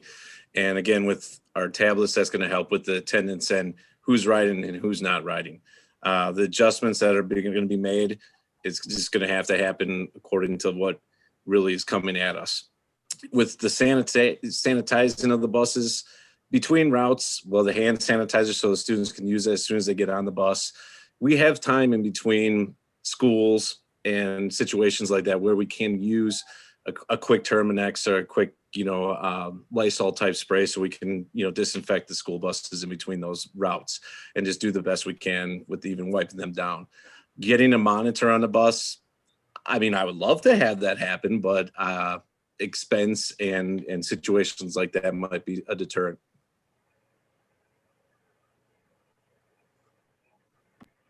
And before Kevin leaves, I just wanted to mention it's his birthday today. So happy birthday, Kevin. Happy Thank you, birthday. Laura. No. Thank you so much, Kevin. Now we will have Terry O'Neill.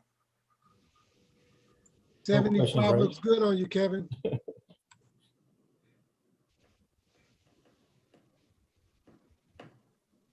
I guess. So anyone? Oh, go ahead, Dr. Martin. Go ahead. I wanted to let other people have a chance first, so certainly. Okay, Terry, I just have a couple questions. So Laura talked about disinfecting classrooms after lunch. Is the same procedure for after each class period? And is it the same products being used after each class? Kids wiping down desk and kids spraying and wiping down paper towel in older grades? Yes. Thank you. Are we wrapping up any stalls and sinks? I know I asked that last time. Just wanted to see if stalls and urinals and sinks and bathrooms, did we ever get an answer about that piece? Yeah, that was part of my presentation. We're going to, mark each restroom based on the size of the restroom, the number of stalls, sinks, and urinals. So we are going to cover up the ones that can't be used? We haven't determined that yet. I wasn't planning on covering up that. We had to cover ones when they're broken and people use them anyway. So I have a concern about that. We're going to mark them as to not use rather than covering them. Got it. And I have one half question each. Can we not purchase masks for every staff member? And are the teachers having to set up their classrooms, or the classrooms already set up for them? We will set up the basic classroom. Teachers are being given that time to come back because they do like to arrange things the way they like it. But we will be setting up based on social distancing, and we'll be marking the desks like I had shown in the presentation with those placards. So they will have some play and say in that because they'll be wanting to put seating charts and they can do some adjustment, and we'll be there to assist them. And purchasing a mask for every staff member, will we be able to do that, or? We were not planning on that. The idea was everyone would supply their own. If someone needs one, we will provide one. Thank you. Dr. Powell Walker, please. All right, thank you. Terry, one question I have, and this might just be you clarifying something for me that I might not have understood. So the report that you show on the screen that says that there's certain things that we've done between 2005 and 2019. For me, just because I don't do the work that you do or have the same understanding, when I see that, it looks like the numbers that you're sharing with us are the one that's the 324 and the other numbers. is that based on the 2005 to 2019, or is that based on some more recent testing that's been done? That's up to our latest testing. Obviously, we didn't do as much testing in 2020 because we weren't here. Sure, but I just think that, you know, just being a parent myself, when I see that, it's like it's kind of put out there like this, everything's in order, but the reality is that that's as old as 2019, right?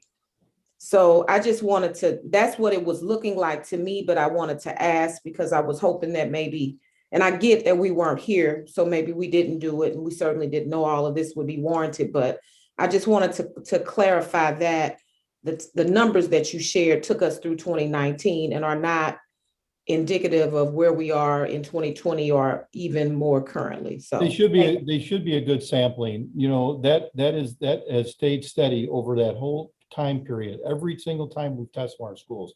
And that's why we make sure our systems are working properly, because those tests are that low because of the way our systems function. And so we have made sure every single one of our systems is functioning. We check airflow, we check filters. We've done all these things that keep that consistent. Now we will do some more testing as we go back, and so we will do that. But the point of that was kind of that since 2005 until the last test we took, those have stayed consistent, that to be the average. all right, so it sounds like you feel fairly confident that if we did new testing, the numbers would be similar. Yes, I feel it'd be very similar. Okay, thank you. Dr. Thurman? And I want to kind of piggyback on the question about the classrooms. What about those small classrooms and closets that weren't built for classrooms, having the right ventilation and the flow going through, and especially because special ed classrooms, and we'll be using those, you know, those closets and under the stairs and things like that. I'd have to know more about that, to be honest with you, Dr. Thurman, because if I'm usually aware of that, I don't allow it. I know that we had a room they were trying to find space at Parker Road this past year, and they showed me a space, and I said, that's impossible. There's no ventilation in there. There's no heating and cooling in there, and there's one light in there. And so we built a classroom in a larger area. Not a classroom, it was actually an office. So we built an office space at Parker Road near the front of the building to accommodate that person. So I'm not sure about those spaces. If those are, I'd have to look into that. Okay. Okay, I want to know about what is your plan for the distribution of supplies? And also, are you going to make, and I think I've asked this before, face shields available for teachers who would like them? Yes, ma'am. Well, the supplies, we're going to stock all the schools. We have plenty of supplies. We have our next shipment already on order. So if we go back, we'll tell them we want it delivered. So we'll take everything out of the warehouse, put all new in the warehouse. So every school will have supplies. They'll be updated nightly. We'll check the supplies. The head custodian is supposed to report back to us what supplies they need, and we'll have those delivered. We have our delivery staff that will do that kind of work. As far as the face shields, Dr. P. Walker had mentioned that she had gotten face shields for every single teacher. Here's an example of one. And so they are available for anyone that would request one.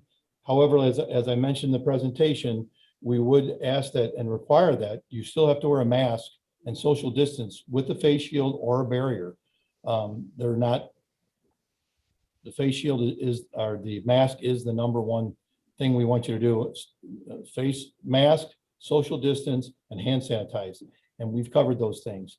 And if someone wants a face shield to feel more comfortable and they're going to be working closely with the student, I would recommend they ask for one. We'll provide that, but they still have to wear their mask and social distance as much as possible. I know it's harder when you're one-on-one, but we would ask that. Ms. Bush? Yeah, so Mr. O'Neill, I wanted to ask if our classrooms, if our teachers are going to be able to have partitions. I'm sorry, did I step on you?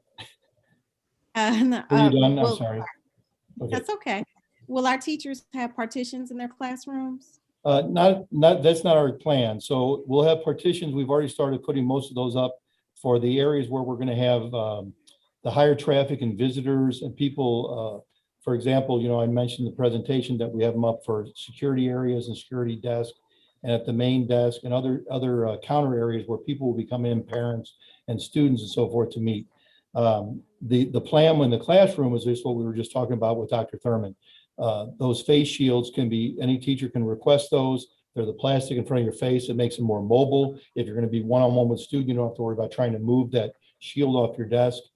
So our plan was to only have those shields where I already mentioned, and then offer the face shields for any teacher or staff member that would request that.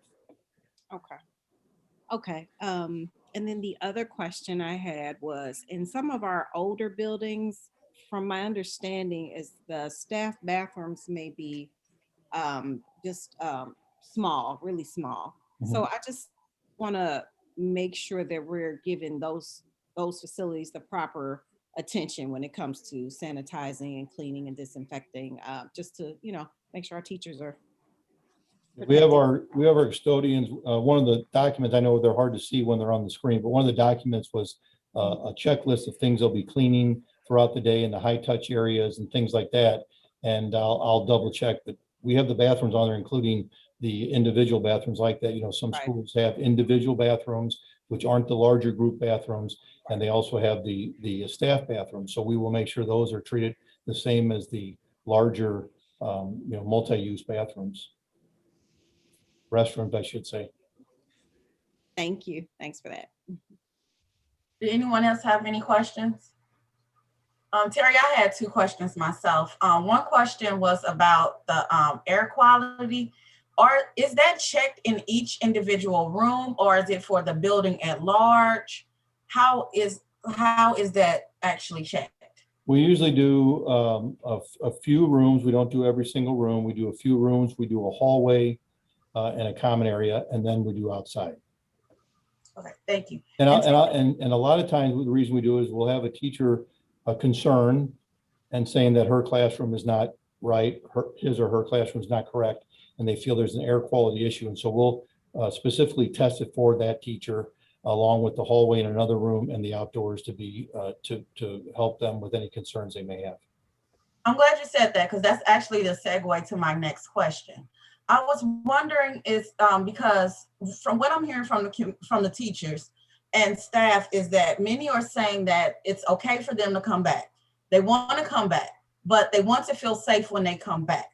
Is there a way that we can set up some type of checklist for each individual teacher or each person that has a particular area in the building that they will be assigned to, that they can do the checklist and say that based up off of these particular categories, I feel safe to return to this classroom. And then if they don't feel safe, that then it's maybe something on there, like maybe it's my carpet, or maybe it's my ceiling tile, or maybe it's some rust in the pipes, whatever it is. But for me, most people are saying that they want to come back, but they want to come back to a safe environment.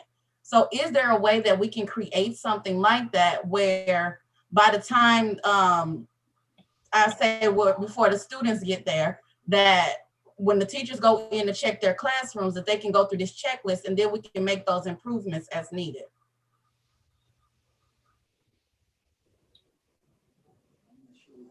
I don't know how we would manage that, Dr. Graves, quite frankly. You know, and because so we have close to 1,000 teachers, 1,000 classrooms. And I'm not sure exactly how that would look. I mean, I think we would have to put some thought in it, because we absolutely want people to feel safe. And, you know, the air quality, the sanitizing, we're taking the same measures that other school districts who are already in have taken, and have tried to follow a lot of the lessons that they've learned from, you know, having been in school, some of them since August. You know, and so it's almost like a punch list item that I think I heard you say. And with that many teachers, I don't know if we have enough staff people to respond to that in a way that would make people feel 100% comfortable by March 24th. I mean, Terry, I don't know, you know, and I'm being transparent because, you know, that's no, I appreciate that.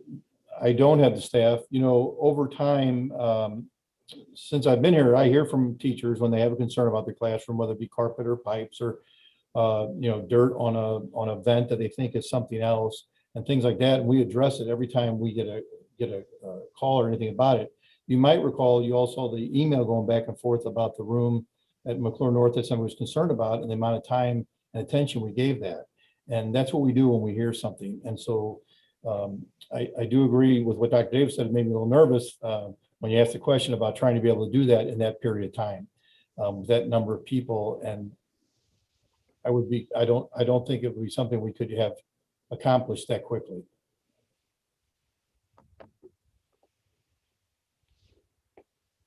Okay.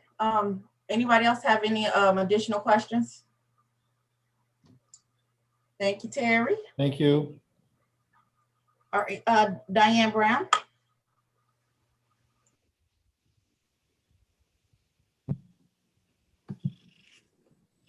There I am. Does anyone have any questions for Diane? I just have one question, Diane. Have we looked at a particular testing site for when we are sending parents, or like, so if a kid is saying that they are showing symptoms, do we have recommendations or referrals for parents or even teachers, or maybe a designated site that we're sending all of our people to get tested? One, just to have that relationship with that particular testing site to help with getting the results back faster, even for those families, or even just identifying places. Have we did that yet? Or is that something that we're considering?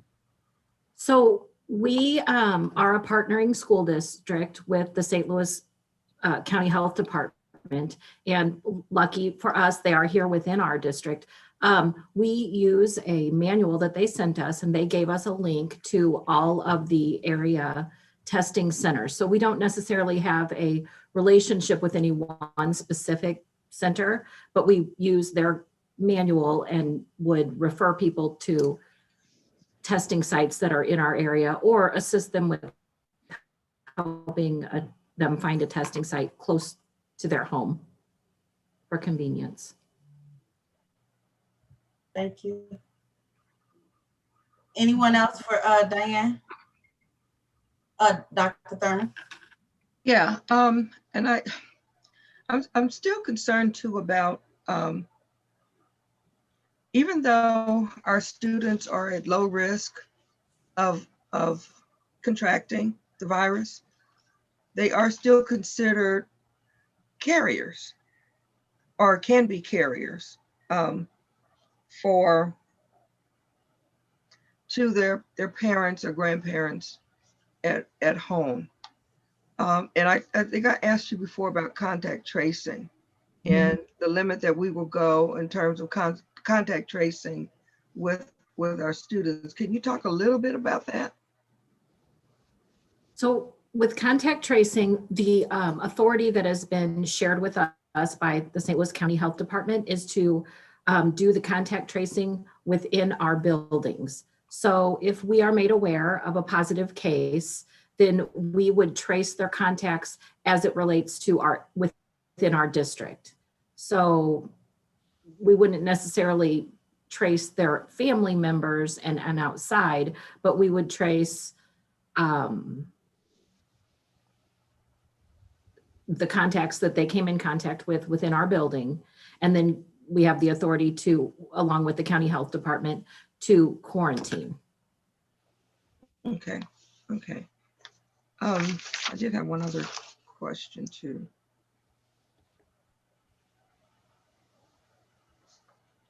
Trying to keep this in the category. Oh, also, can you explain a little bit more to parents about if kids come to school sick, you know, what's going to happen to them? What is the process for a kid who's sick? Where will they go? You know, contacting parents, who's going to take care of them. Each building's going to have a different plan for like a room or a space for those children, and who's going to be monitoring those rooms. So the monitoring, you know, will look different at each building because of the size and the student numbers and the staffing. But realistically, students aren't coming to the nurse as they have in the past years, because with the pandemic, we really have to schedule our medication visits and our procedure visits. So the nurses quite possibly, and clinic aides, would be available to do some of that monitoring. Of course, the goal is if somebody is exhibiting symptoms, and based on all of our flow charts and algorithms that we will be using to determine if it's something that needs to go home, hopefully, parents will be able to send somebody who's not a high risk to pick their child up. I know people will be at work, and so that's not necessarily always going to be quick, but hopefully we'll have some backup contact numbers. So yes, we will be having to use probably additional staff members sometimes to monitor somebody who's in isolation, but oftentimes I feel that it is manageable because nurses are not going to be having, the high numbers of student visits that they have seen in past years. And Dr. Thurman, that's a great question. And just to reiterate, as part of our declaration and our announcement, we are asking parents to update their emergency contacts, just like Diane said, for someone who is not at risk. So we can't stress that enough, to update emergency contacts for all of our parents. And they can do that through the parent portal, and it's connected to the declaration. It's definitely going to be a partnership between, the school staff members and families and parents to all work together to make this as seamless as possible.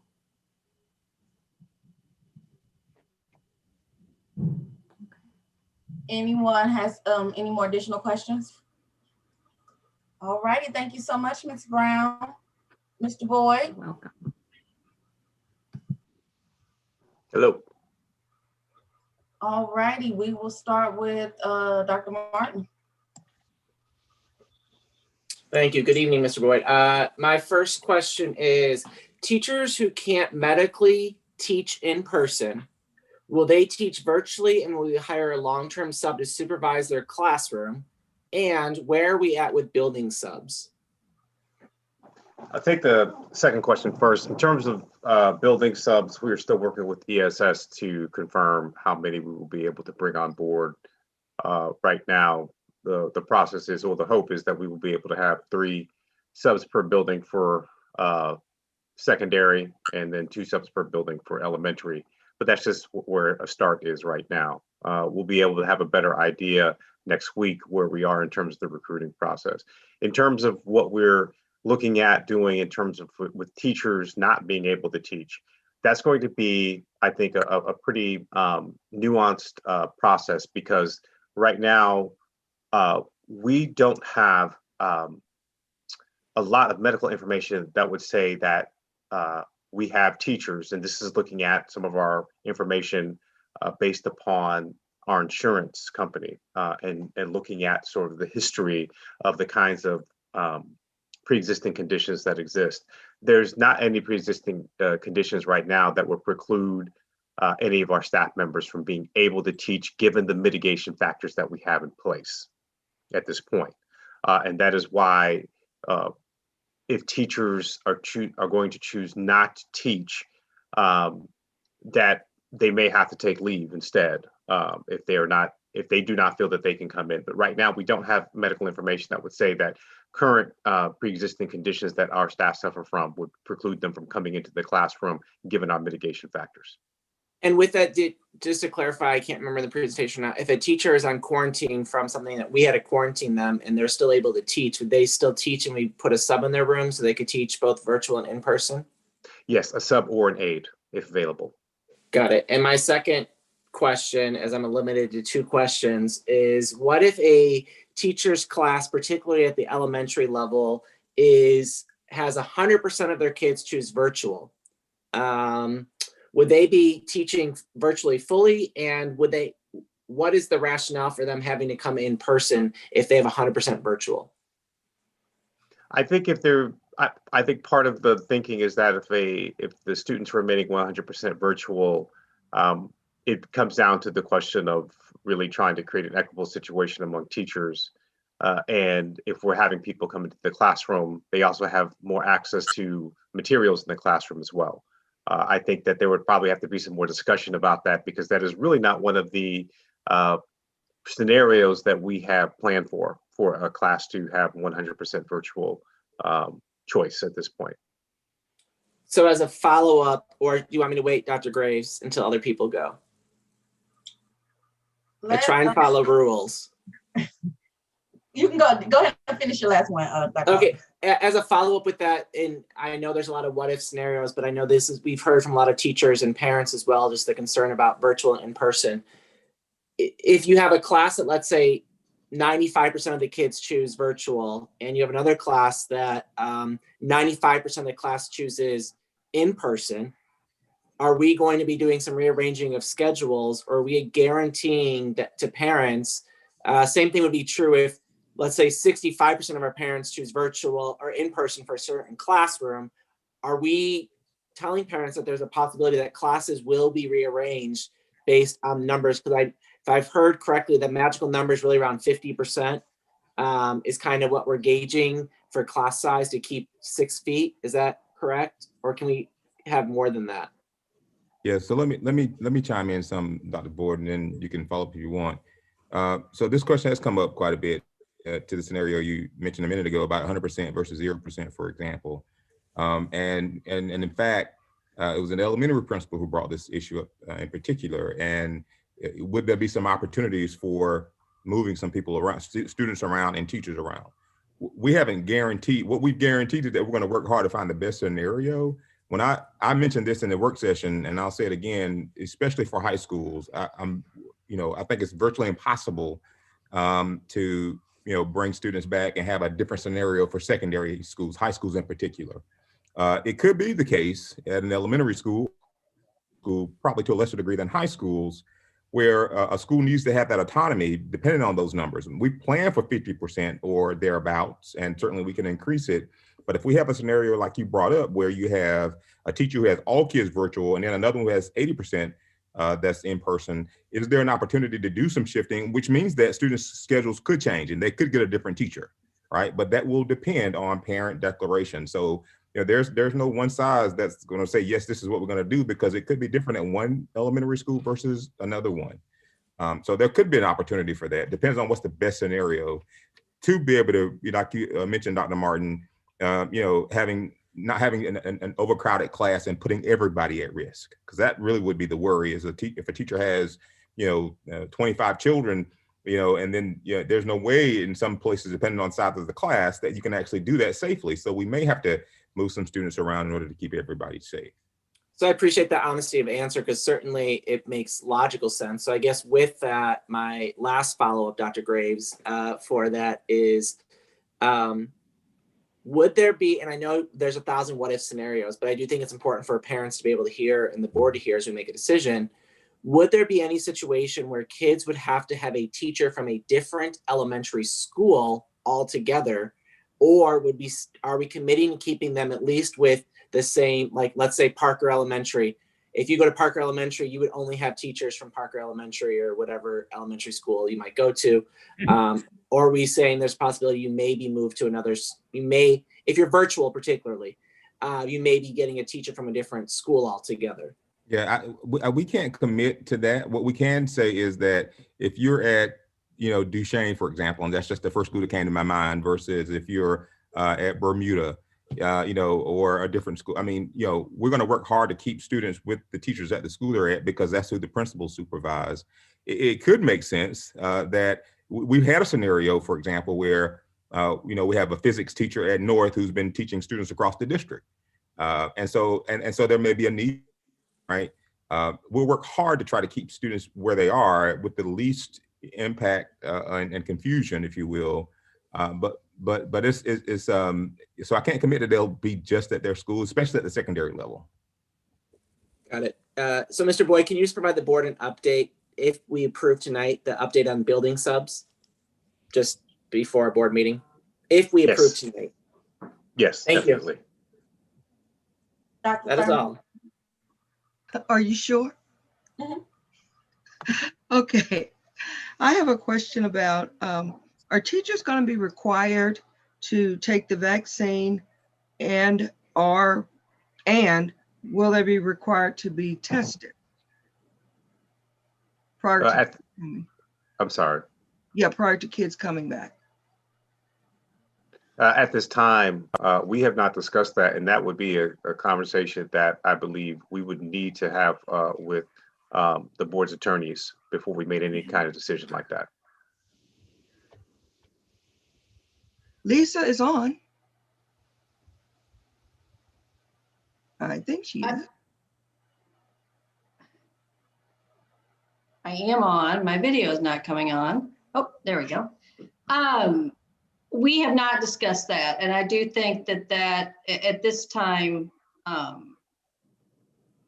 don't think we can commit either way because I haven't had the opportunity to discuss that with Dr. Boyd, but we can, and we can get back to you on that. Thank you. Did anyone else have anything for Mr. Boyd? Thank you so much, Mr. Boyd. Ms. Hurd Luckett, anyone have any questions for her?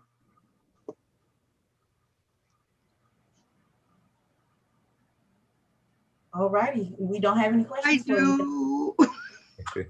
All right, Dr. Thurman, I'm sorry, I didn't see your hand up.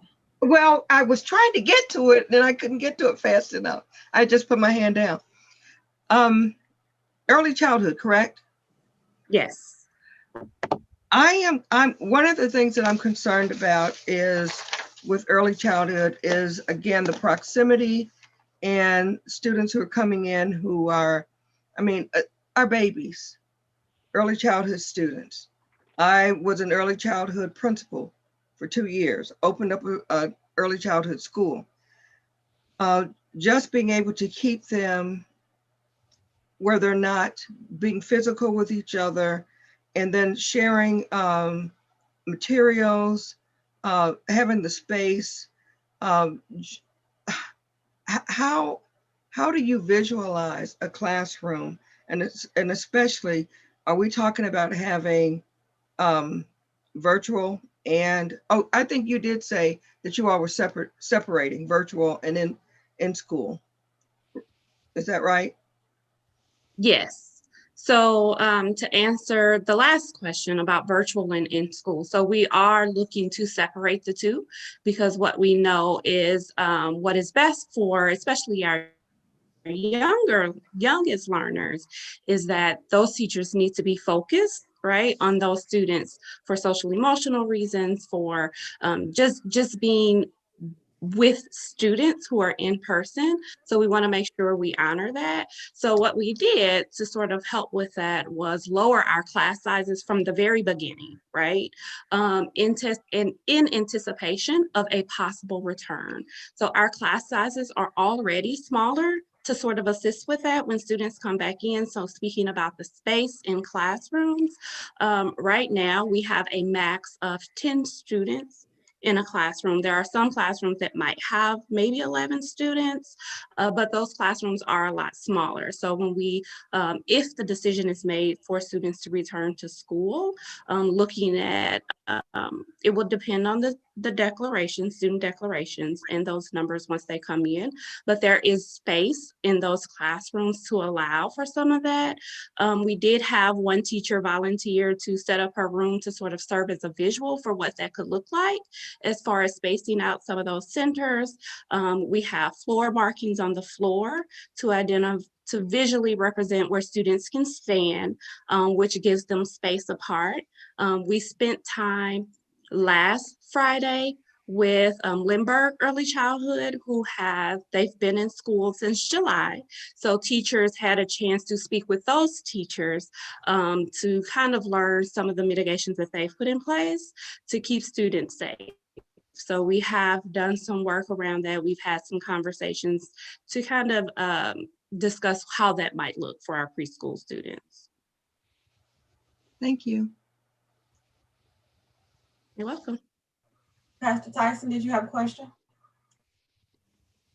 My question is actually really just my concern actually zeroes in around early childhood. many of the measures CDC recommend, like the masking, the washing the hands, the social distancing and things like that, I think it's a tall task to ask our pre-K to second grade, particularly, to do these things. And then to add the teachers, this task to have the teachers also monitor this is also a tall task, along with the other things. So hearing your explanation really addressed my concerns, because I think that's a group of kids that probably, to me, just to ask our energetic babies to not touch, to sit still. I mean, I got grandkids in that age bracket, and their attention span and everything else is just not there. And then the teachers are already tasked with teaching that group, but then to also ask them to make sure they're washing their hands, make sure they're keeping their mask on, to make sure they're doing those things. So with that said, with you telling me that the class sizes are minimized, that helped my concerns. So I thank you for that. You're welcome. You're welcome. All right, both of us kind of said that they're welcome. Do we have anything else for her? All righty, thank you so much. We would now have Dr. Kitson.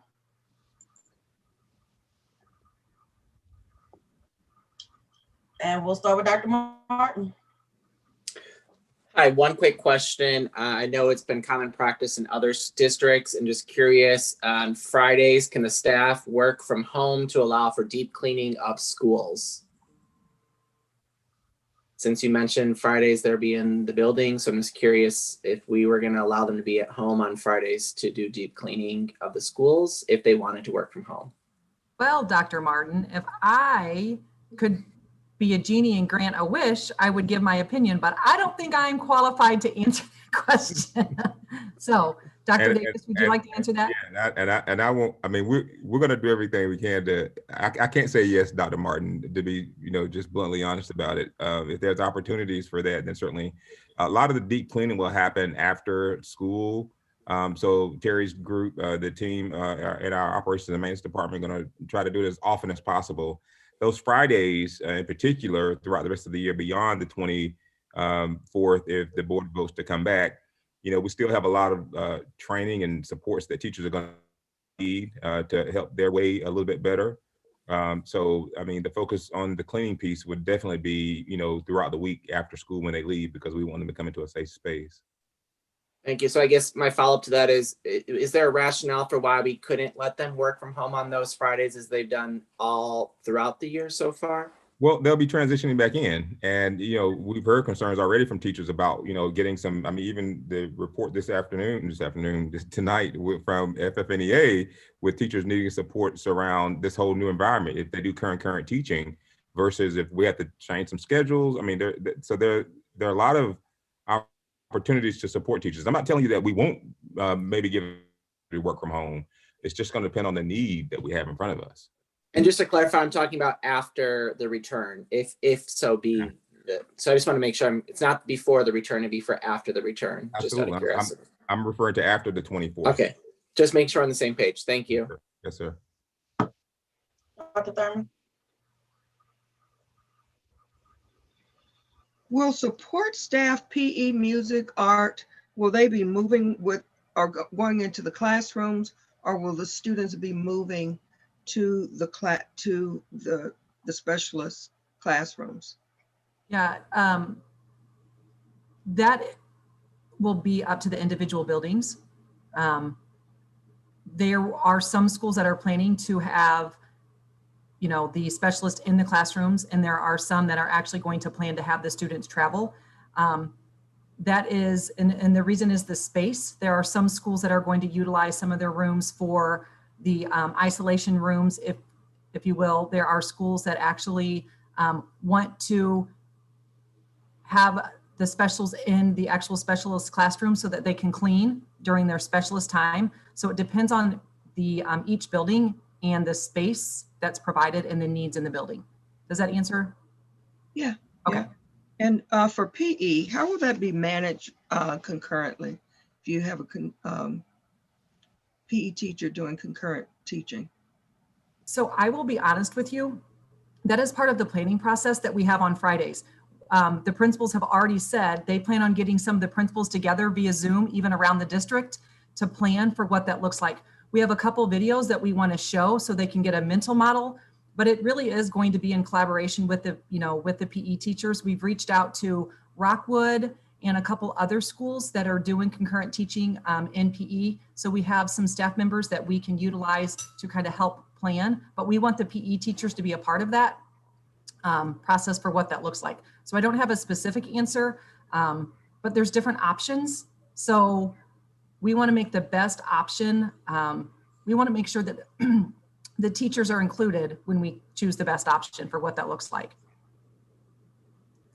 Okay.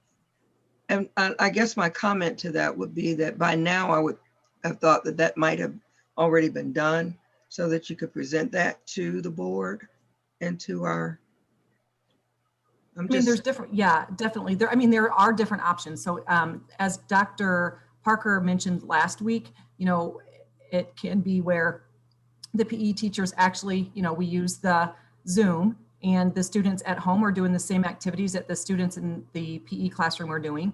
Or there's also another option where we allow them to do some asynchronous PE activities while we're doing the concurrent teaching in actually the classroom. So there's different options. So we have planned it or we've talked about it, but I think it's going to look different depending on the declaration and how many students are in person for each classroom. So that will weigh heavy on how to proceed. Mr. Tyson? Thank you. And I'm sorry, but my question is actually not to her, it's to the previous presenter. It was just a question to the response to the question. She said that the class sizes were minimized to 10. Is that the model for the virtual learning, that we're not going to have no more than 10 per class, or the class size has already been reduced to 10, and whether there still will be no more than 10, but it could potentially be 5 in the class and things like that? I guess that's my question. Yes, that is correct. So class sizes have already been lowered. So regardless, there will be no more than the 10. I think there are maybe 2 or 3 teachers that might have 11 students, but the class sizes have already been lowered. And this is bearing that even if we got 100% participation, we wouldn't have no more than 10 students per classroom. Yes, 10 or 11. Awesome. Yes. But then there's 12. Great answer. Thank you. All righty, thank you so much. Now, was anything else for Dr. Kitson? All right, we will move to Dr. Walker. Hugh Walker, I'm so sorry.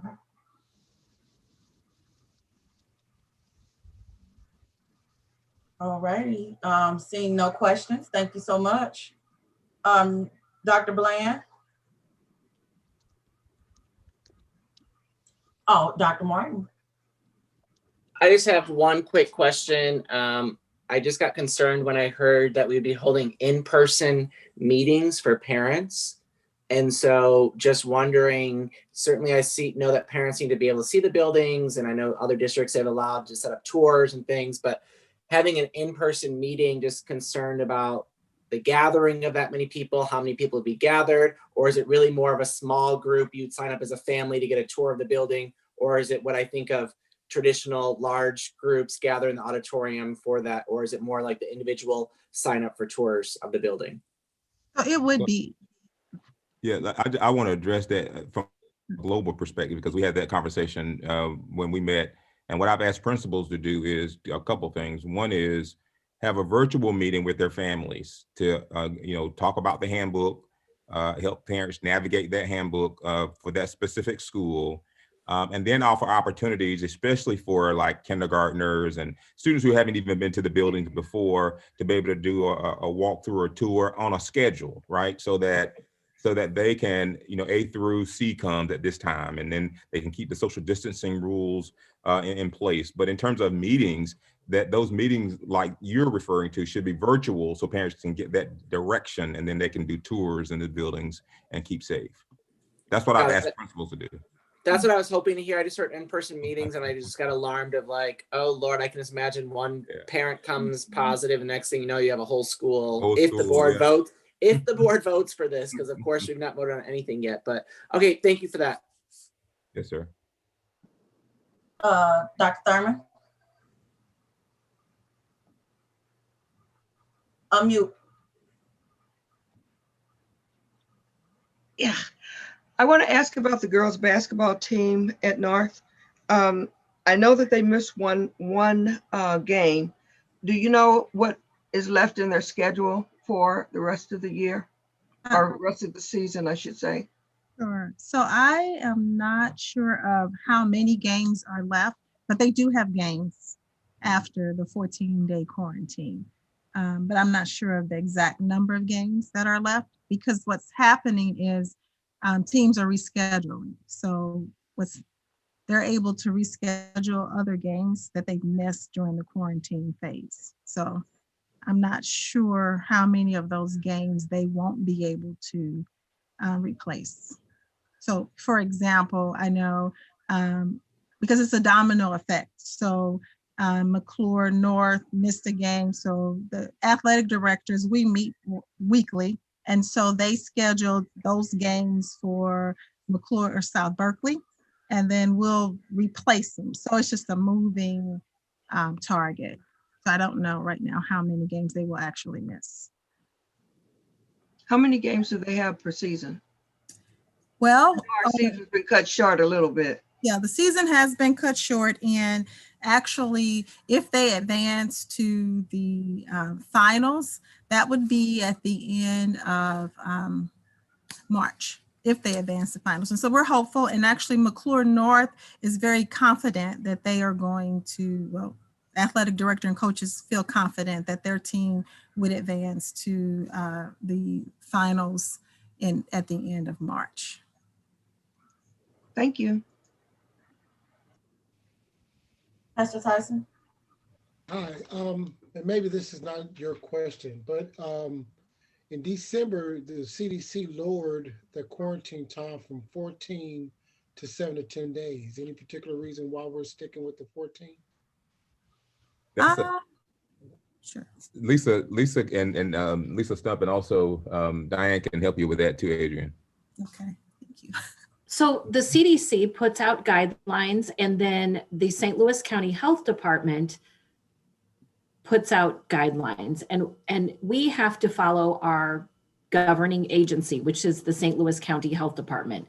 So they follow the recommendations of the CDC, but they are able to put stricter guidelines in place. And so they did, and they wanted to stick with the 10 and 14 day timeframes. And so therefore we have to stick with that as well.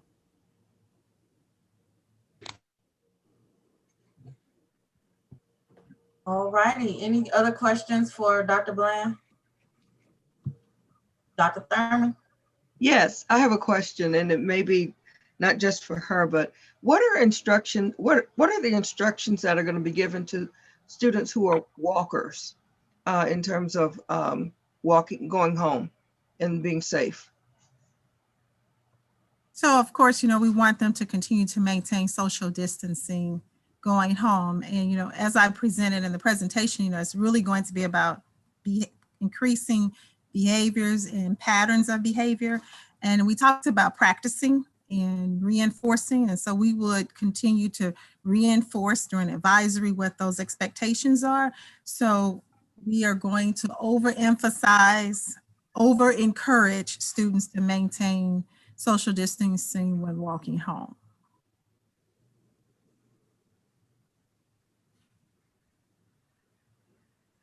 Anything else, Dr. Thurman? All right, anything else for Dr. Bland? All righty. Dr. Parker is back up. Did anybody have any questions in that section by chance? Okay. Anybody have any questions for Rich Miller, technology? Dr. Thurman?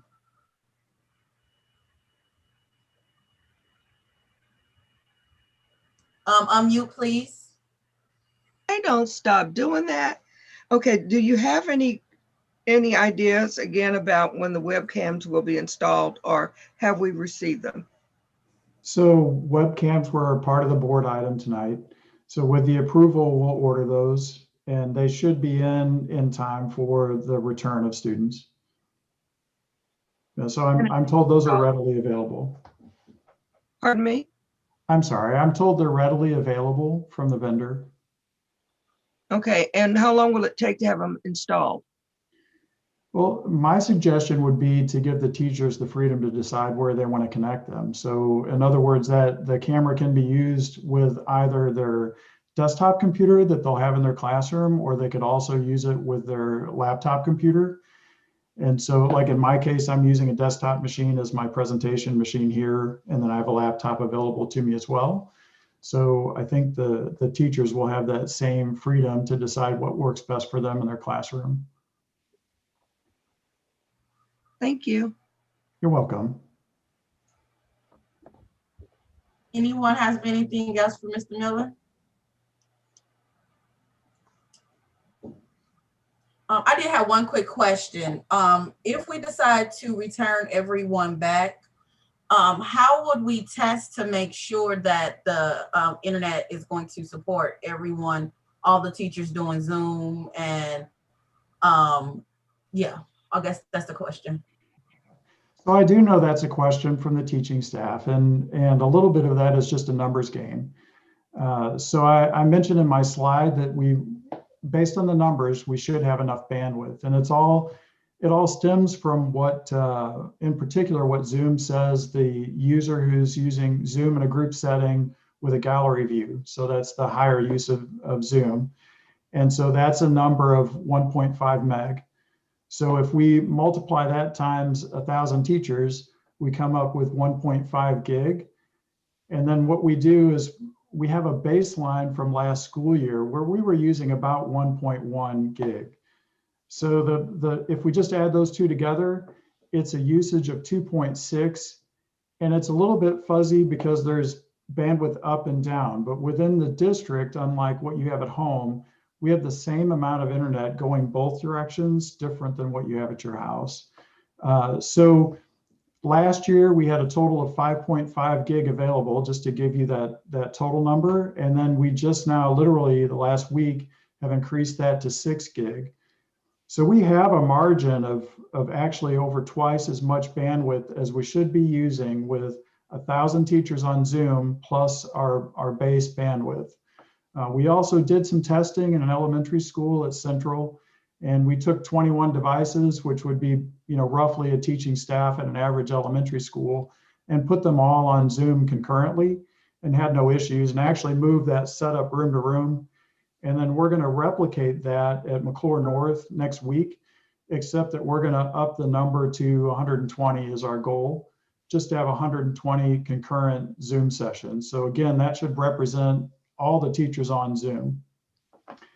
If we do have issues, a lot of times it's related to the number of personal devices on the network. So if we walk into a room, our personal phone might connect, we may have a watch that's connecting, we may have other devices. So there are mitigation factors that we can put into place that would maybe force those devices off the network, or if we're seeing high bandwidth usage of non-instructional websites or streaming, we can also shape or block those. So from right now, from the numbers, we seem fine. But that's also where we can't have, let's say, half the student body comes back. So if 5,000 students come back, they can't all be on Zoom because that would overwhelm our network. I mean, that number doesn't work. So that was also in my slide to let everyone know. Now here and there, if you notice on, I think it was McClure North's slide, if we need to have students connect to someone through Zoom for services or something like that, we have plenty of margin for that. We just don't have enough for 5,000 students to be on Zoom with 1,000 teachers concurrently.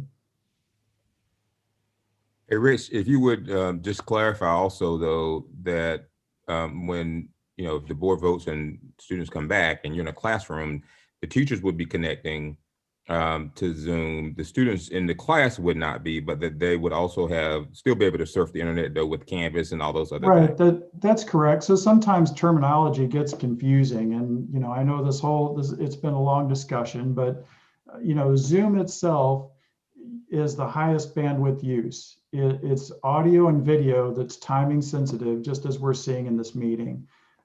But so the students can't all be on Zoom in the classroom. However, just as Dr. Davis said, they've got access to Canvas. They can use Clever. They can use all their instructional materials. They can be doing project-based learning with the Google apps. So if they're sharing a Google Sheet, so that baseline of 1.1 usage represents actually probably last year a similar number of Chromebooks that were all being educated, if that makes sense. So instruction was taking place in the district before all this happened.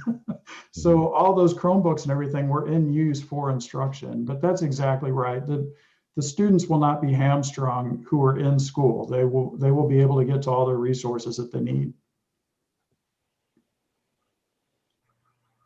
Okay. Anybody else had any questions for Mr. Miller? All right. As we're getting down to the last, Donna, we're almost close to 11 o'clock. Did we want to go ahead and do a motion to do your thing? Yeah, I just talked to Heike about that.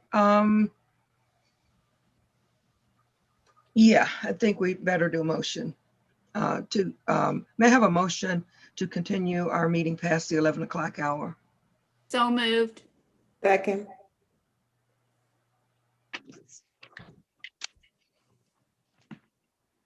Wait for Heike to call for the vote. Mr. Tyson, Yes. Mrs. Hogshead, Yes. Dr. Martin, Yes. Ms. Bush, Yes. Dr. Graves, Yes. Dr. Paul Walker, Yes. Dr. Thurman. Yes, thank you. All right.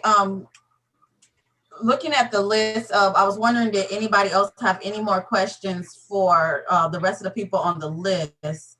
And if not, I was going to basically let everybody have their last maybe thoughts or words, or if it was a question that you thought about for somebody who actually else have already presented, just to go back around one more time. Dr. Martin, you can go ahead though.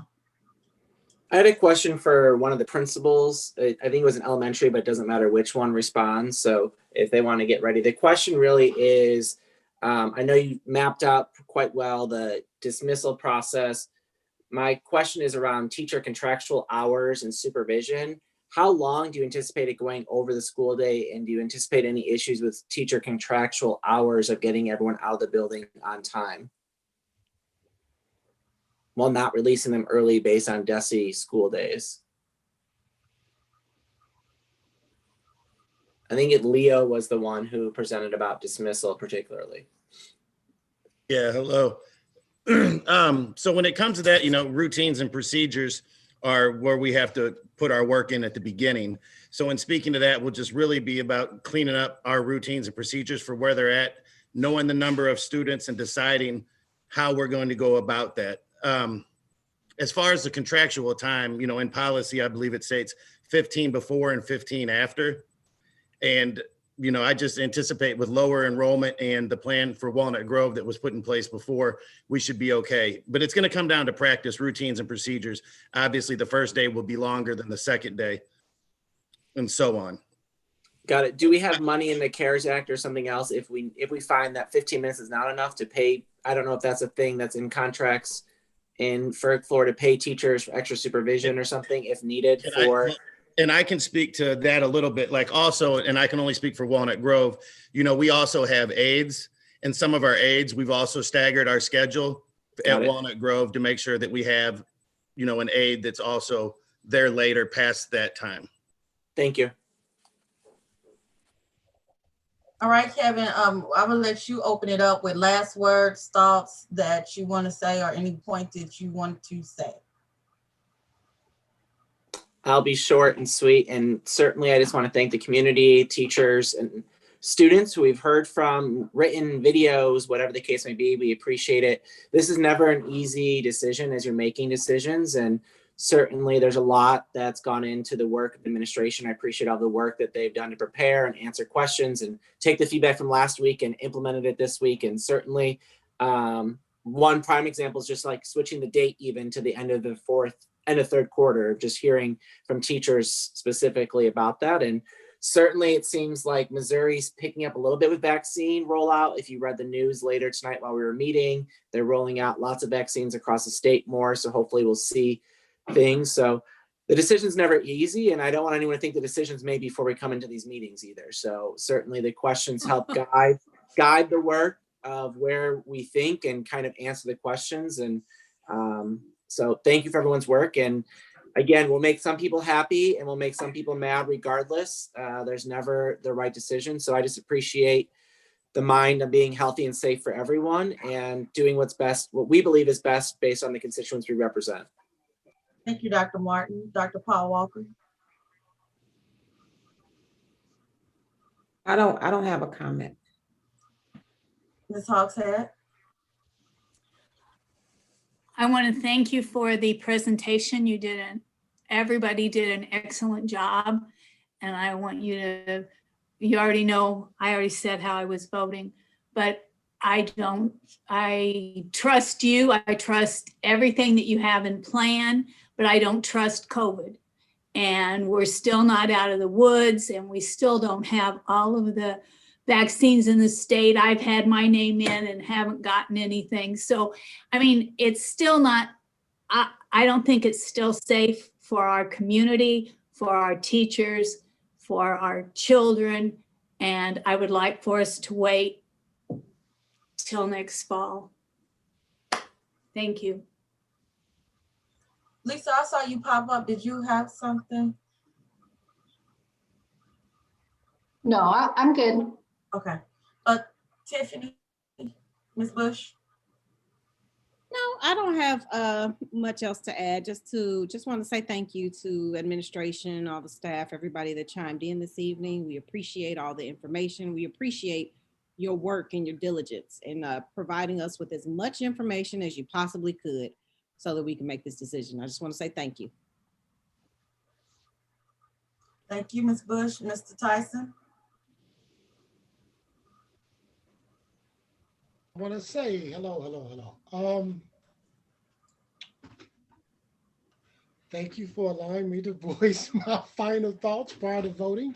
I would first like to thank everyone who sent their current concerns to the board via emails, and also to all those parents and teachers I spoke to personally concerning reentry. With that said, I want to thank the presenters. I mean, I can't say that enough because it obviously a lot of hard work went into what they've done concerning this reentry. I'm particularly impressed by their attention to detail because when I read a lot of the emails and got a lot of the questions, they answered most of them. And for me, I know that as I was thinking of questions, they were answering them through the presentation. So again, that's attention to detail for me. So I thank them for that.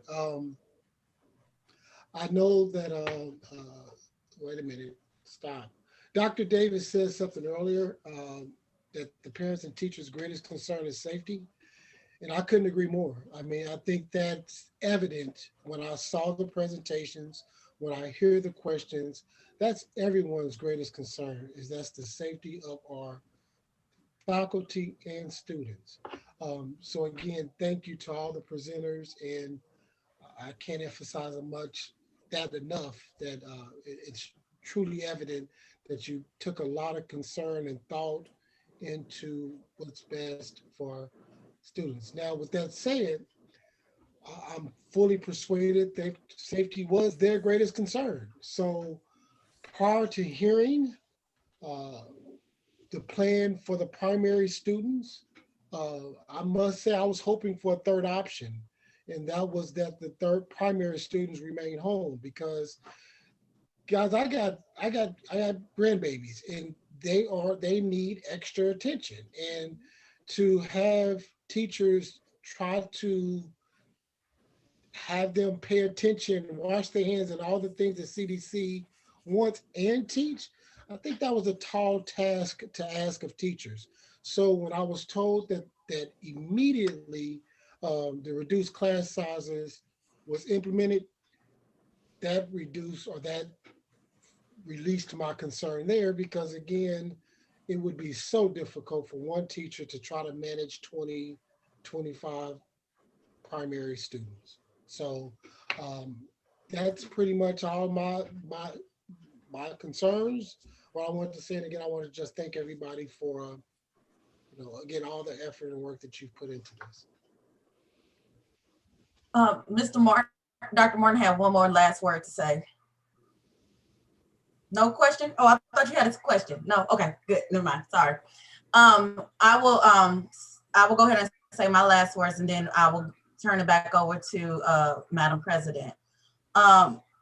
For me, and almost kind of going off of what Pastor Tyson said in regards to safety. Safety is the most important thing, and I'm sorry, but I wasn't convinced that the teachers and staff would come back feeling safe. And I need that reassurance that we are sending them back to a safe environment. And safe is different for everyone. As many of you all know me, equity is important to me and individuality is important to me.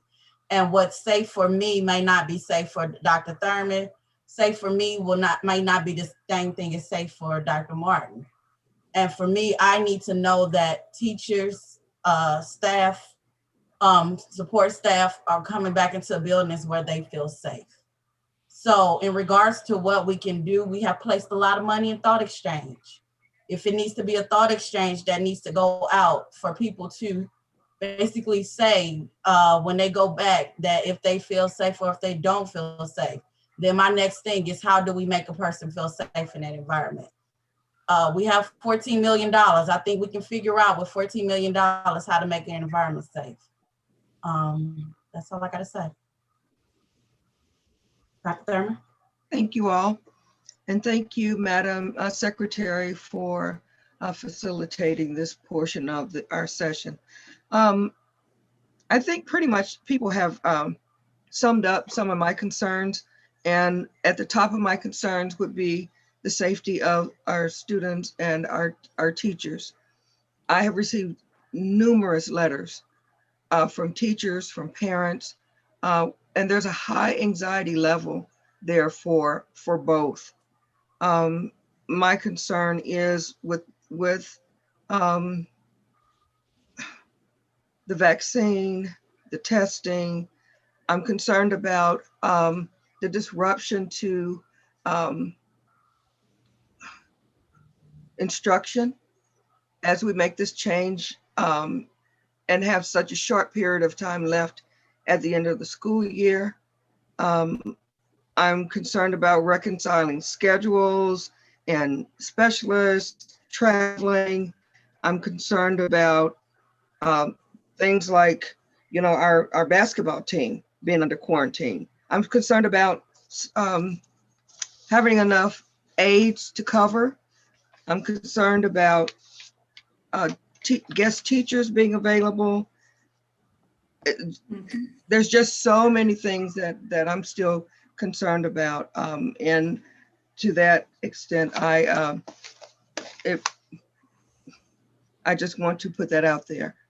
The other thing that I need to do before we vote, because we are at the point where we are going to vote, and I need to speak with Lisa Stump, because one of the things that we did last meeting is that the motion on the floor was that was passed was to remain virtual until March 1st and to hold a study session. We did the study session, So how do we change? Do we need to change the motion? Or what do we need to do? Did we drop that motion or? Dr. Thurman, I think you're fine. I think you just need to vote on the motion that's on the floor. And then if for some reason that does not pass, then I think the board needs to consider maybe something else, because otherwise the motion from last time would stand, which if I'm correct from what you just said, and I think what Heike said, is that that would say you would go back on March 1st. Right. So, but you can take care of the motion on the floor first, and then we'll see what happens after that. Okay. We are ready for the vote. Go ahead, Heike. All right, Ms. Bush, Yes. Dr. Graves, No. Dr. Powell Walker, No. Dr. Thurman. Oh, I'm sorry. I apologize. Mr. Tyson,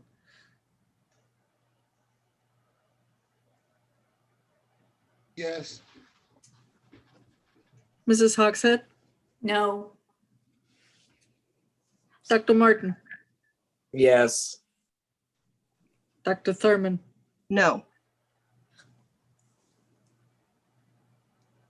Motion did not pass.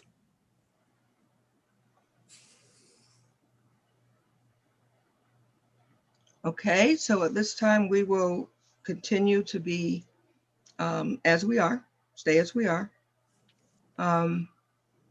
So there's nothing else that we need to do in terms of the March 1st. I guess we do now, since we are saying that we're not going to go back.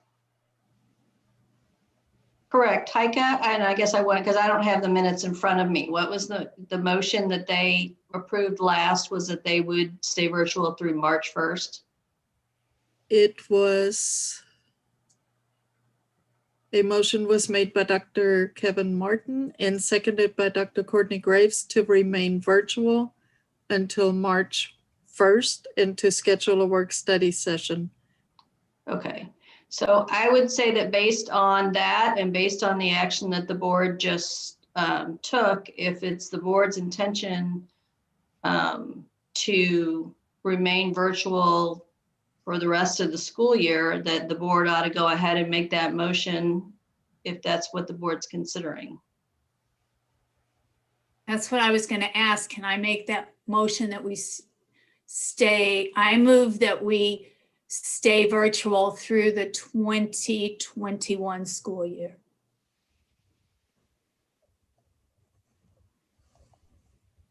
Do I have a second? Oh, but would you offer a discussion for that? Then we discuss. We can discuss it after. Yeah, not that motion. Second. Okay, now there's discussion. So I guess my greatest concern goes back to something that Dr. Powell Walker, I believe, said last time, and it could have been Dr. Graves, concerning our at-risk students. Virtual is not working for everybody. I have one in my home that's not working for, and he's a junior. Everything he does right now matters for his future. I can understand little kids. I mean, he doesn't want to come back, but, you know, I'm thinking about, for the most part,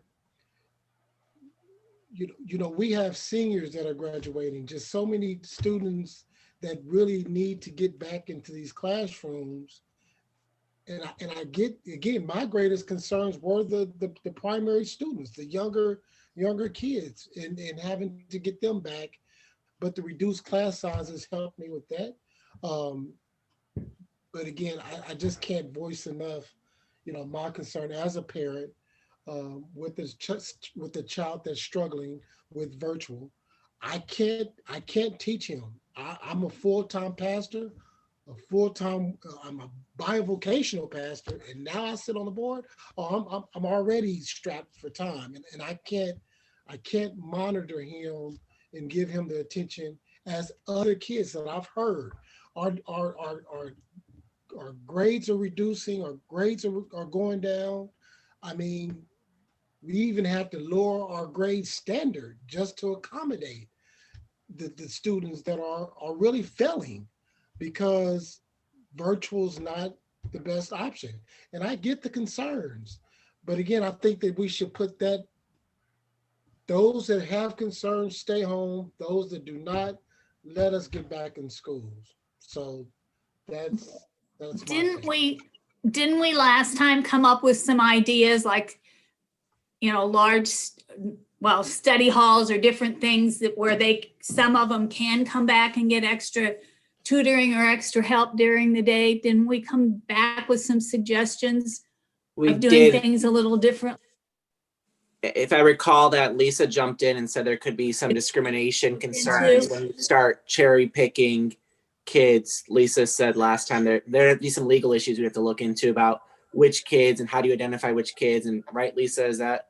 There is, and that you are correct in that recollection. And I will tell you that I did look into some of it, and depending on what the board wants to do, there are, and I'm not saying it eliminates legal concerns, but there are school districts, and I think San Francisco is one of them, who are bringing back, if we can put very defined parameters on who the students are, like certainly students with a 504 and IEP, students that meet certain critical standards, and not just using a general term of at risk may be difficult, but if we can look at what some other school districts have done and use defined standards if that's where the board's going and you want to look at certain groups of kids. But there still may be legal risks. Can we look at those that are failing? And if you've got below a C and you want to come, but if you've got a D, you need to come. I mean, we can't make anybody come, but aren't there some other ways that we could, and some may just have to come in and get help with English, and somebody else with math. You know, it's not that they're there all day. And I just want to put out there, I think, and Dr. Davis, correct me if I'm wrong, that still would not mitigate teachers not having to come to the building, because Dr. Davis has the power, from my understanding, to say tomorrow all teachers need to report to the building to teach. That's not a right. I'm just making sure we don't have that vote in saying teachers don't have to come to the building. It's whether children can come to the building or not come to the building. We don't dictate, right? I'm just getting clarity on that. No, when we talked about this last time, I know one of the suggestions was that those that want to volunteer to come in and do it, it wasn't that you have to come do it. I just think there's something else we could do. And I'd like to see us, you know, maybe even start school earlier in the fall so that we can get them back used to coming in, especially the babies, the pre-K through second grade. And if I may just throw this out there, I guess, you know, if we continue to play the what if game, what is the if that we need to see to allow the kids back in? Because if 2021 comes around the school year, what are we looking for that we don't already know? That only time is going to tell us anyway. You know what I mean? So again, I get the concerns, but to continue to push back when we're making it an elective of the parent who has children in the district. So now, and I'm just going to be candid, now you're forcing me to decide whether or not I'm going to allow my junior to stay in Ferguson-Florissant or moving to another district or to a private school so he can get the assistance that he needs that you're not willing to give me. And I'm on the, you know what I mean? So that's, and if I could just, you know, because I'm getting that from parents as well. So that's something that we have to consider, y'all. I know the people with concerns, that's fine. You have the choice of staying home. We're not saying all kids come back. We're saying those parents who will want their kids to come back, particularly those who don't get the virtual learning, and some kids are just not getting it. And to force all of them to stay home because of the concerns of half or even over half, let the parents decide if their children are going to, or their kids are going to come back to school. And back to Dr. Martin's point, Dr. Davis can make the decision for all the teachers to come back and teach from the classroom anyway. So we're not, our vote isn't about them, our vote is about the kids. And that's who I thought I was. Again, I'm concerned about the safety of the teachers, but that's not what my vote was based upon, was the teachers, because I can't control that. I control the vote of the children. Terry, I just wanted to make a comment. So I've really been torn about this, decision, because I really want the kids back in school too. But there are some things that for me have popped up over the last week or two that have just caused me to reconsider. So of course we have the 2 new variants that, are out there with the virus that we don't know a whole lot about. The other issue is we are not yet at a place where teachers are eligible, to be vaccinated. They haven't got to that place yet. So I think that's another one of those things that as we keep moving along, that's something that'll be moved out of the way, because eventually those teachers who want to be vaccinated can be vaccinated. I've also been doing some research in preparation for tonight. And so Black, Hispanic, and Native Americans have the slowest rate of vaccination. The other issue that we have for us just as a community is access to the not just access, but distrust of the medical system altogether. So there's all these other things that maybe will cause us to get vaccinated at a slower rate, because we're still working to educate people and people are still trying to get comfortable with whether they want to take the vaccine or not. We know that like the minorities, Black, Hispanic, and Native Americans are 4 times more likely to be hospitalized, 3 times more likely to die. And the other thing I am hearing about that's encouraging is that the Biden administration is now planning to try to ship the vaccines directly to local community centers. So places, I guess, like John C. Murphy. So that will help. So what I'm saying to you is that I support the idea that, because I've been talking about like, how do we get the kids back? But my thing is there's some pieces that still need to fall in place to make me feel more comfortable to say yes. So I don't even know if I'm in favor of next school year as much as I would be trying to revisit it later on in the semester. Not that we have a whole lot more to go, to just give more people an opportunity to get vaccinated. But I do hear what you're saying. And this has probably been like, I've not been on the board that long, but I would say this has probably been the hardest decision that I have had to make. I also want to say that I'm just being really transparent here. I think sometimes we operate out of fear. There's just like the sky is falling and oh my goodness, nothing can ever happen or be right. And I just think sometimes we need to look around and see what other people are doing and see if it could possibly work for us, and not just be in this mode of, oh my goodness, I'm so afraid, I'm so afraid, I'm so afraid of, and I just think at some point, as you said, Terry, the next school year will come, and are we still going to be, oh, I'm so afraid, I'm so afraid, I'm so, at some point, the kids have got to get back in there, and we've got to move past that fear. So I support everything you just said, and I just need to see a few more things fall in place for me to be a yes. I kind of want to just piggyback on Dr. Paul Walker. I feel like I got inside information, but anyway, I know the students are upset, and I'm sorry. With my senior sitting right next to me, but I'm sorry.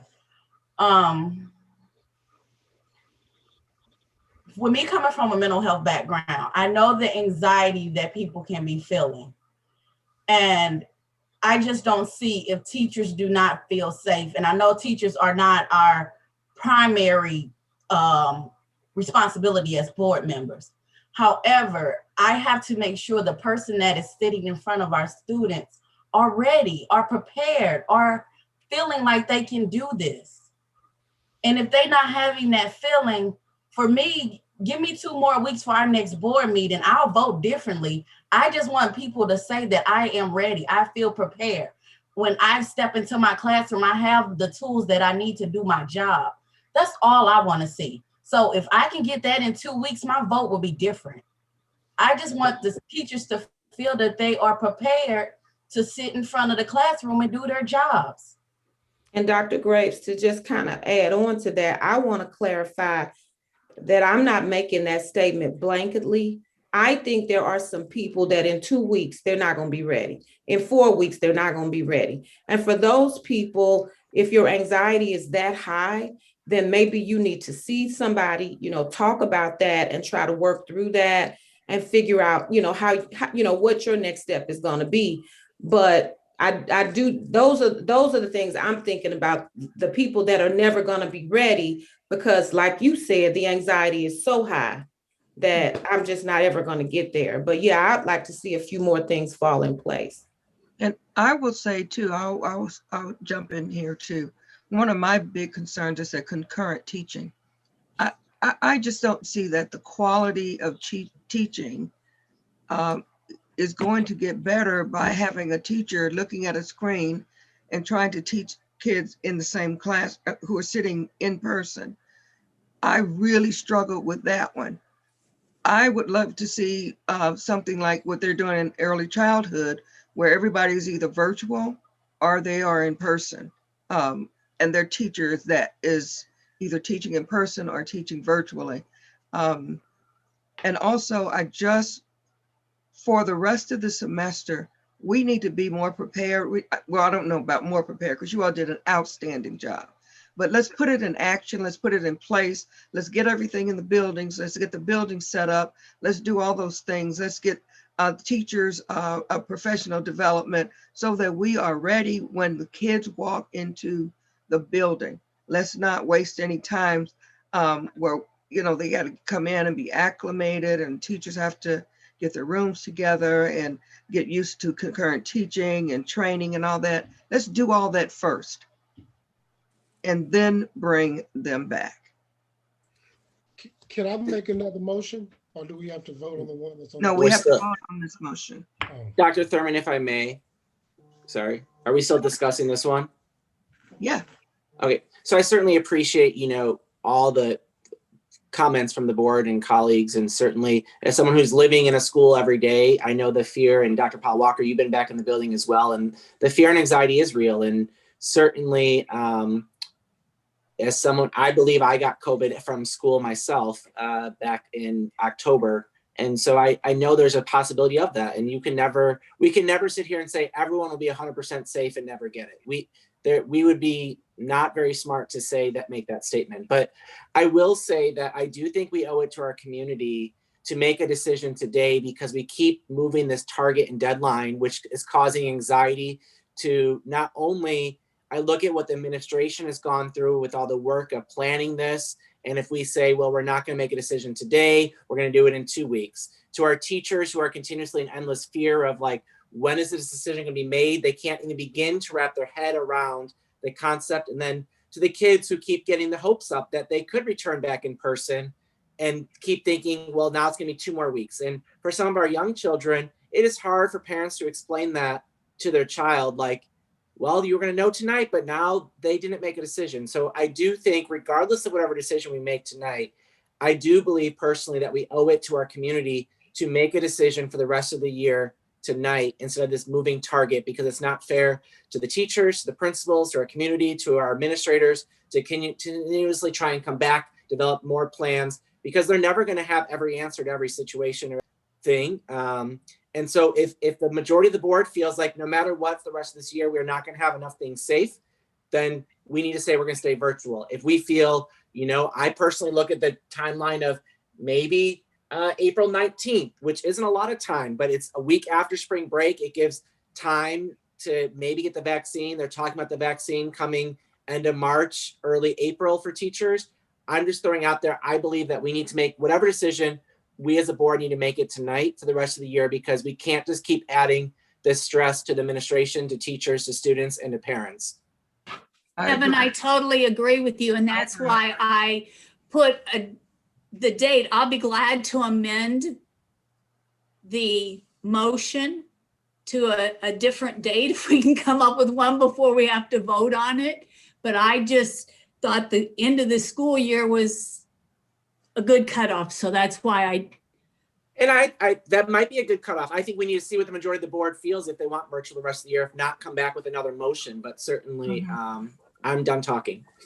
Okay, let's, if there are no more comments, go ahead. Yeah. So just to piggyback off of what Mr. Tyson said, I understand what you're saying. I completely agree with how you feel. And I believe that a lot of this is fear driven. I believe that a lot of it is we're looking for perfection. We're looking to have all of these answers, and nothing's going to be perfect. Exactly. I mean, it's a gamble, whatever we do. And so even if the vaccination comes out, we don't know that everybody's going to get that vaccination. That's right. We don't know that they're going to say, shoot me up. No, we don't know that. So to say that, we want to, we'll wait for this or we'll wait for that. I mean, I just think we're in a perpetual, we're going to constantly be waiting. We need to make a firm commitment, a firm decision. If we're going to remain virtual for the rest, let's just call it that and vote and let that be that. But I just would say that don't be surprised if, we get to fall and you still got these same emails floating in. You still got the same people, the same concerns. It's like, okay, now what are we going to do? We've been doing this over a year now. And our students are suffering. We got a third of them from the last time I heard we had a third of them failing. Are we ever going to address that? Or are we just going to keep letting that ride? So that's really all I have to say. I'm ready to vote. If I may, can I just throw this out there? Based upon all the kids I know personally, not just in the Ferguson Forest School District, but other school districts that graduated last year, that was a horrible year for them. And it should have been the most monumental moment of their life. They weren't able to walk across the stage. They weren't able to do a lot of things. And then to go into this year and have the same thing, I think, and again, forgive me if I'm wrong, and I'm not minimizing the experience of anybody that's not in high school. I'm just saying they got time to adjust. Our high schoolers, this is a life decision for them. You know what I mean? What we do today determines their next stage and next step in their life. Earlier, primary and all those kids, they got years to come back from this experience. But a senior doesn't. This is their last year. A junior failing right now is affecting their next year, which is going to affect their following year, what colleges they're going to get into. So I've heard a lot of, well, let the primary come back first and then see. Okay, I don't know if there's been any discussion about that being reversed. It's just, and it's not just that I have a child that's in high school, but it's all of the parents that I've talked to with children that are in high school, particularly, like I said, last year graduated and this year looking to graduate. I think, going back to Tiffany Bush's point, I'm curious to know which percentage of that third is failing. How many of those are high schoolers? And again, I just think that to make this blanket call to return back next year is unfair to a lot of students. And I just don't, I got to go with the board goes with. I voted my conscience of what I think is best. Because again, nobody said we all had to do anything. It was a parent's elective, and I think that what we're doing is we're stripping those parents who want to elect to or not to from choosing, you know what I mean? And that's kind of where I stand on that. Dr. Davis, Yes, ma'am. do you have a suggestion instead of March 24th? Do you think it's better to cut it in May or go ahead and do it at the end of the school year? Yeah, I think we're ready. Honestly, that's my you asked my opinion, that's my opinion. I think we're ready to transition folks back in on the 24th. The board has voted that down. I don't think it's fair. I agree with Dr. Martin. I don't think it's fair to keep moving that target. People are stressed, and I agree. we've got to make a decision, and we've got to live with it. And everybody's not going to be happy. I said that at the beginning. We're fully ready as an administrative team to do the best we can to make people feel safe, and nobody's going to ever be 100%. But I just don't think it's fair to keep, let's look at it in 2 weeks. Let's look at it in 4 weeks. It's just not. And we're gonna do everything we can with graduation. Last year we were able to offer graduation for our seniors. I have a sophomore, so he has a couple more years. Quite frankly, again, everybody's not gonna be happy. There will be repercussions. There'll be families who say, "Well, look, if you're not gonna go back, I'm gonna go somewhere else." So there are a lot of pieces. But we'll work through trying to support our students who are failing at this point.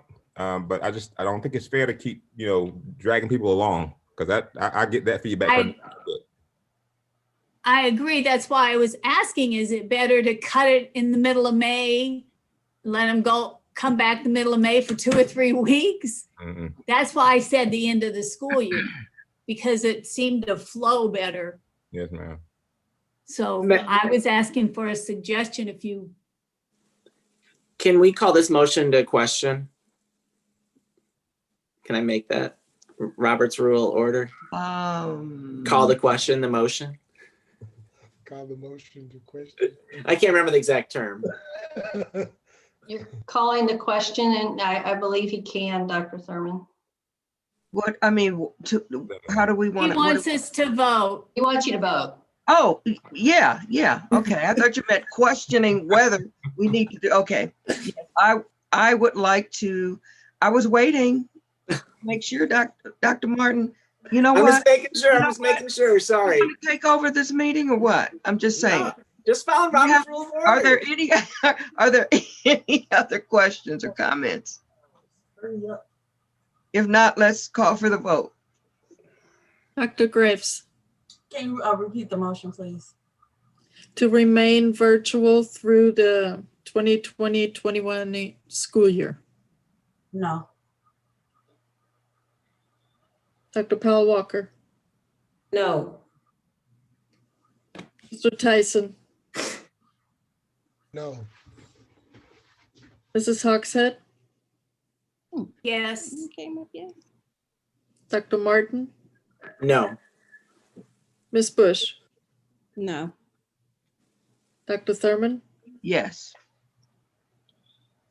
So the motion fails. So we need to come up with another motion. I would like to make a motion that we keep the original date of us returning, which was with the teachers coming back. What date was that? I'm sorry. March 1. March 1st. With the teachers coming back March 1st with weekly reporting from the board as steps, progress steps. And kids come back when? After spring break. So the 12th of April? Yes. Can I don't like it, don't second it. Somebody else throw something out there. Oh. Yeah, don't second. Okay. I would like to throw another motion? We first have to see if there's a second. Oh, she said don't second it. That doesn't mean, maybe Ms. Bush is going to second it. You never know.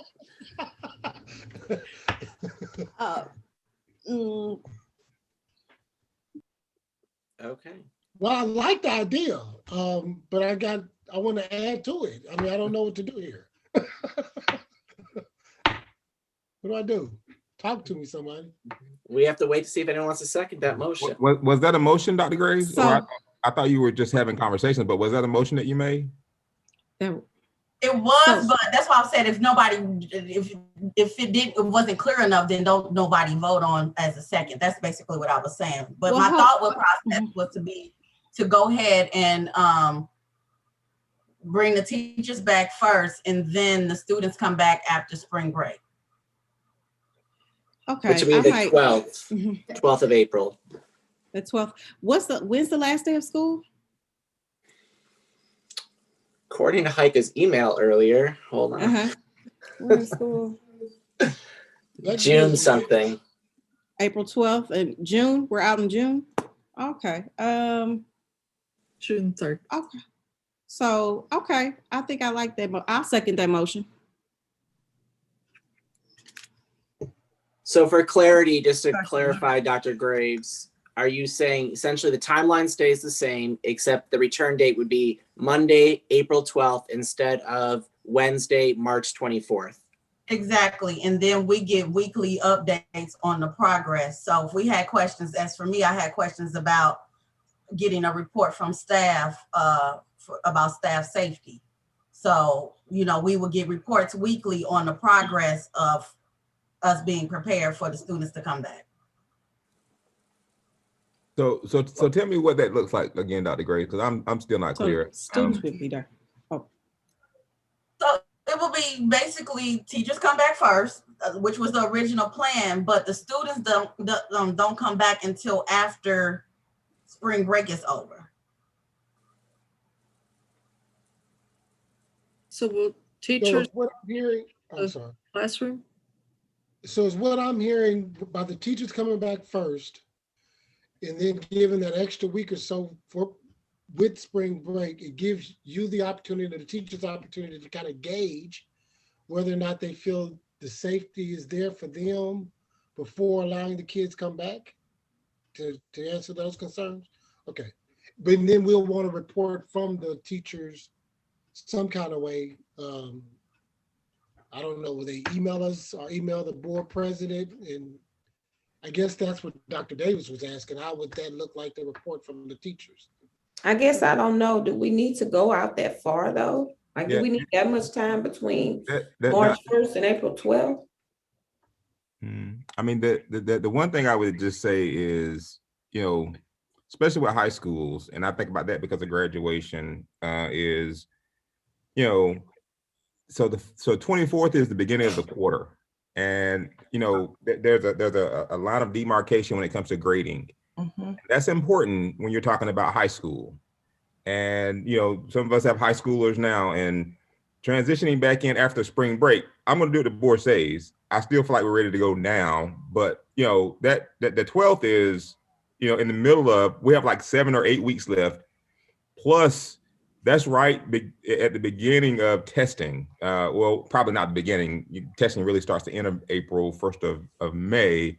So, you know, transitioning in, then you got testing, because whether we go back or not, we've got to test our students. So we're going to have a schedule for that. So, you know, not coming in at the beginning of the fourth quarter makes it really challenging. Trying to transition folks in, people are already still feel of anxiety, and then we've got to get testing done too. I think it just complicates the issue, because you know, we want while, you know, we don't know if accountability, they said accountability won't be in place this year, but it just, I think it just complicates it some when you're talking about trying to get all our students tested at that time. I just wanted to put that out there as you're thinking about the motion. Dr. Graves. Why I did the other way. Sorry, Leslie. I was gonna say, Dr. Graves, I'm just thinking out loud as we talk about transition and hearing about teacher concerns. I wonder if, obviously we already had the motion on the floor, but I'm just thinking out loud, if we maybe made the 24th the return date and do a hybrid type model till spring break to get teachers comfortable in the routine of it, and then come back fully after spring break. So that way it's giving half the kids there. You're getting the routines in place with half the in-person kids for a week and a half, not even a week and a half, like 5 days, to get them back in the routine of things if we're talking about transitioning, and then going to right after spring break to full, all of them, whoever elected to come back would be back. Just throwing that out there as well. You talk about teacher comfortability.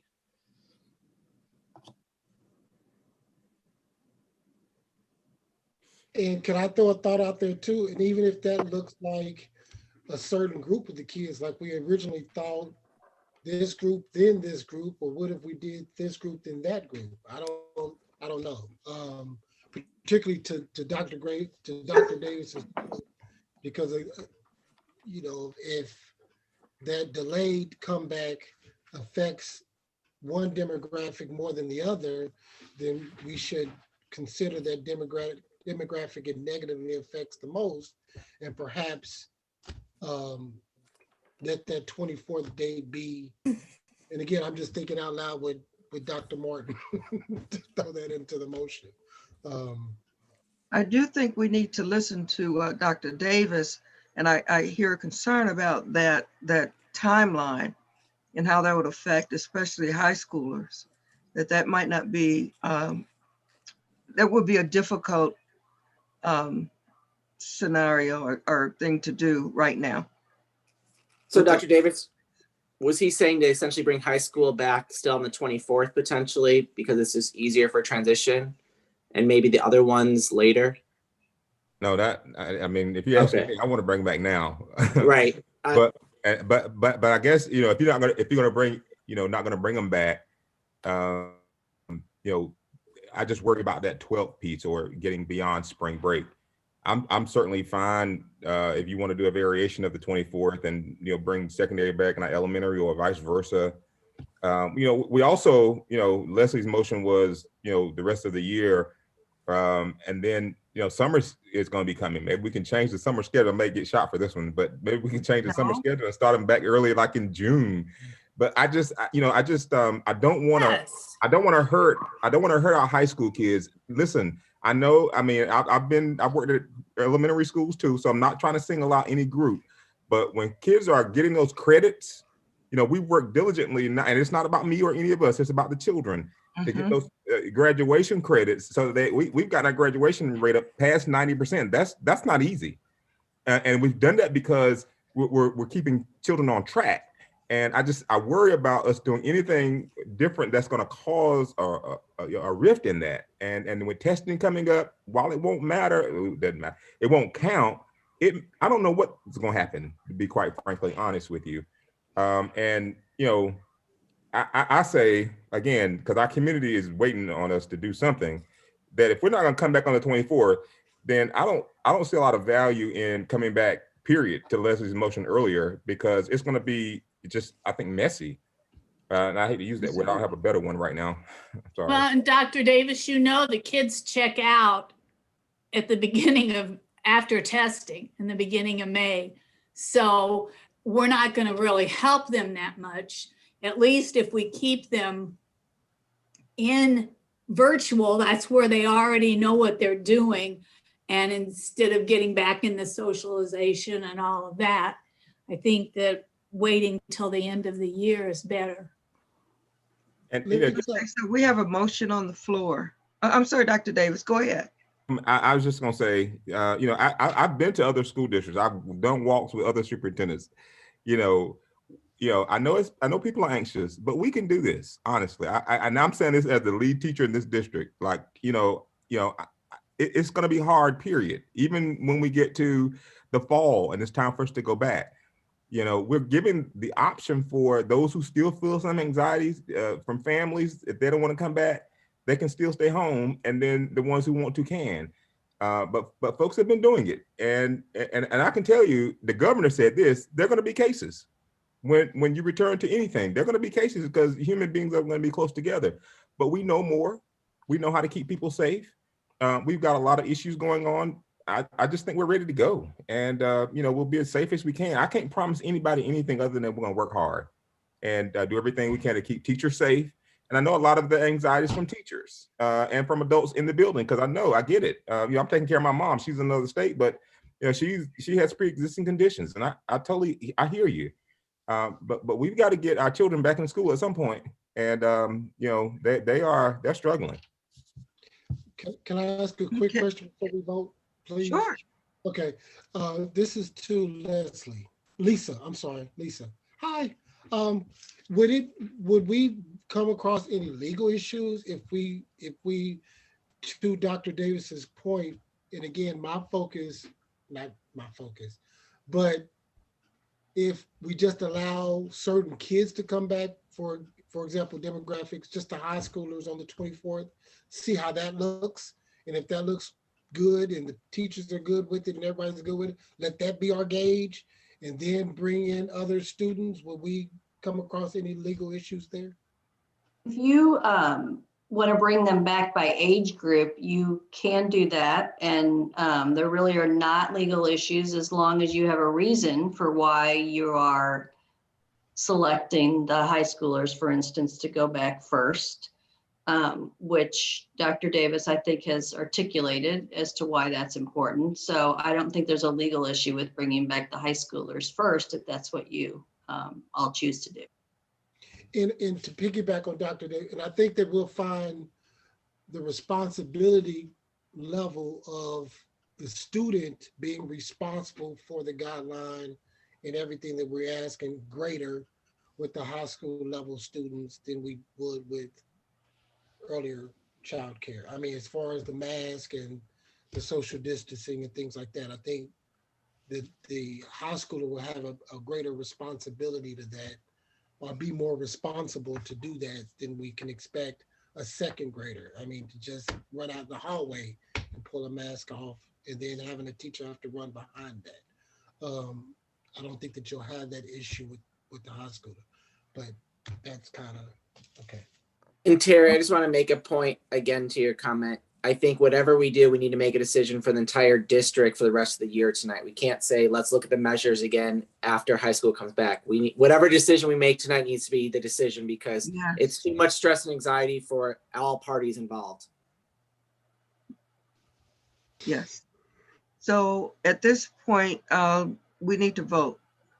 Can we read the motion again? The motion that Courtney put on the floor is to have teachers go back on the 1st and students return after spring break.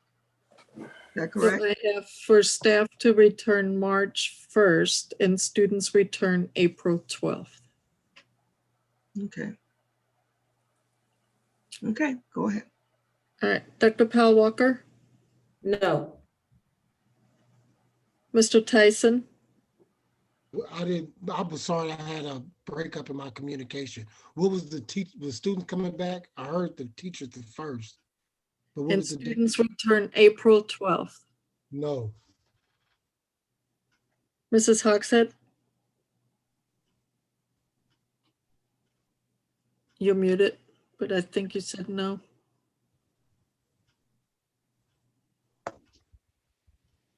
I said no. Dr. Martin? No. Ms. Bush? No. Dr. Graves? Yes. Dr. Thurman? No. Okay. Okay. Can I make a motion? I'm trying, y'all. God knows I'm trying.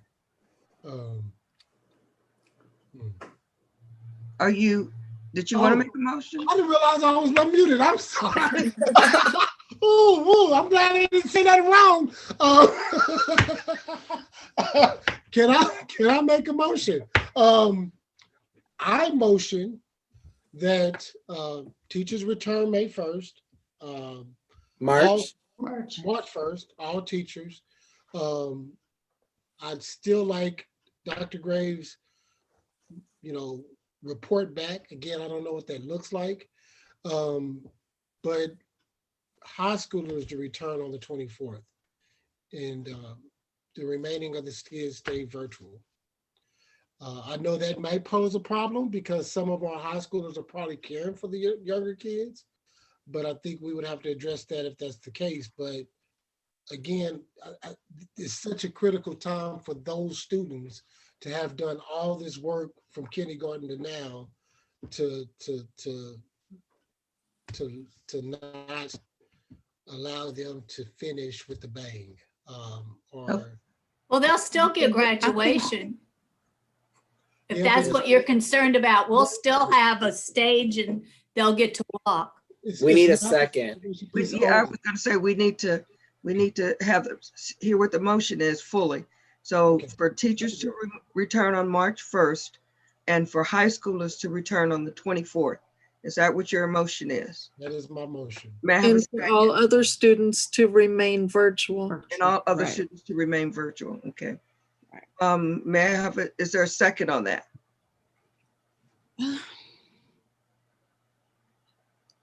we're just discussing it at this point, right? Like this, No. or, oh, we're Can't voting. We're discuss voting. until there's a We're second. not voting. Oh, We just have to have Oh. a second on the motion. okay. So second, I second.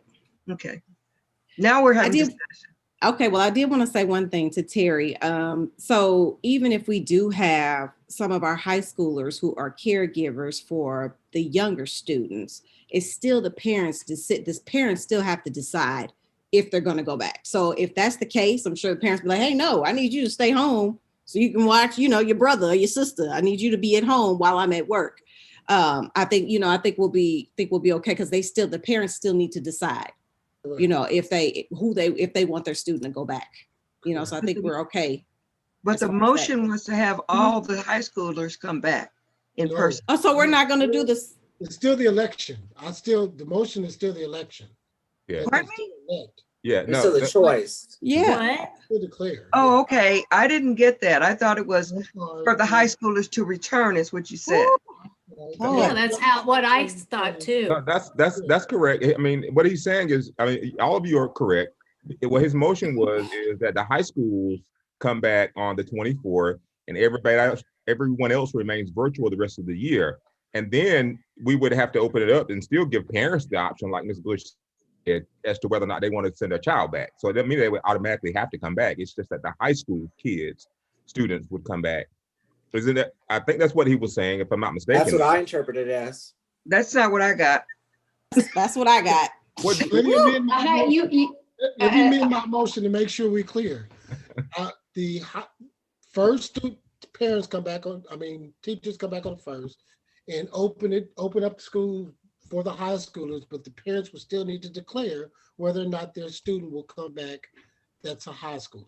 Yes. That's my motion. That's what I interpreted it as too. Dr. Thurman, I'm not sure because I'm wondering, even if you approve this motion, parents can still elect not to send their children back. So I don't know if we had any jurisdiction there. I'm not sure if I missed something. Parents always, even if you decide high schoolers come back, the parents always, you have to have the option for them to opt out and stay virtual. Okay. Mm-hmm. Okay. And how would that work, Dr. Davis, with high school? Well, the teachers would still be coming back. So we would still have, it's the same structure that we had presented tonight. Teachers would come back as his motion says. If parents don't want students to come back, we would still do the same thing and look at who's going to be in person, who's going to be virtual. All the pre-K through 8th grade would be, based on this motion, would be virtual. So that would remain, and it would just be focusing on our high school teachers. And so, they would be teaching concurrently for those who are home and, those who are in the class, which has always been my argument anyway, when it comes to high schoolers and their credits, that, I don't know if there's a better way. I'm certainly open to listening, but that's, quite frankly, does the least harm rather to students. So all of the high school teachers would have to go in and work, and then all the elementary and middle school teachers would not have to go in. No, my motion was that all teachers return back March 1st. Because again, back to Dr. Graves' point, we want them to feel comfortable with students coming back, period. Whether it won't be this school year for those kids, but it would definitely be fall or whatever. So if they don't feel comfortable, if they don't get acclimated back to the classrooms for the teachers, that gives them plenty of time to get their concerns addressed and things like that for the younger grades, to Dr. Graves' point. And that reporting back to us, however that reporting will look like, I think we'll be able to get that, and we have a longer period to get them comfortable to get the kids back next year for the younger grades. Yes. So you're saying that the prime elementaries and the middle school teachers would come in, but they would only be doing virtual. Correct. Yeah. So the teachers, as Dr. Martin said earlier, now, administratively, I think you need to give me that latitude, because we have teachers that are going between middle school and high schools doing electives, and if you put constraints on when teachers come back or not come back and tie my hands, then it will be difficult. And so if you could just decide on the students you know, I'm gonna be as fair as I can to teachers, but we've got to make sure that we have the right people in place. If you bring high schools back, I have some elective teachers. We have some elective teachers who do high school and middle school, and so those schedules, I mean, it could be a challenge. So I just want to put that out there. And also just I wonder about, Dr. Martin, do you mind if I go ahead? absolutely. Okay, I still wonder about, long time ago, I said something about having a staggered, like where one group will come in, we see how it go, kind of like what Dr. Graves is talking about with some sort of reporting. And then if things are going well, you bring in your next group. So what I am wondering about is having those high schoolers come back, and then after a period of time, maybe 2 weeks or whatever we agree to, your middle could come, and then maybe your elementary. I don't know about early child. Well, I guess you couldn't avoid it because some of those little people are in the same building now, pre-K. But at any rate, I guess I am more in favor of something that doesn't just bring back high school. I like the idea of bringing them in, seeing how they do, reporting back to the board, but then I feel like there should be another group that should come in, and then you have that same kind of reporting on how it's going, and then the next group. But you're at the end of the school year. I'm not talking about too long, Leslie. I'm saying maybe stagger them a week or so apart, again, letting people get in the space and get comfortable, And I was just going to But if say, he's saying the 24 after spring break. Yeah, that's what I was going to say. What about after spring break? so I was just going to say to Terry's point, and also to Dr. Davis's point as well, and to Dr. Powell Walker's point, certainly thinking about the motion, I did want to caution us about going in a teacher, because the original motion that the administration recommended was strictly about students returning on March 24th. So I just want to make sure that we're being mindful of the board to keep at the governing level of leaving that latitude. But certainly to Dr. Powell Walker's point, I do get concerned about not bringing back anyone else outside of high schoolers, because also right around the corner is going to be summer school before we know it. So we do need to get teachers prepared for summer school mindsets as well. Of course, I would be in favor of what I said earlier, of something like starting on the 24th, bringing in those other grades even for a day or two before spring break to get used to the routines, and get teachers to be able to say to Terry and his team, hey, we need this, this, and this. And it gives them spring break and some other time potentially to get some things in place for when all of the in-person kids come back. But it's giving people time to build routine, build community, build relationships, because realistically, there are going to be some schedules that change. Teachers have pointed out, Dr. Davis has said it's possible to happen. So to me, I think to just say high school kids are coming back, we actually would be doing opposite of what almost every other school district is doing, which is bringing K-8 back and leaving high schoolers at home. Not saying they are correct, but just saying, how do we justify that to our community by not offering K-8 anything if we're bringing back high school? But again, I'm only one vote on the board, so certainly, I was just speaking what Dr. Powell Walker said. I would be in support of some type of staggering of some kind, or bringing him in for some days. But whatever decision we make, again, to me, needs to be made today for the rest of the year. That is all, Dr. Thurman. Okay. And I have the same concern about just bringing our high school teachers back. Okay, I think we need to call for the vote. Can I amend the motion? Pardon me? Can I amend my motion since I made the motion? Or does it stay standard the way it was? Lisa? Yes, you may amend your motion if I think Miss Bush was your second. She needs to agree to it, but why you may propose what your amendment is. Okay. Well, I like the suggestion. So I would still stand that all teachers come back, leaving that to Dr. Davis, but I'm suggesting March 1st, with the high schoolers returning back on the 24th. Again, parents declaring which students to come back. And then after spring break, then we will gradually bring other students back based upon how the teachers in that week and a half between March 24th and the end of spring break goes with the high school students, for us to gauge, let that be our gauge of whether or not to bring the additional students back. Personally, Mr. Tyson, I think that that's just a little too vague for the board to add. If you wanted to like give exact dates where the others would come back. April 2nd. What was Otherwise, I say stick with your original motion. Well, I was given this the after spring break, which was April something.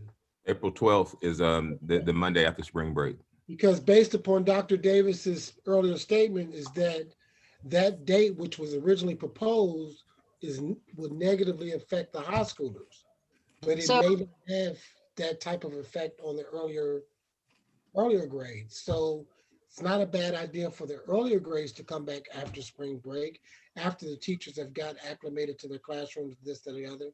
But we could bring the high schoolers back on the 24th at the beginning of the semester versus. So you would like to amend your motion so that high school comes back on the 24th, and then the rest of the children would come, the rest of the students would come back after spring break? Yes, ma'am.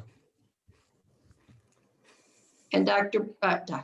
Tiffany, you had the second on that. Is that agreeable to you? Would you still second that as amended? I'm not asking you, I shouldn't ask you whether, I mean, it's not whether you would vote yes or no, but are you okay with that amendment? I think I'm okay. I'm okay with it being amended, but I'm not sure if that's the amendment I'm okay with. Sorry. Sorry, guys. You know what? Rather than complicate it, then Dr. Thurman, perhaps, and Heike, let's just vote on the motion that was on the floor, and then we'll go. Voted that. Okay. I was trying to get you there shorter, but we'll just. I'm sorry. Okay, and can you repeat the motion, please? Okay, so no amendment. So the motion is for teachers to return March 1st, high school students March 24th, all other students stay virtual. That's the motion you're voting on. Okay, call for the vote. Mr. Tyson, Yes. Mrs. Hawkshead, No. Oops, no. Dr. Martin, No. Ms. Bush, No. Dr. Graves, No. Dr. Powell Walker, No. Dr. Thurman. No. Can I offer a At this motion? point forward, are you serious? Go ahead. Yeah. I move Excuse me. we bring high school students back on March 24th with the original declaration deadline, and to have an established transition between March 24th and April 2nd for K through 8, and have all students back in person who declare in person on April 12th. Second. Oh, shoot. Discussion. Hold on, hang on. I like that. I want to make sure I got this. High school students, March 24th. And then what was the time frame for the? PK through 8 would be a transition period at the administration discretion to transition back in from the 24th through April 2nd, with all of them back by the 12th who choose to come back. Okay, it's the April 2nd I missed. All back on the 12th. Got it. Because spring break starts the 5th.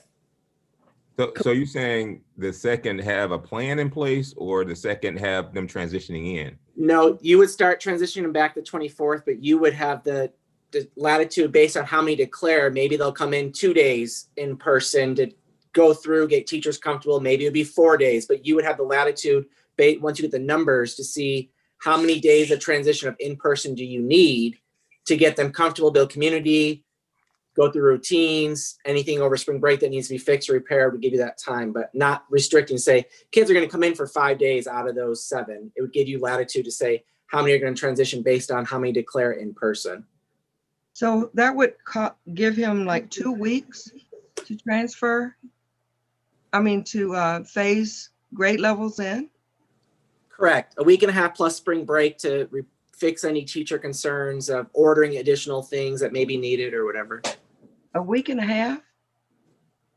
Well, if we keep pushing it back, we're going to be at the end of the year and you get to a point of Which is what we voted for in the beginning. Okay.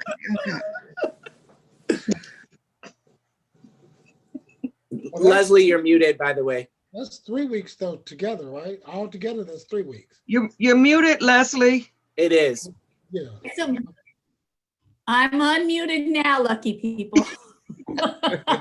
First, we started all this because of health concerns, everybody's different concerns, and now we're changing the dates constantly, and it isn't going to make any difference. I mean, we're close to what Joe wanted to do to begin with, so we might as well go back to that first motion and say to heck with it. I mean, we need to stick with what we in our hearts believe. And if we don't motion all night until people get what they want, and we could do that on any issue. We just need 4 votes for something. We already did that. Okay. All right. Well, remember, as of right now, they would all be coming back March 1st. If we don't pass something different, everyone comes back March 1st because that original motion still stands. So if we don't pass something else, everyone comes back March 1st. Right, No. Lisa? No. Yes. That's what you all approved at your last meeting. So. But we can say that we don't want that, right? We can have a Right, motion. but we would need to approve something to that effect. Which we haven't done yet. If we say we don't want them to come back and we've already said that we want them to stay out until the end of the school year, then I'm not. We haven't. Majority have not voted that yet. None of those motions have passed. No. The first motion did pass for them not to come back until the end of the school year. Did we not say that? No, because that was my motion. It did not pass. Wait. Okay, yeah. Oh, God. It's That's almost why midnight, Donna. That's why we have to have a motion to pass. Otherwise, they come back March 1st. I think we're delirious. That's not what, wait a minute. No motion has passed, Dr. Thurman. Everything tonight, the first motion, the 24th didn't pass. Leslie's motion to stay out the rest of the year, that didn't pass. The last motion that you all have passed was at the last meeting that says, everybody's out to March 1st. And we have a work session. We did that. And then, you come back on the 10th, which is tonight, to make a decision. So the last decision that's approved by the board, the majority of the board, is that people return on March 1st. So if you do nothing, if you don't pass a motion tonight, everybody's come back on March 1st. Okay, but we could make a motion to say we don't want them to come back on March 1st and that everybody is out until the end of the school year. That's what we already did that motion. And that's what I just said. And they said but no. that got denied. That got denied. It failed. Okay. That's why we're into the 14th motion. Well, and I think literally when Dr. Martin said this, he's correct. You all are trying to find something that at least 4 of you some of you, and to your point, Leslie, some of people have to adjust a little bit on their viewpoints because you're trying to compromise too and come up with something for your community that 4 of you can agree on. We have agreed that whatever we get 4 people to agree on is staying that way for the rest of the school year. So we've agreed with that. We need to come up with a date. Which we have a motion and a second, right? Courtney seconded. So now it's only Thursday. Just to let you know, it's only Thursday now. So we made it one whole day. We're into the second day of meeting now. Wow. We're punch drunk. Well, then I Okay. call for the motion. No, we need to have discussion. That was what we just did, wasn't it? I Not thought on we his, just not on his discussed it. motion. I mean, she called the question. She has the Make right to sure- call the question. I just want to make sure I understand what I heard. Right, exactly. People don't. She has the right to call the question, and I think you've already had discussion. So I think Not that on his new motion. No, I don't even know what the.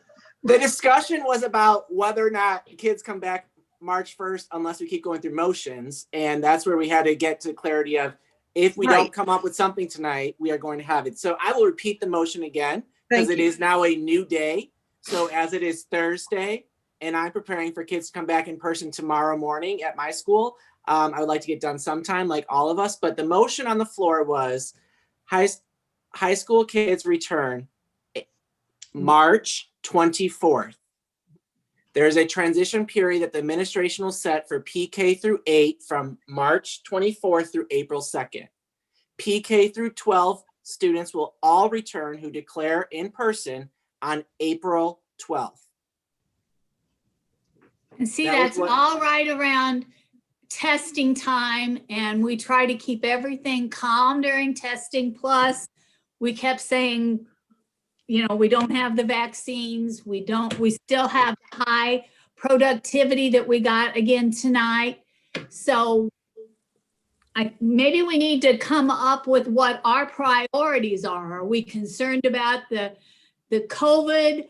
Are we concerned about the seniors? Are we, you know, what is the priority of what we want to do? Maybe 4 people will support this motion. And if not, then maybe we need to go back to the drawing board of how we're going to make a motion tonight. Okay. So your motion is not, are the teachers coming back March 1st? I'm not declaring anything with teachers. As I said before, that is an administration decision. So that was not part of the original motion tonight. And then it got added in there later on, but that was not part of the original motion that I believe Leslie did the very first motion, was it? But Who did that's the motion that we left on. I didn't make anything about teachers. Oh, right. So I did not include teachers. That is not part of my motion. That is up to Dr. Davis and his administration. What? The original motion tonight did not say anything about teachers. Somehow later on it got added in there. I did not include it in my motion, and I'm not going to include it in my motion. So if people don't like that motion, we can vote it down and someone else can go to the drawing board. But I'm trying to keep it at a governing level and let the administration do the work of the administration.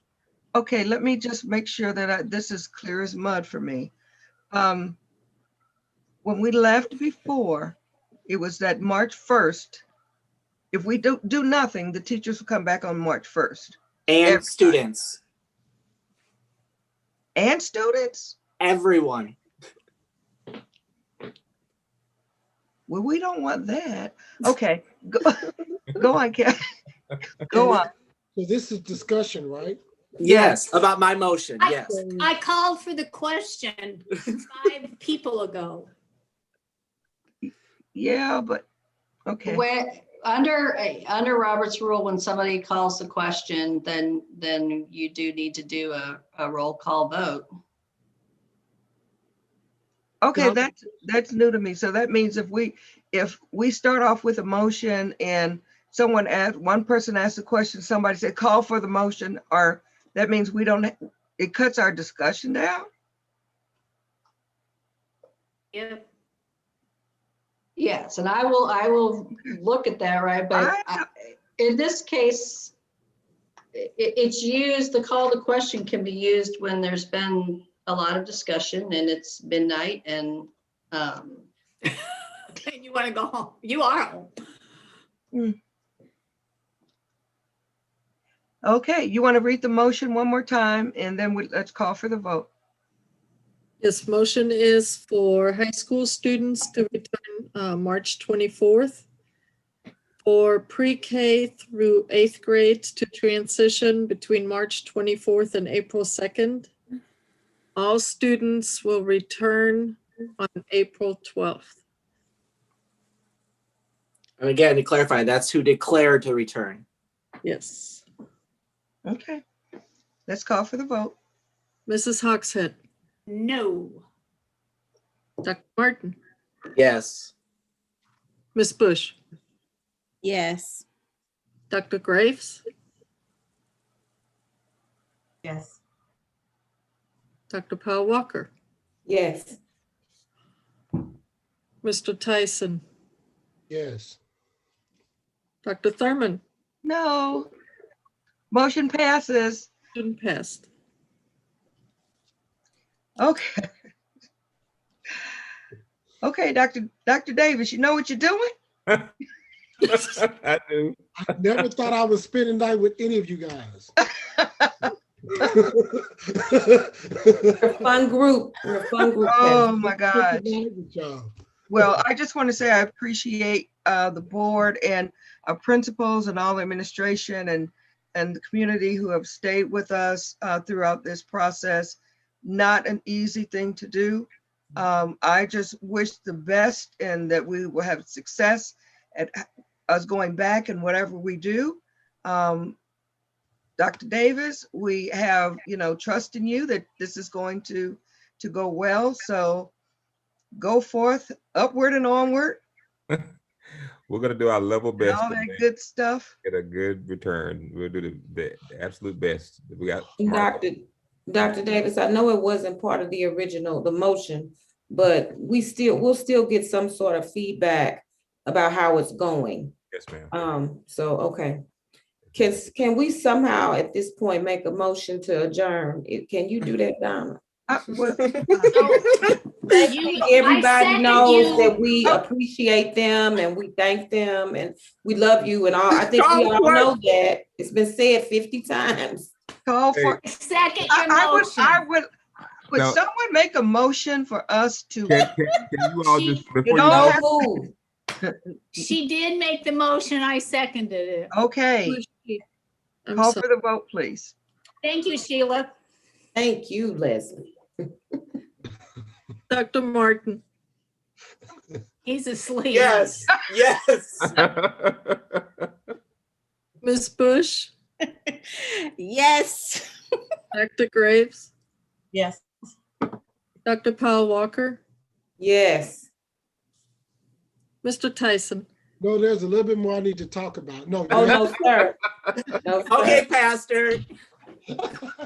Mrs. Hogshead, Aye. Dr. Thurman, Oh, yes, yes. may I Thank please, you all. since we've been on here long enough to go into another day? It's Kevin Hampton's birthday I was today. gonna say that, Heike. Oh, Happy birthday, Kevin. Happy birthday, Happy Kevin. birthday, are we gonna sing or no? Oh, we never- Happy birthday to you. Happy birthday to you. Happy birthday to Kevin. Happy birthday to you. We just said. That's it. I love that, Kevin. Yes, That's how you do yes. that. Have a great night, everyone.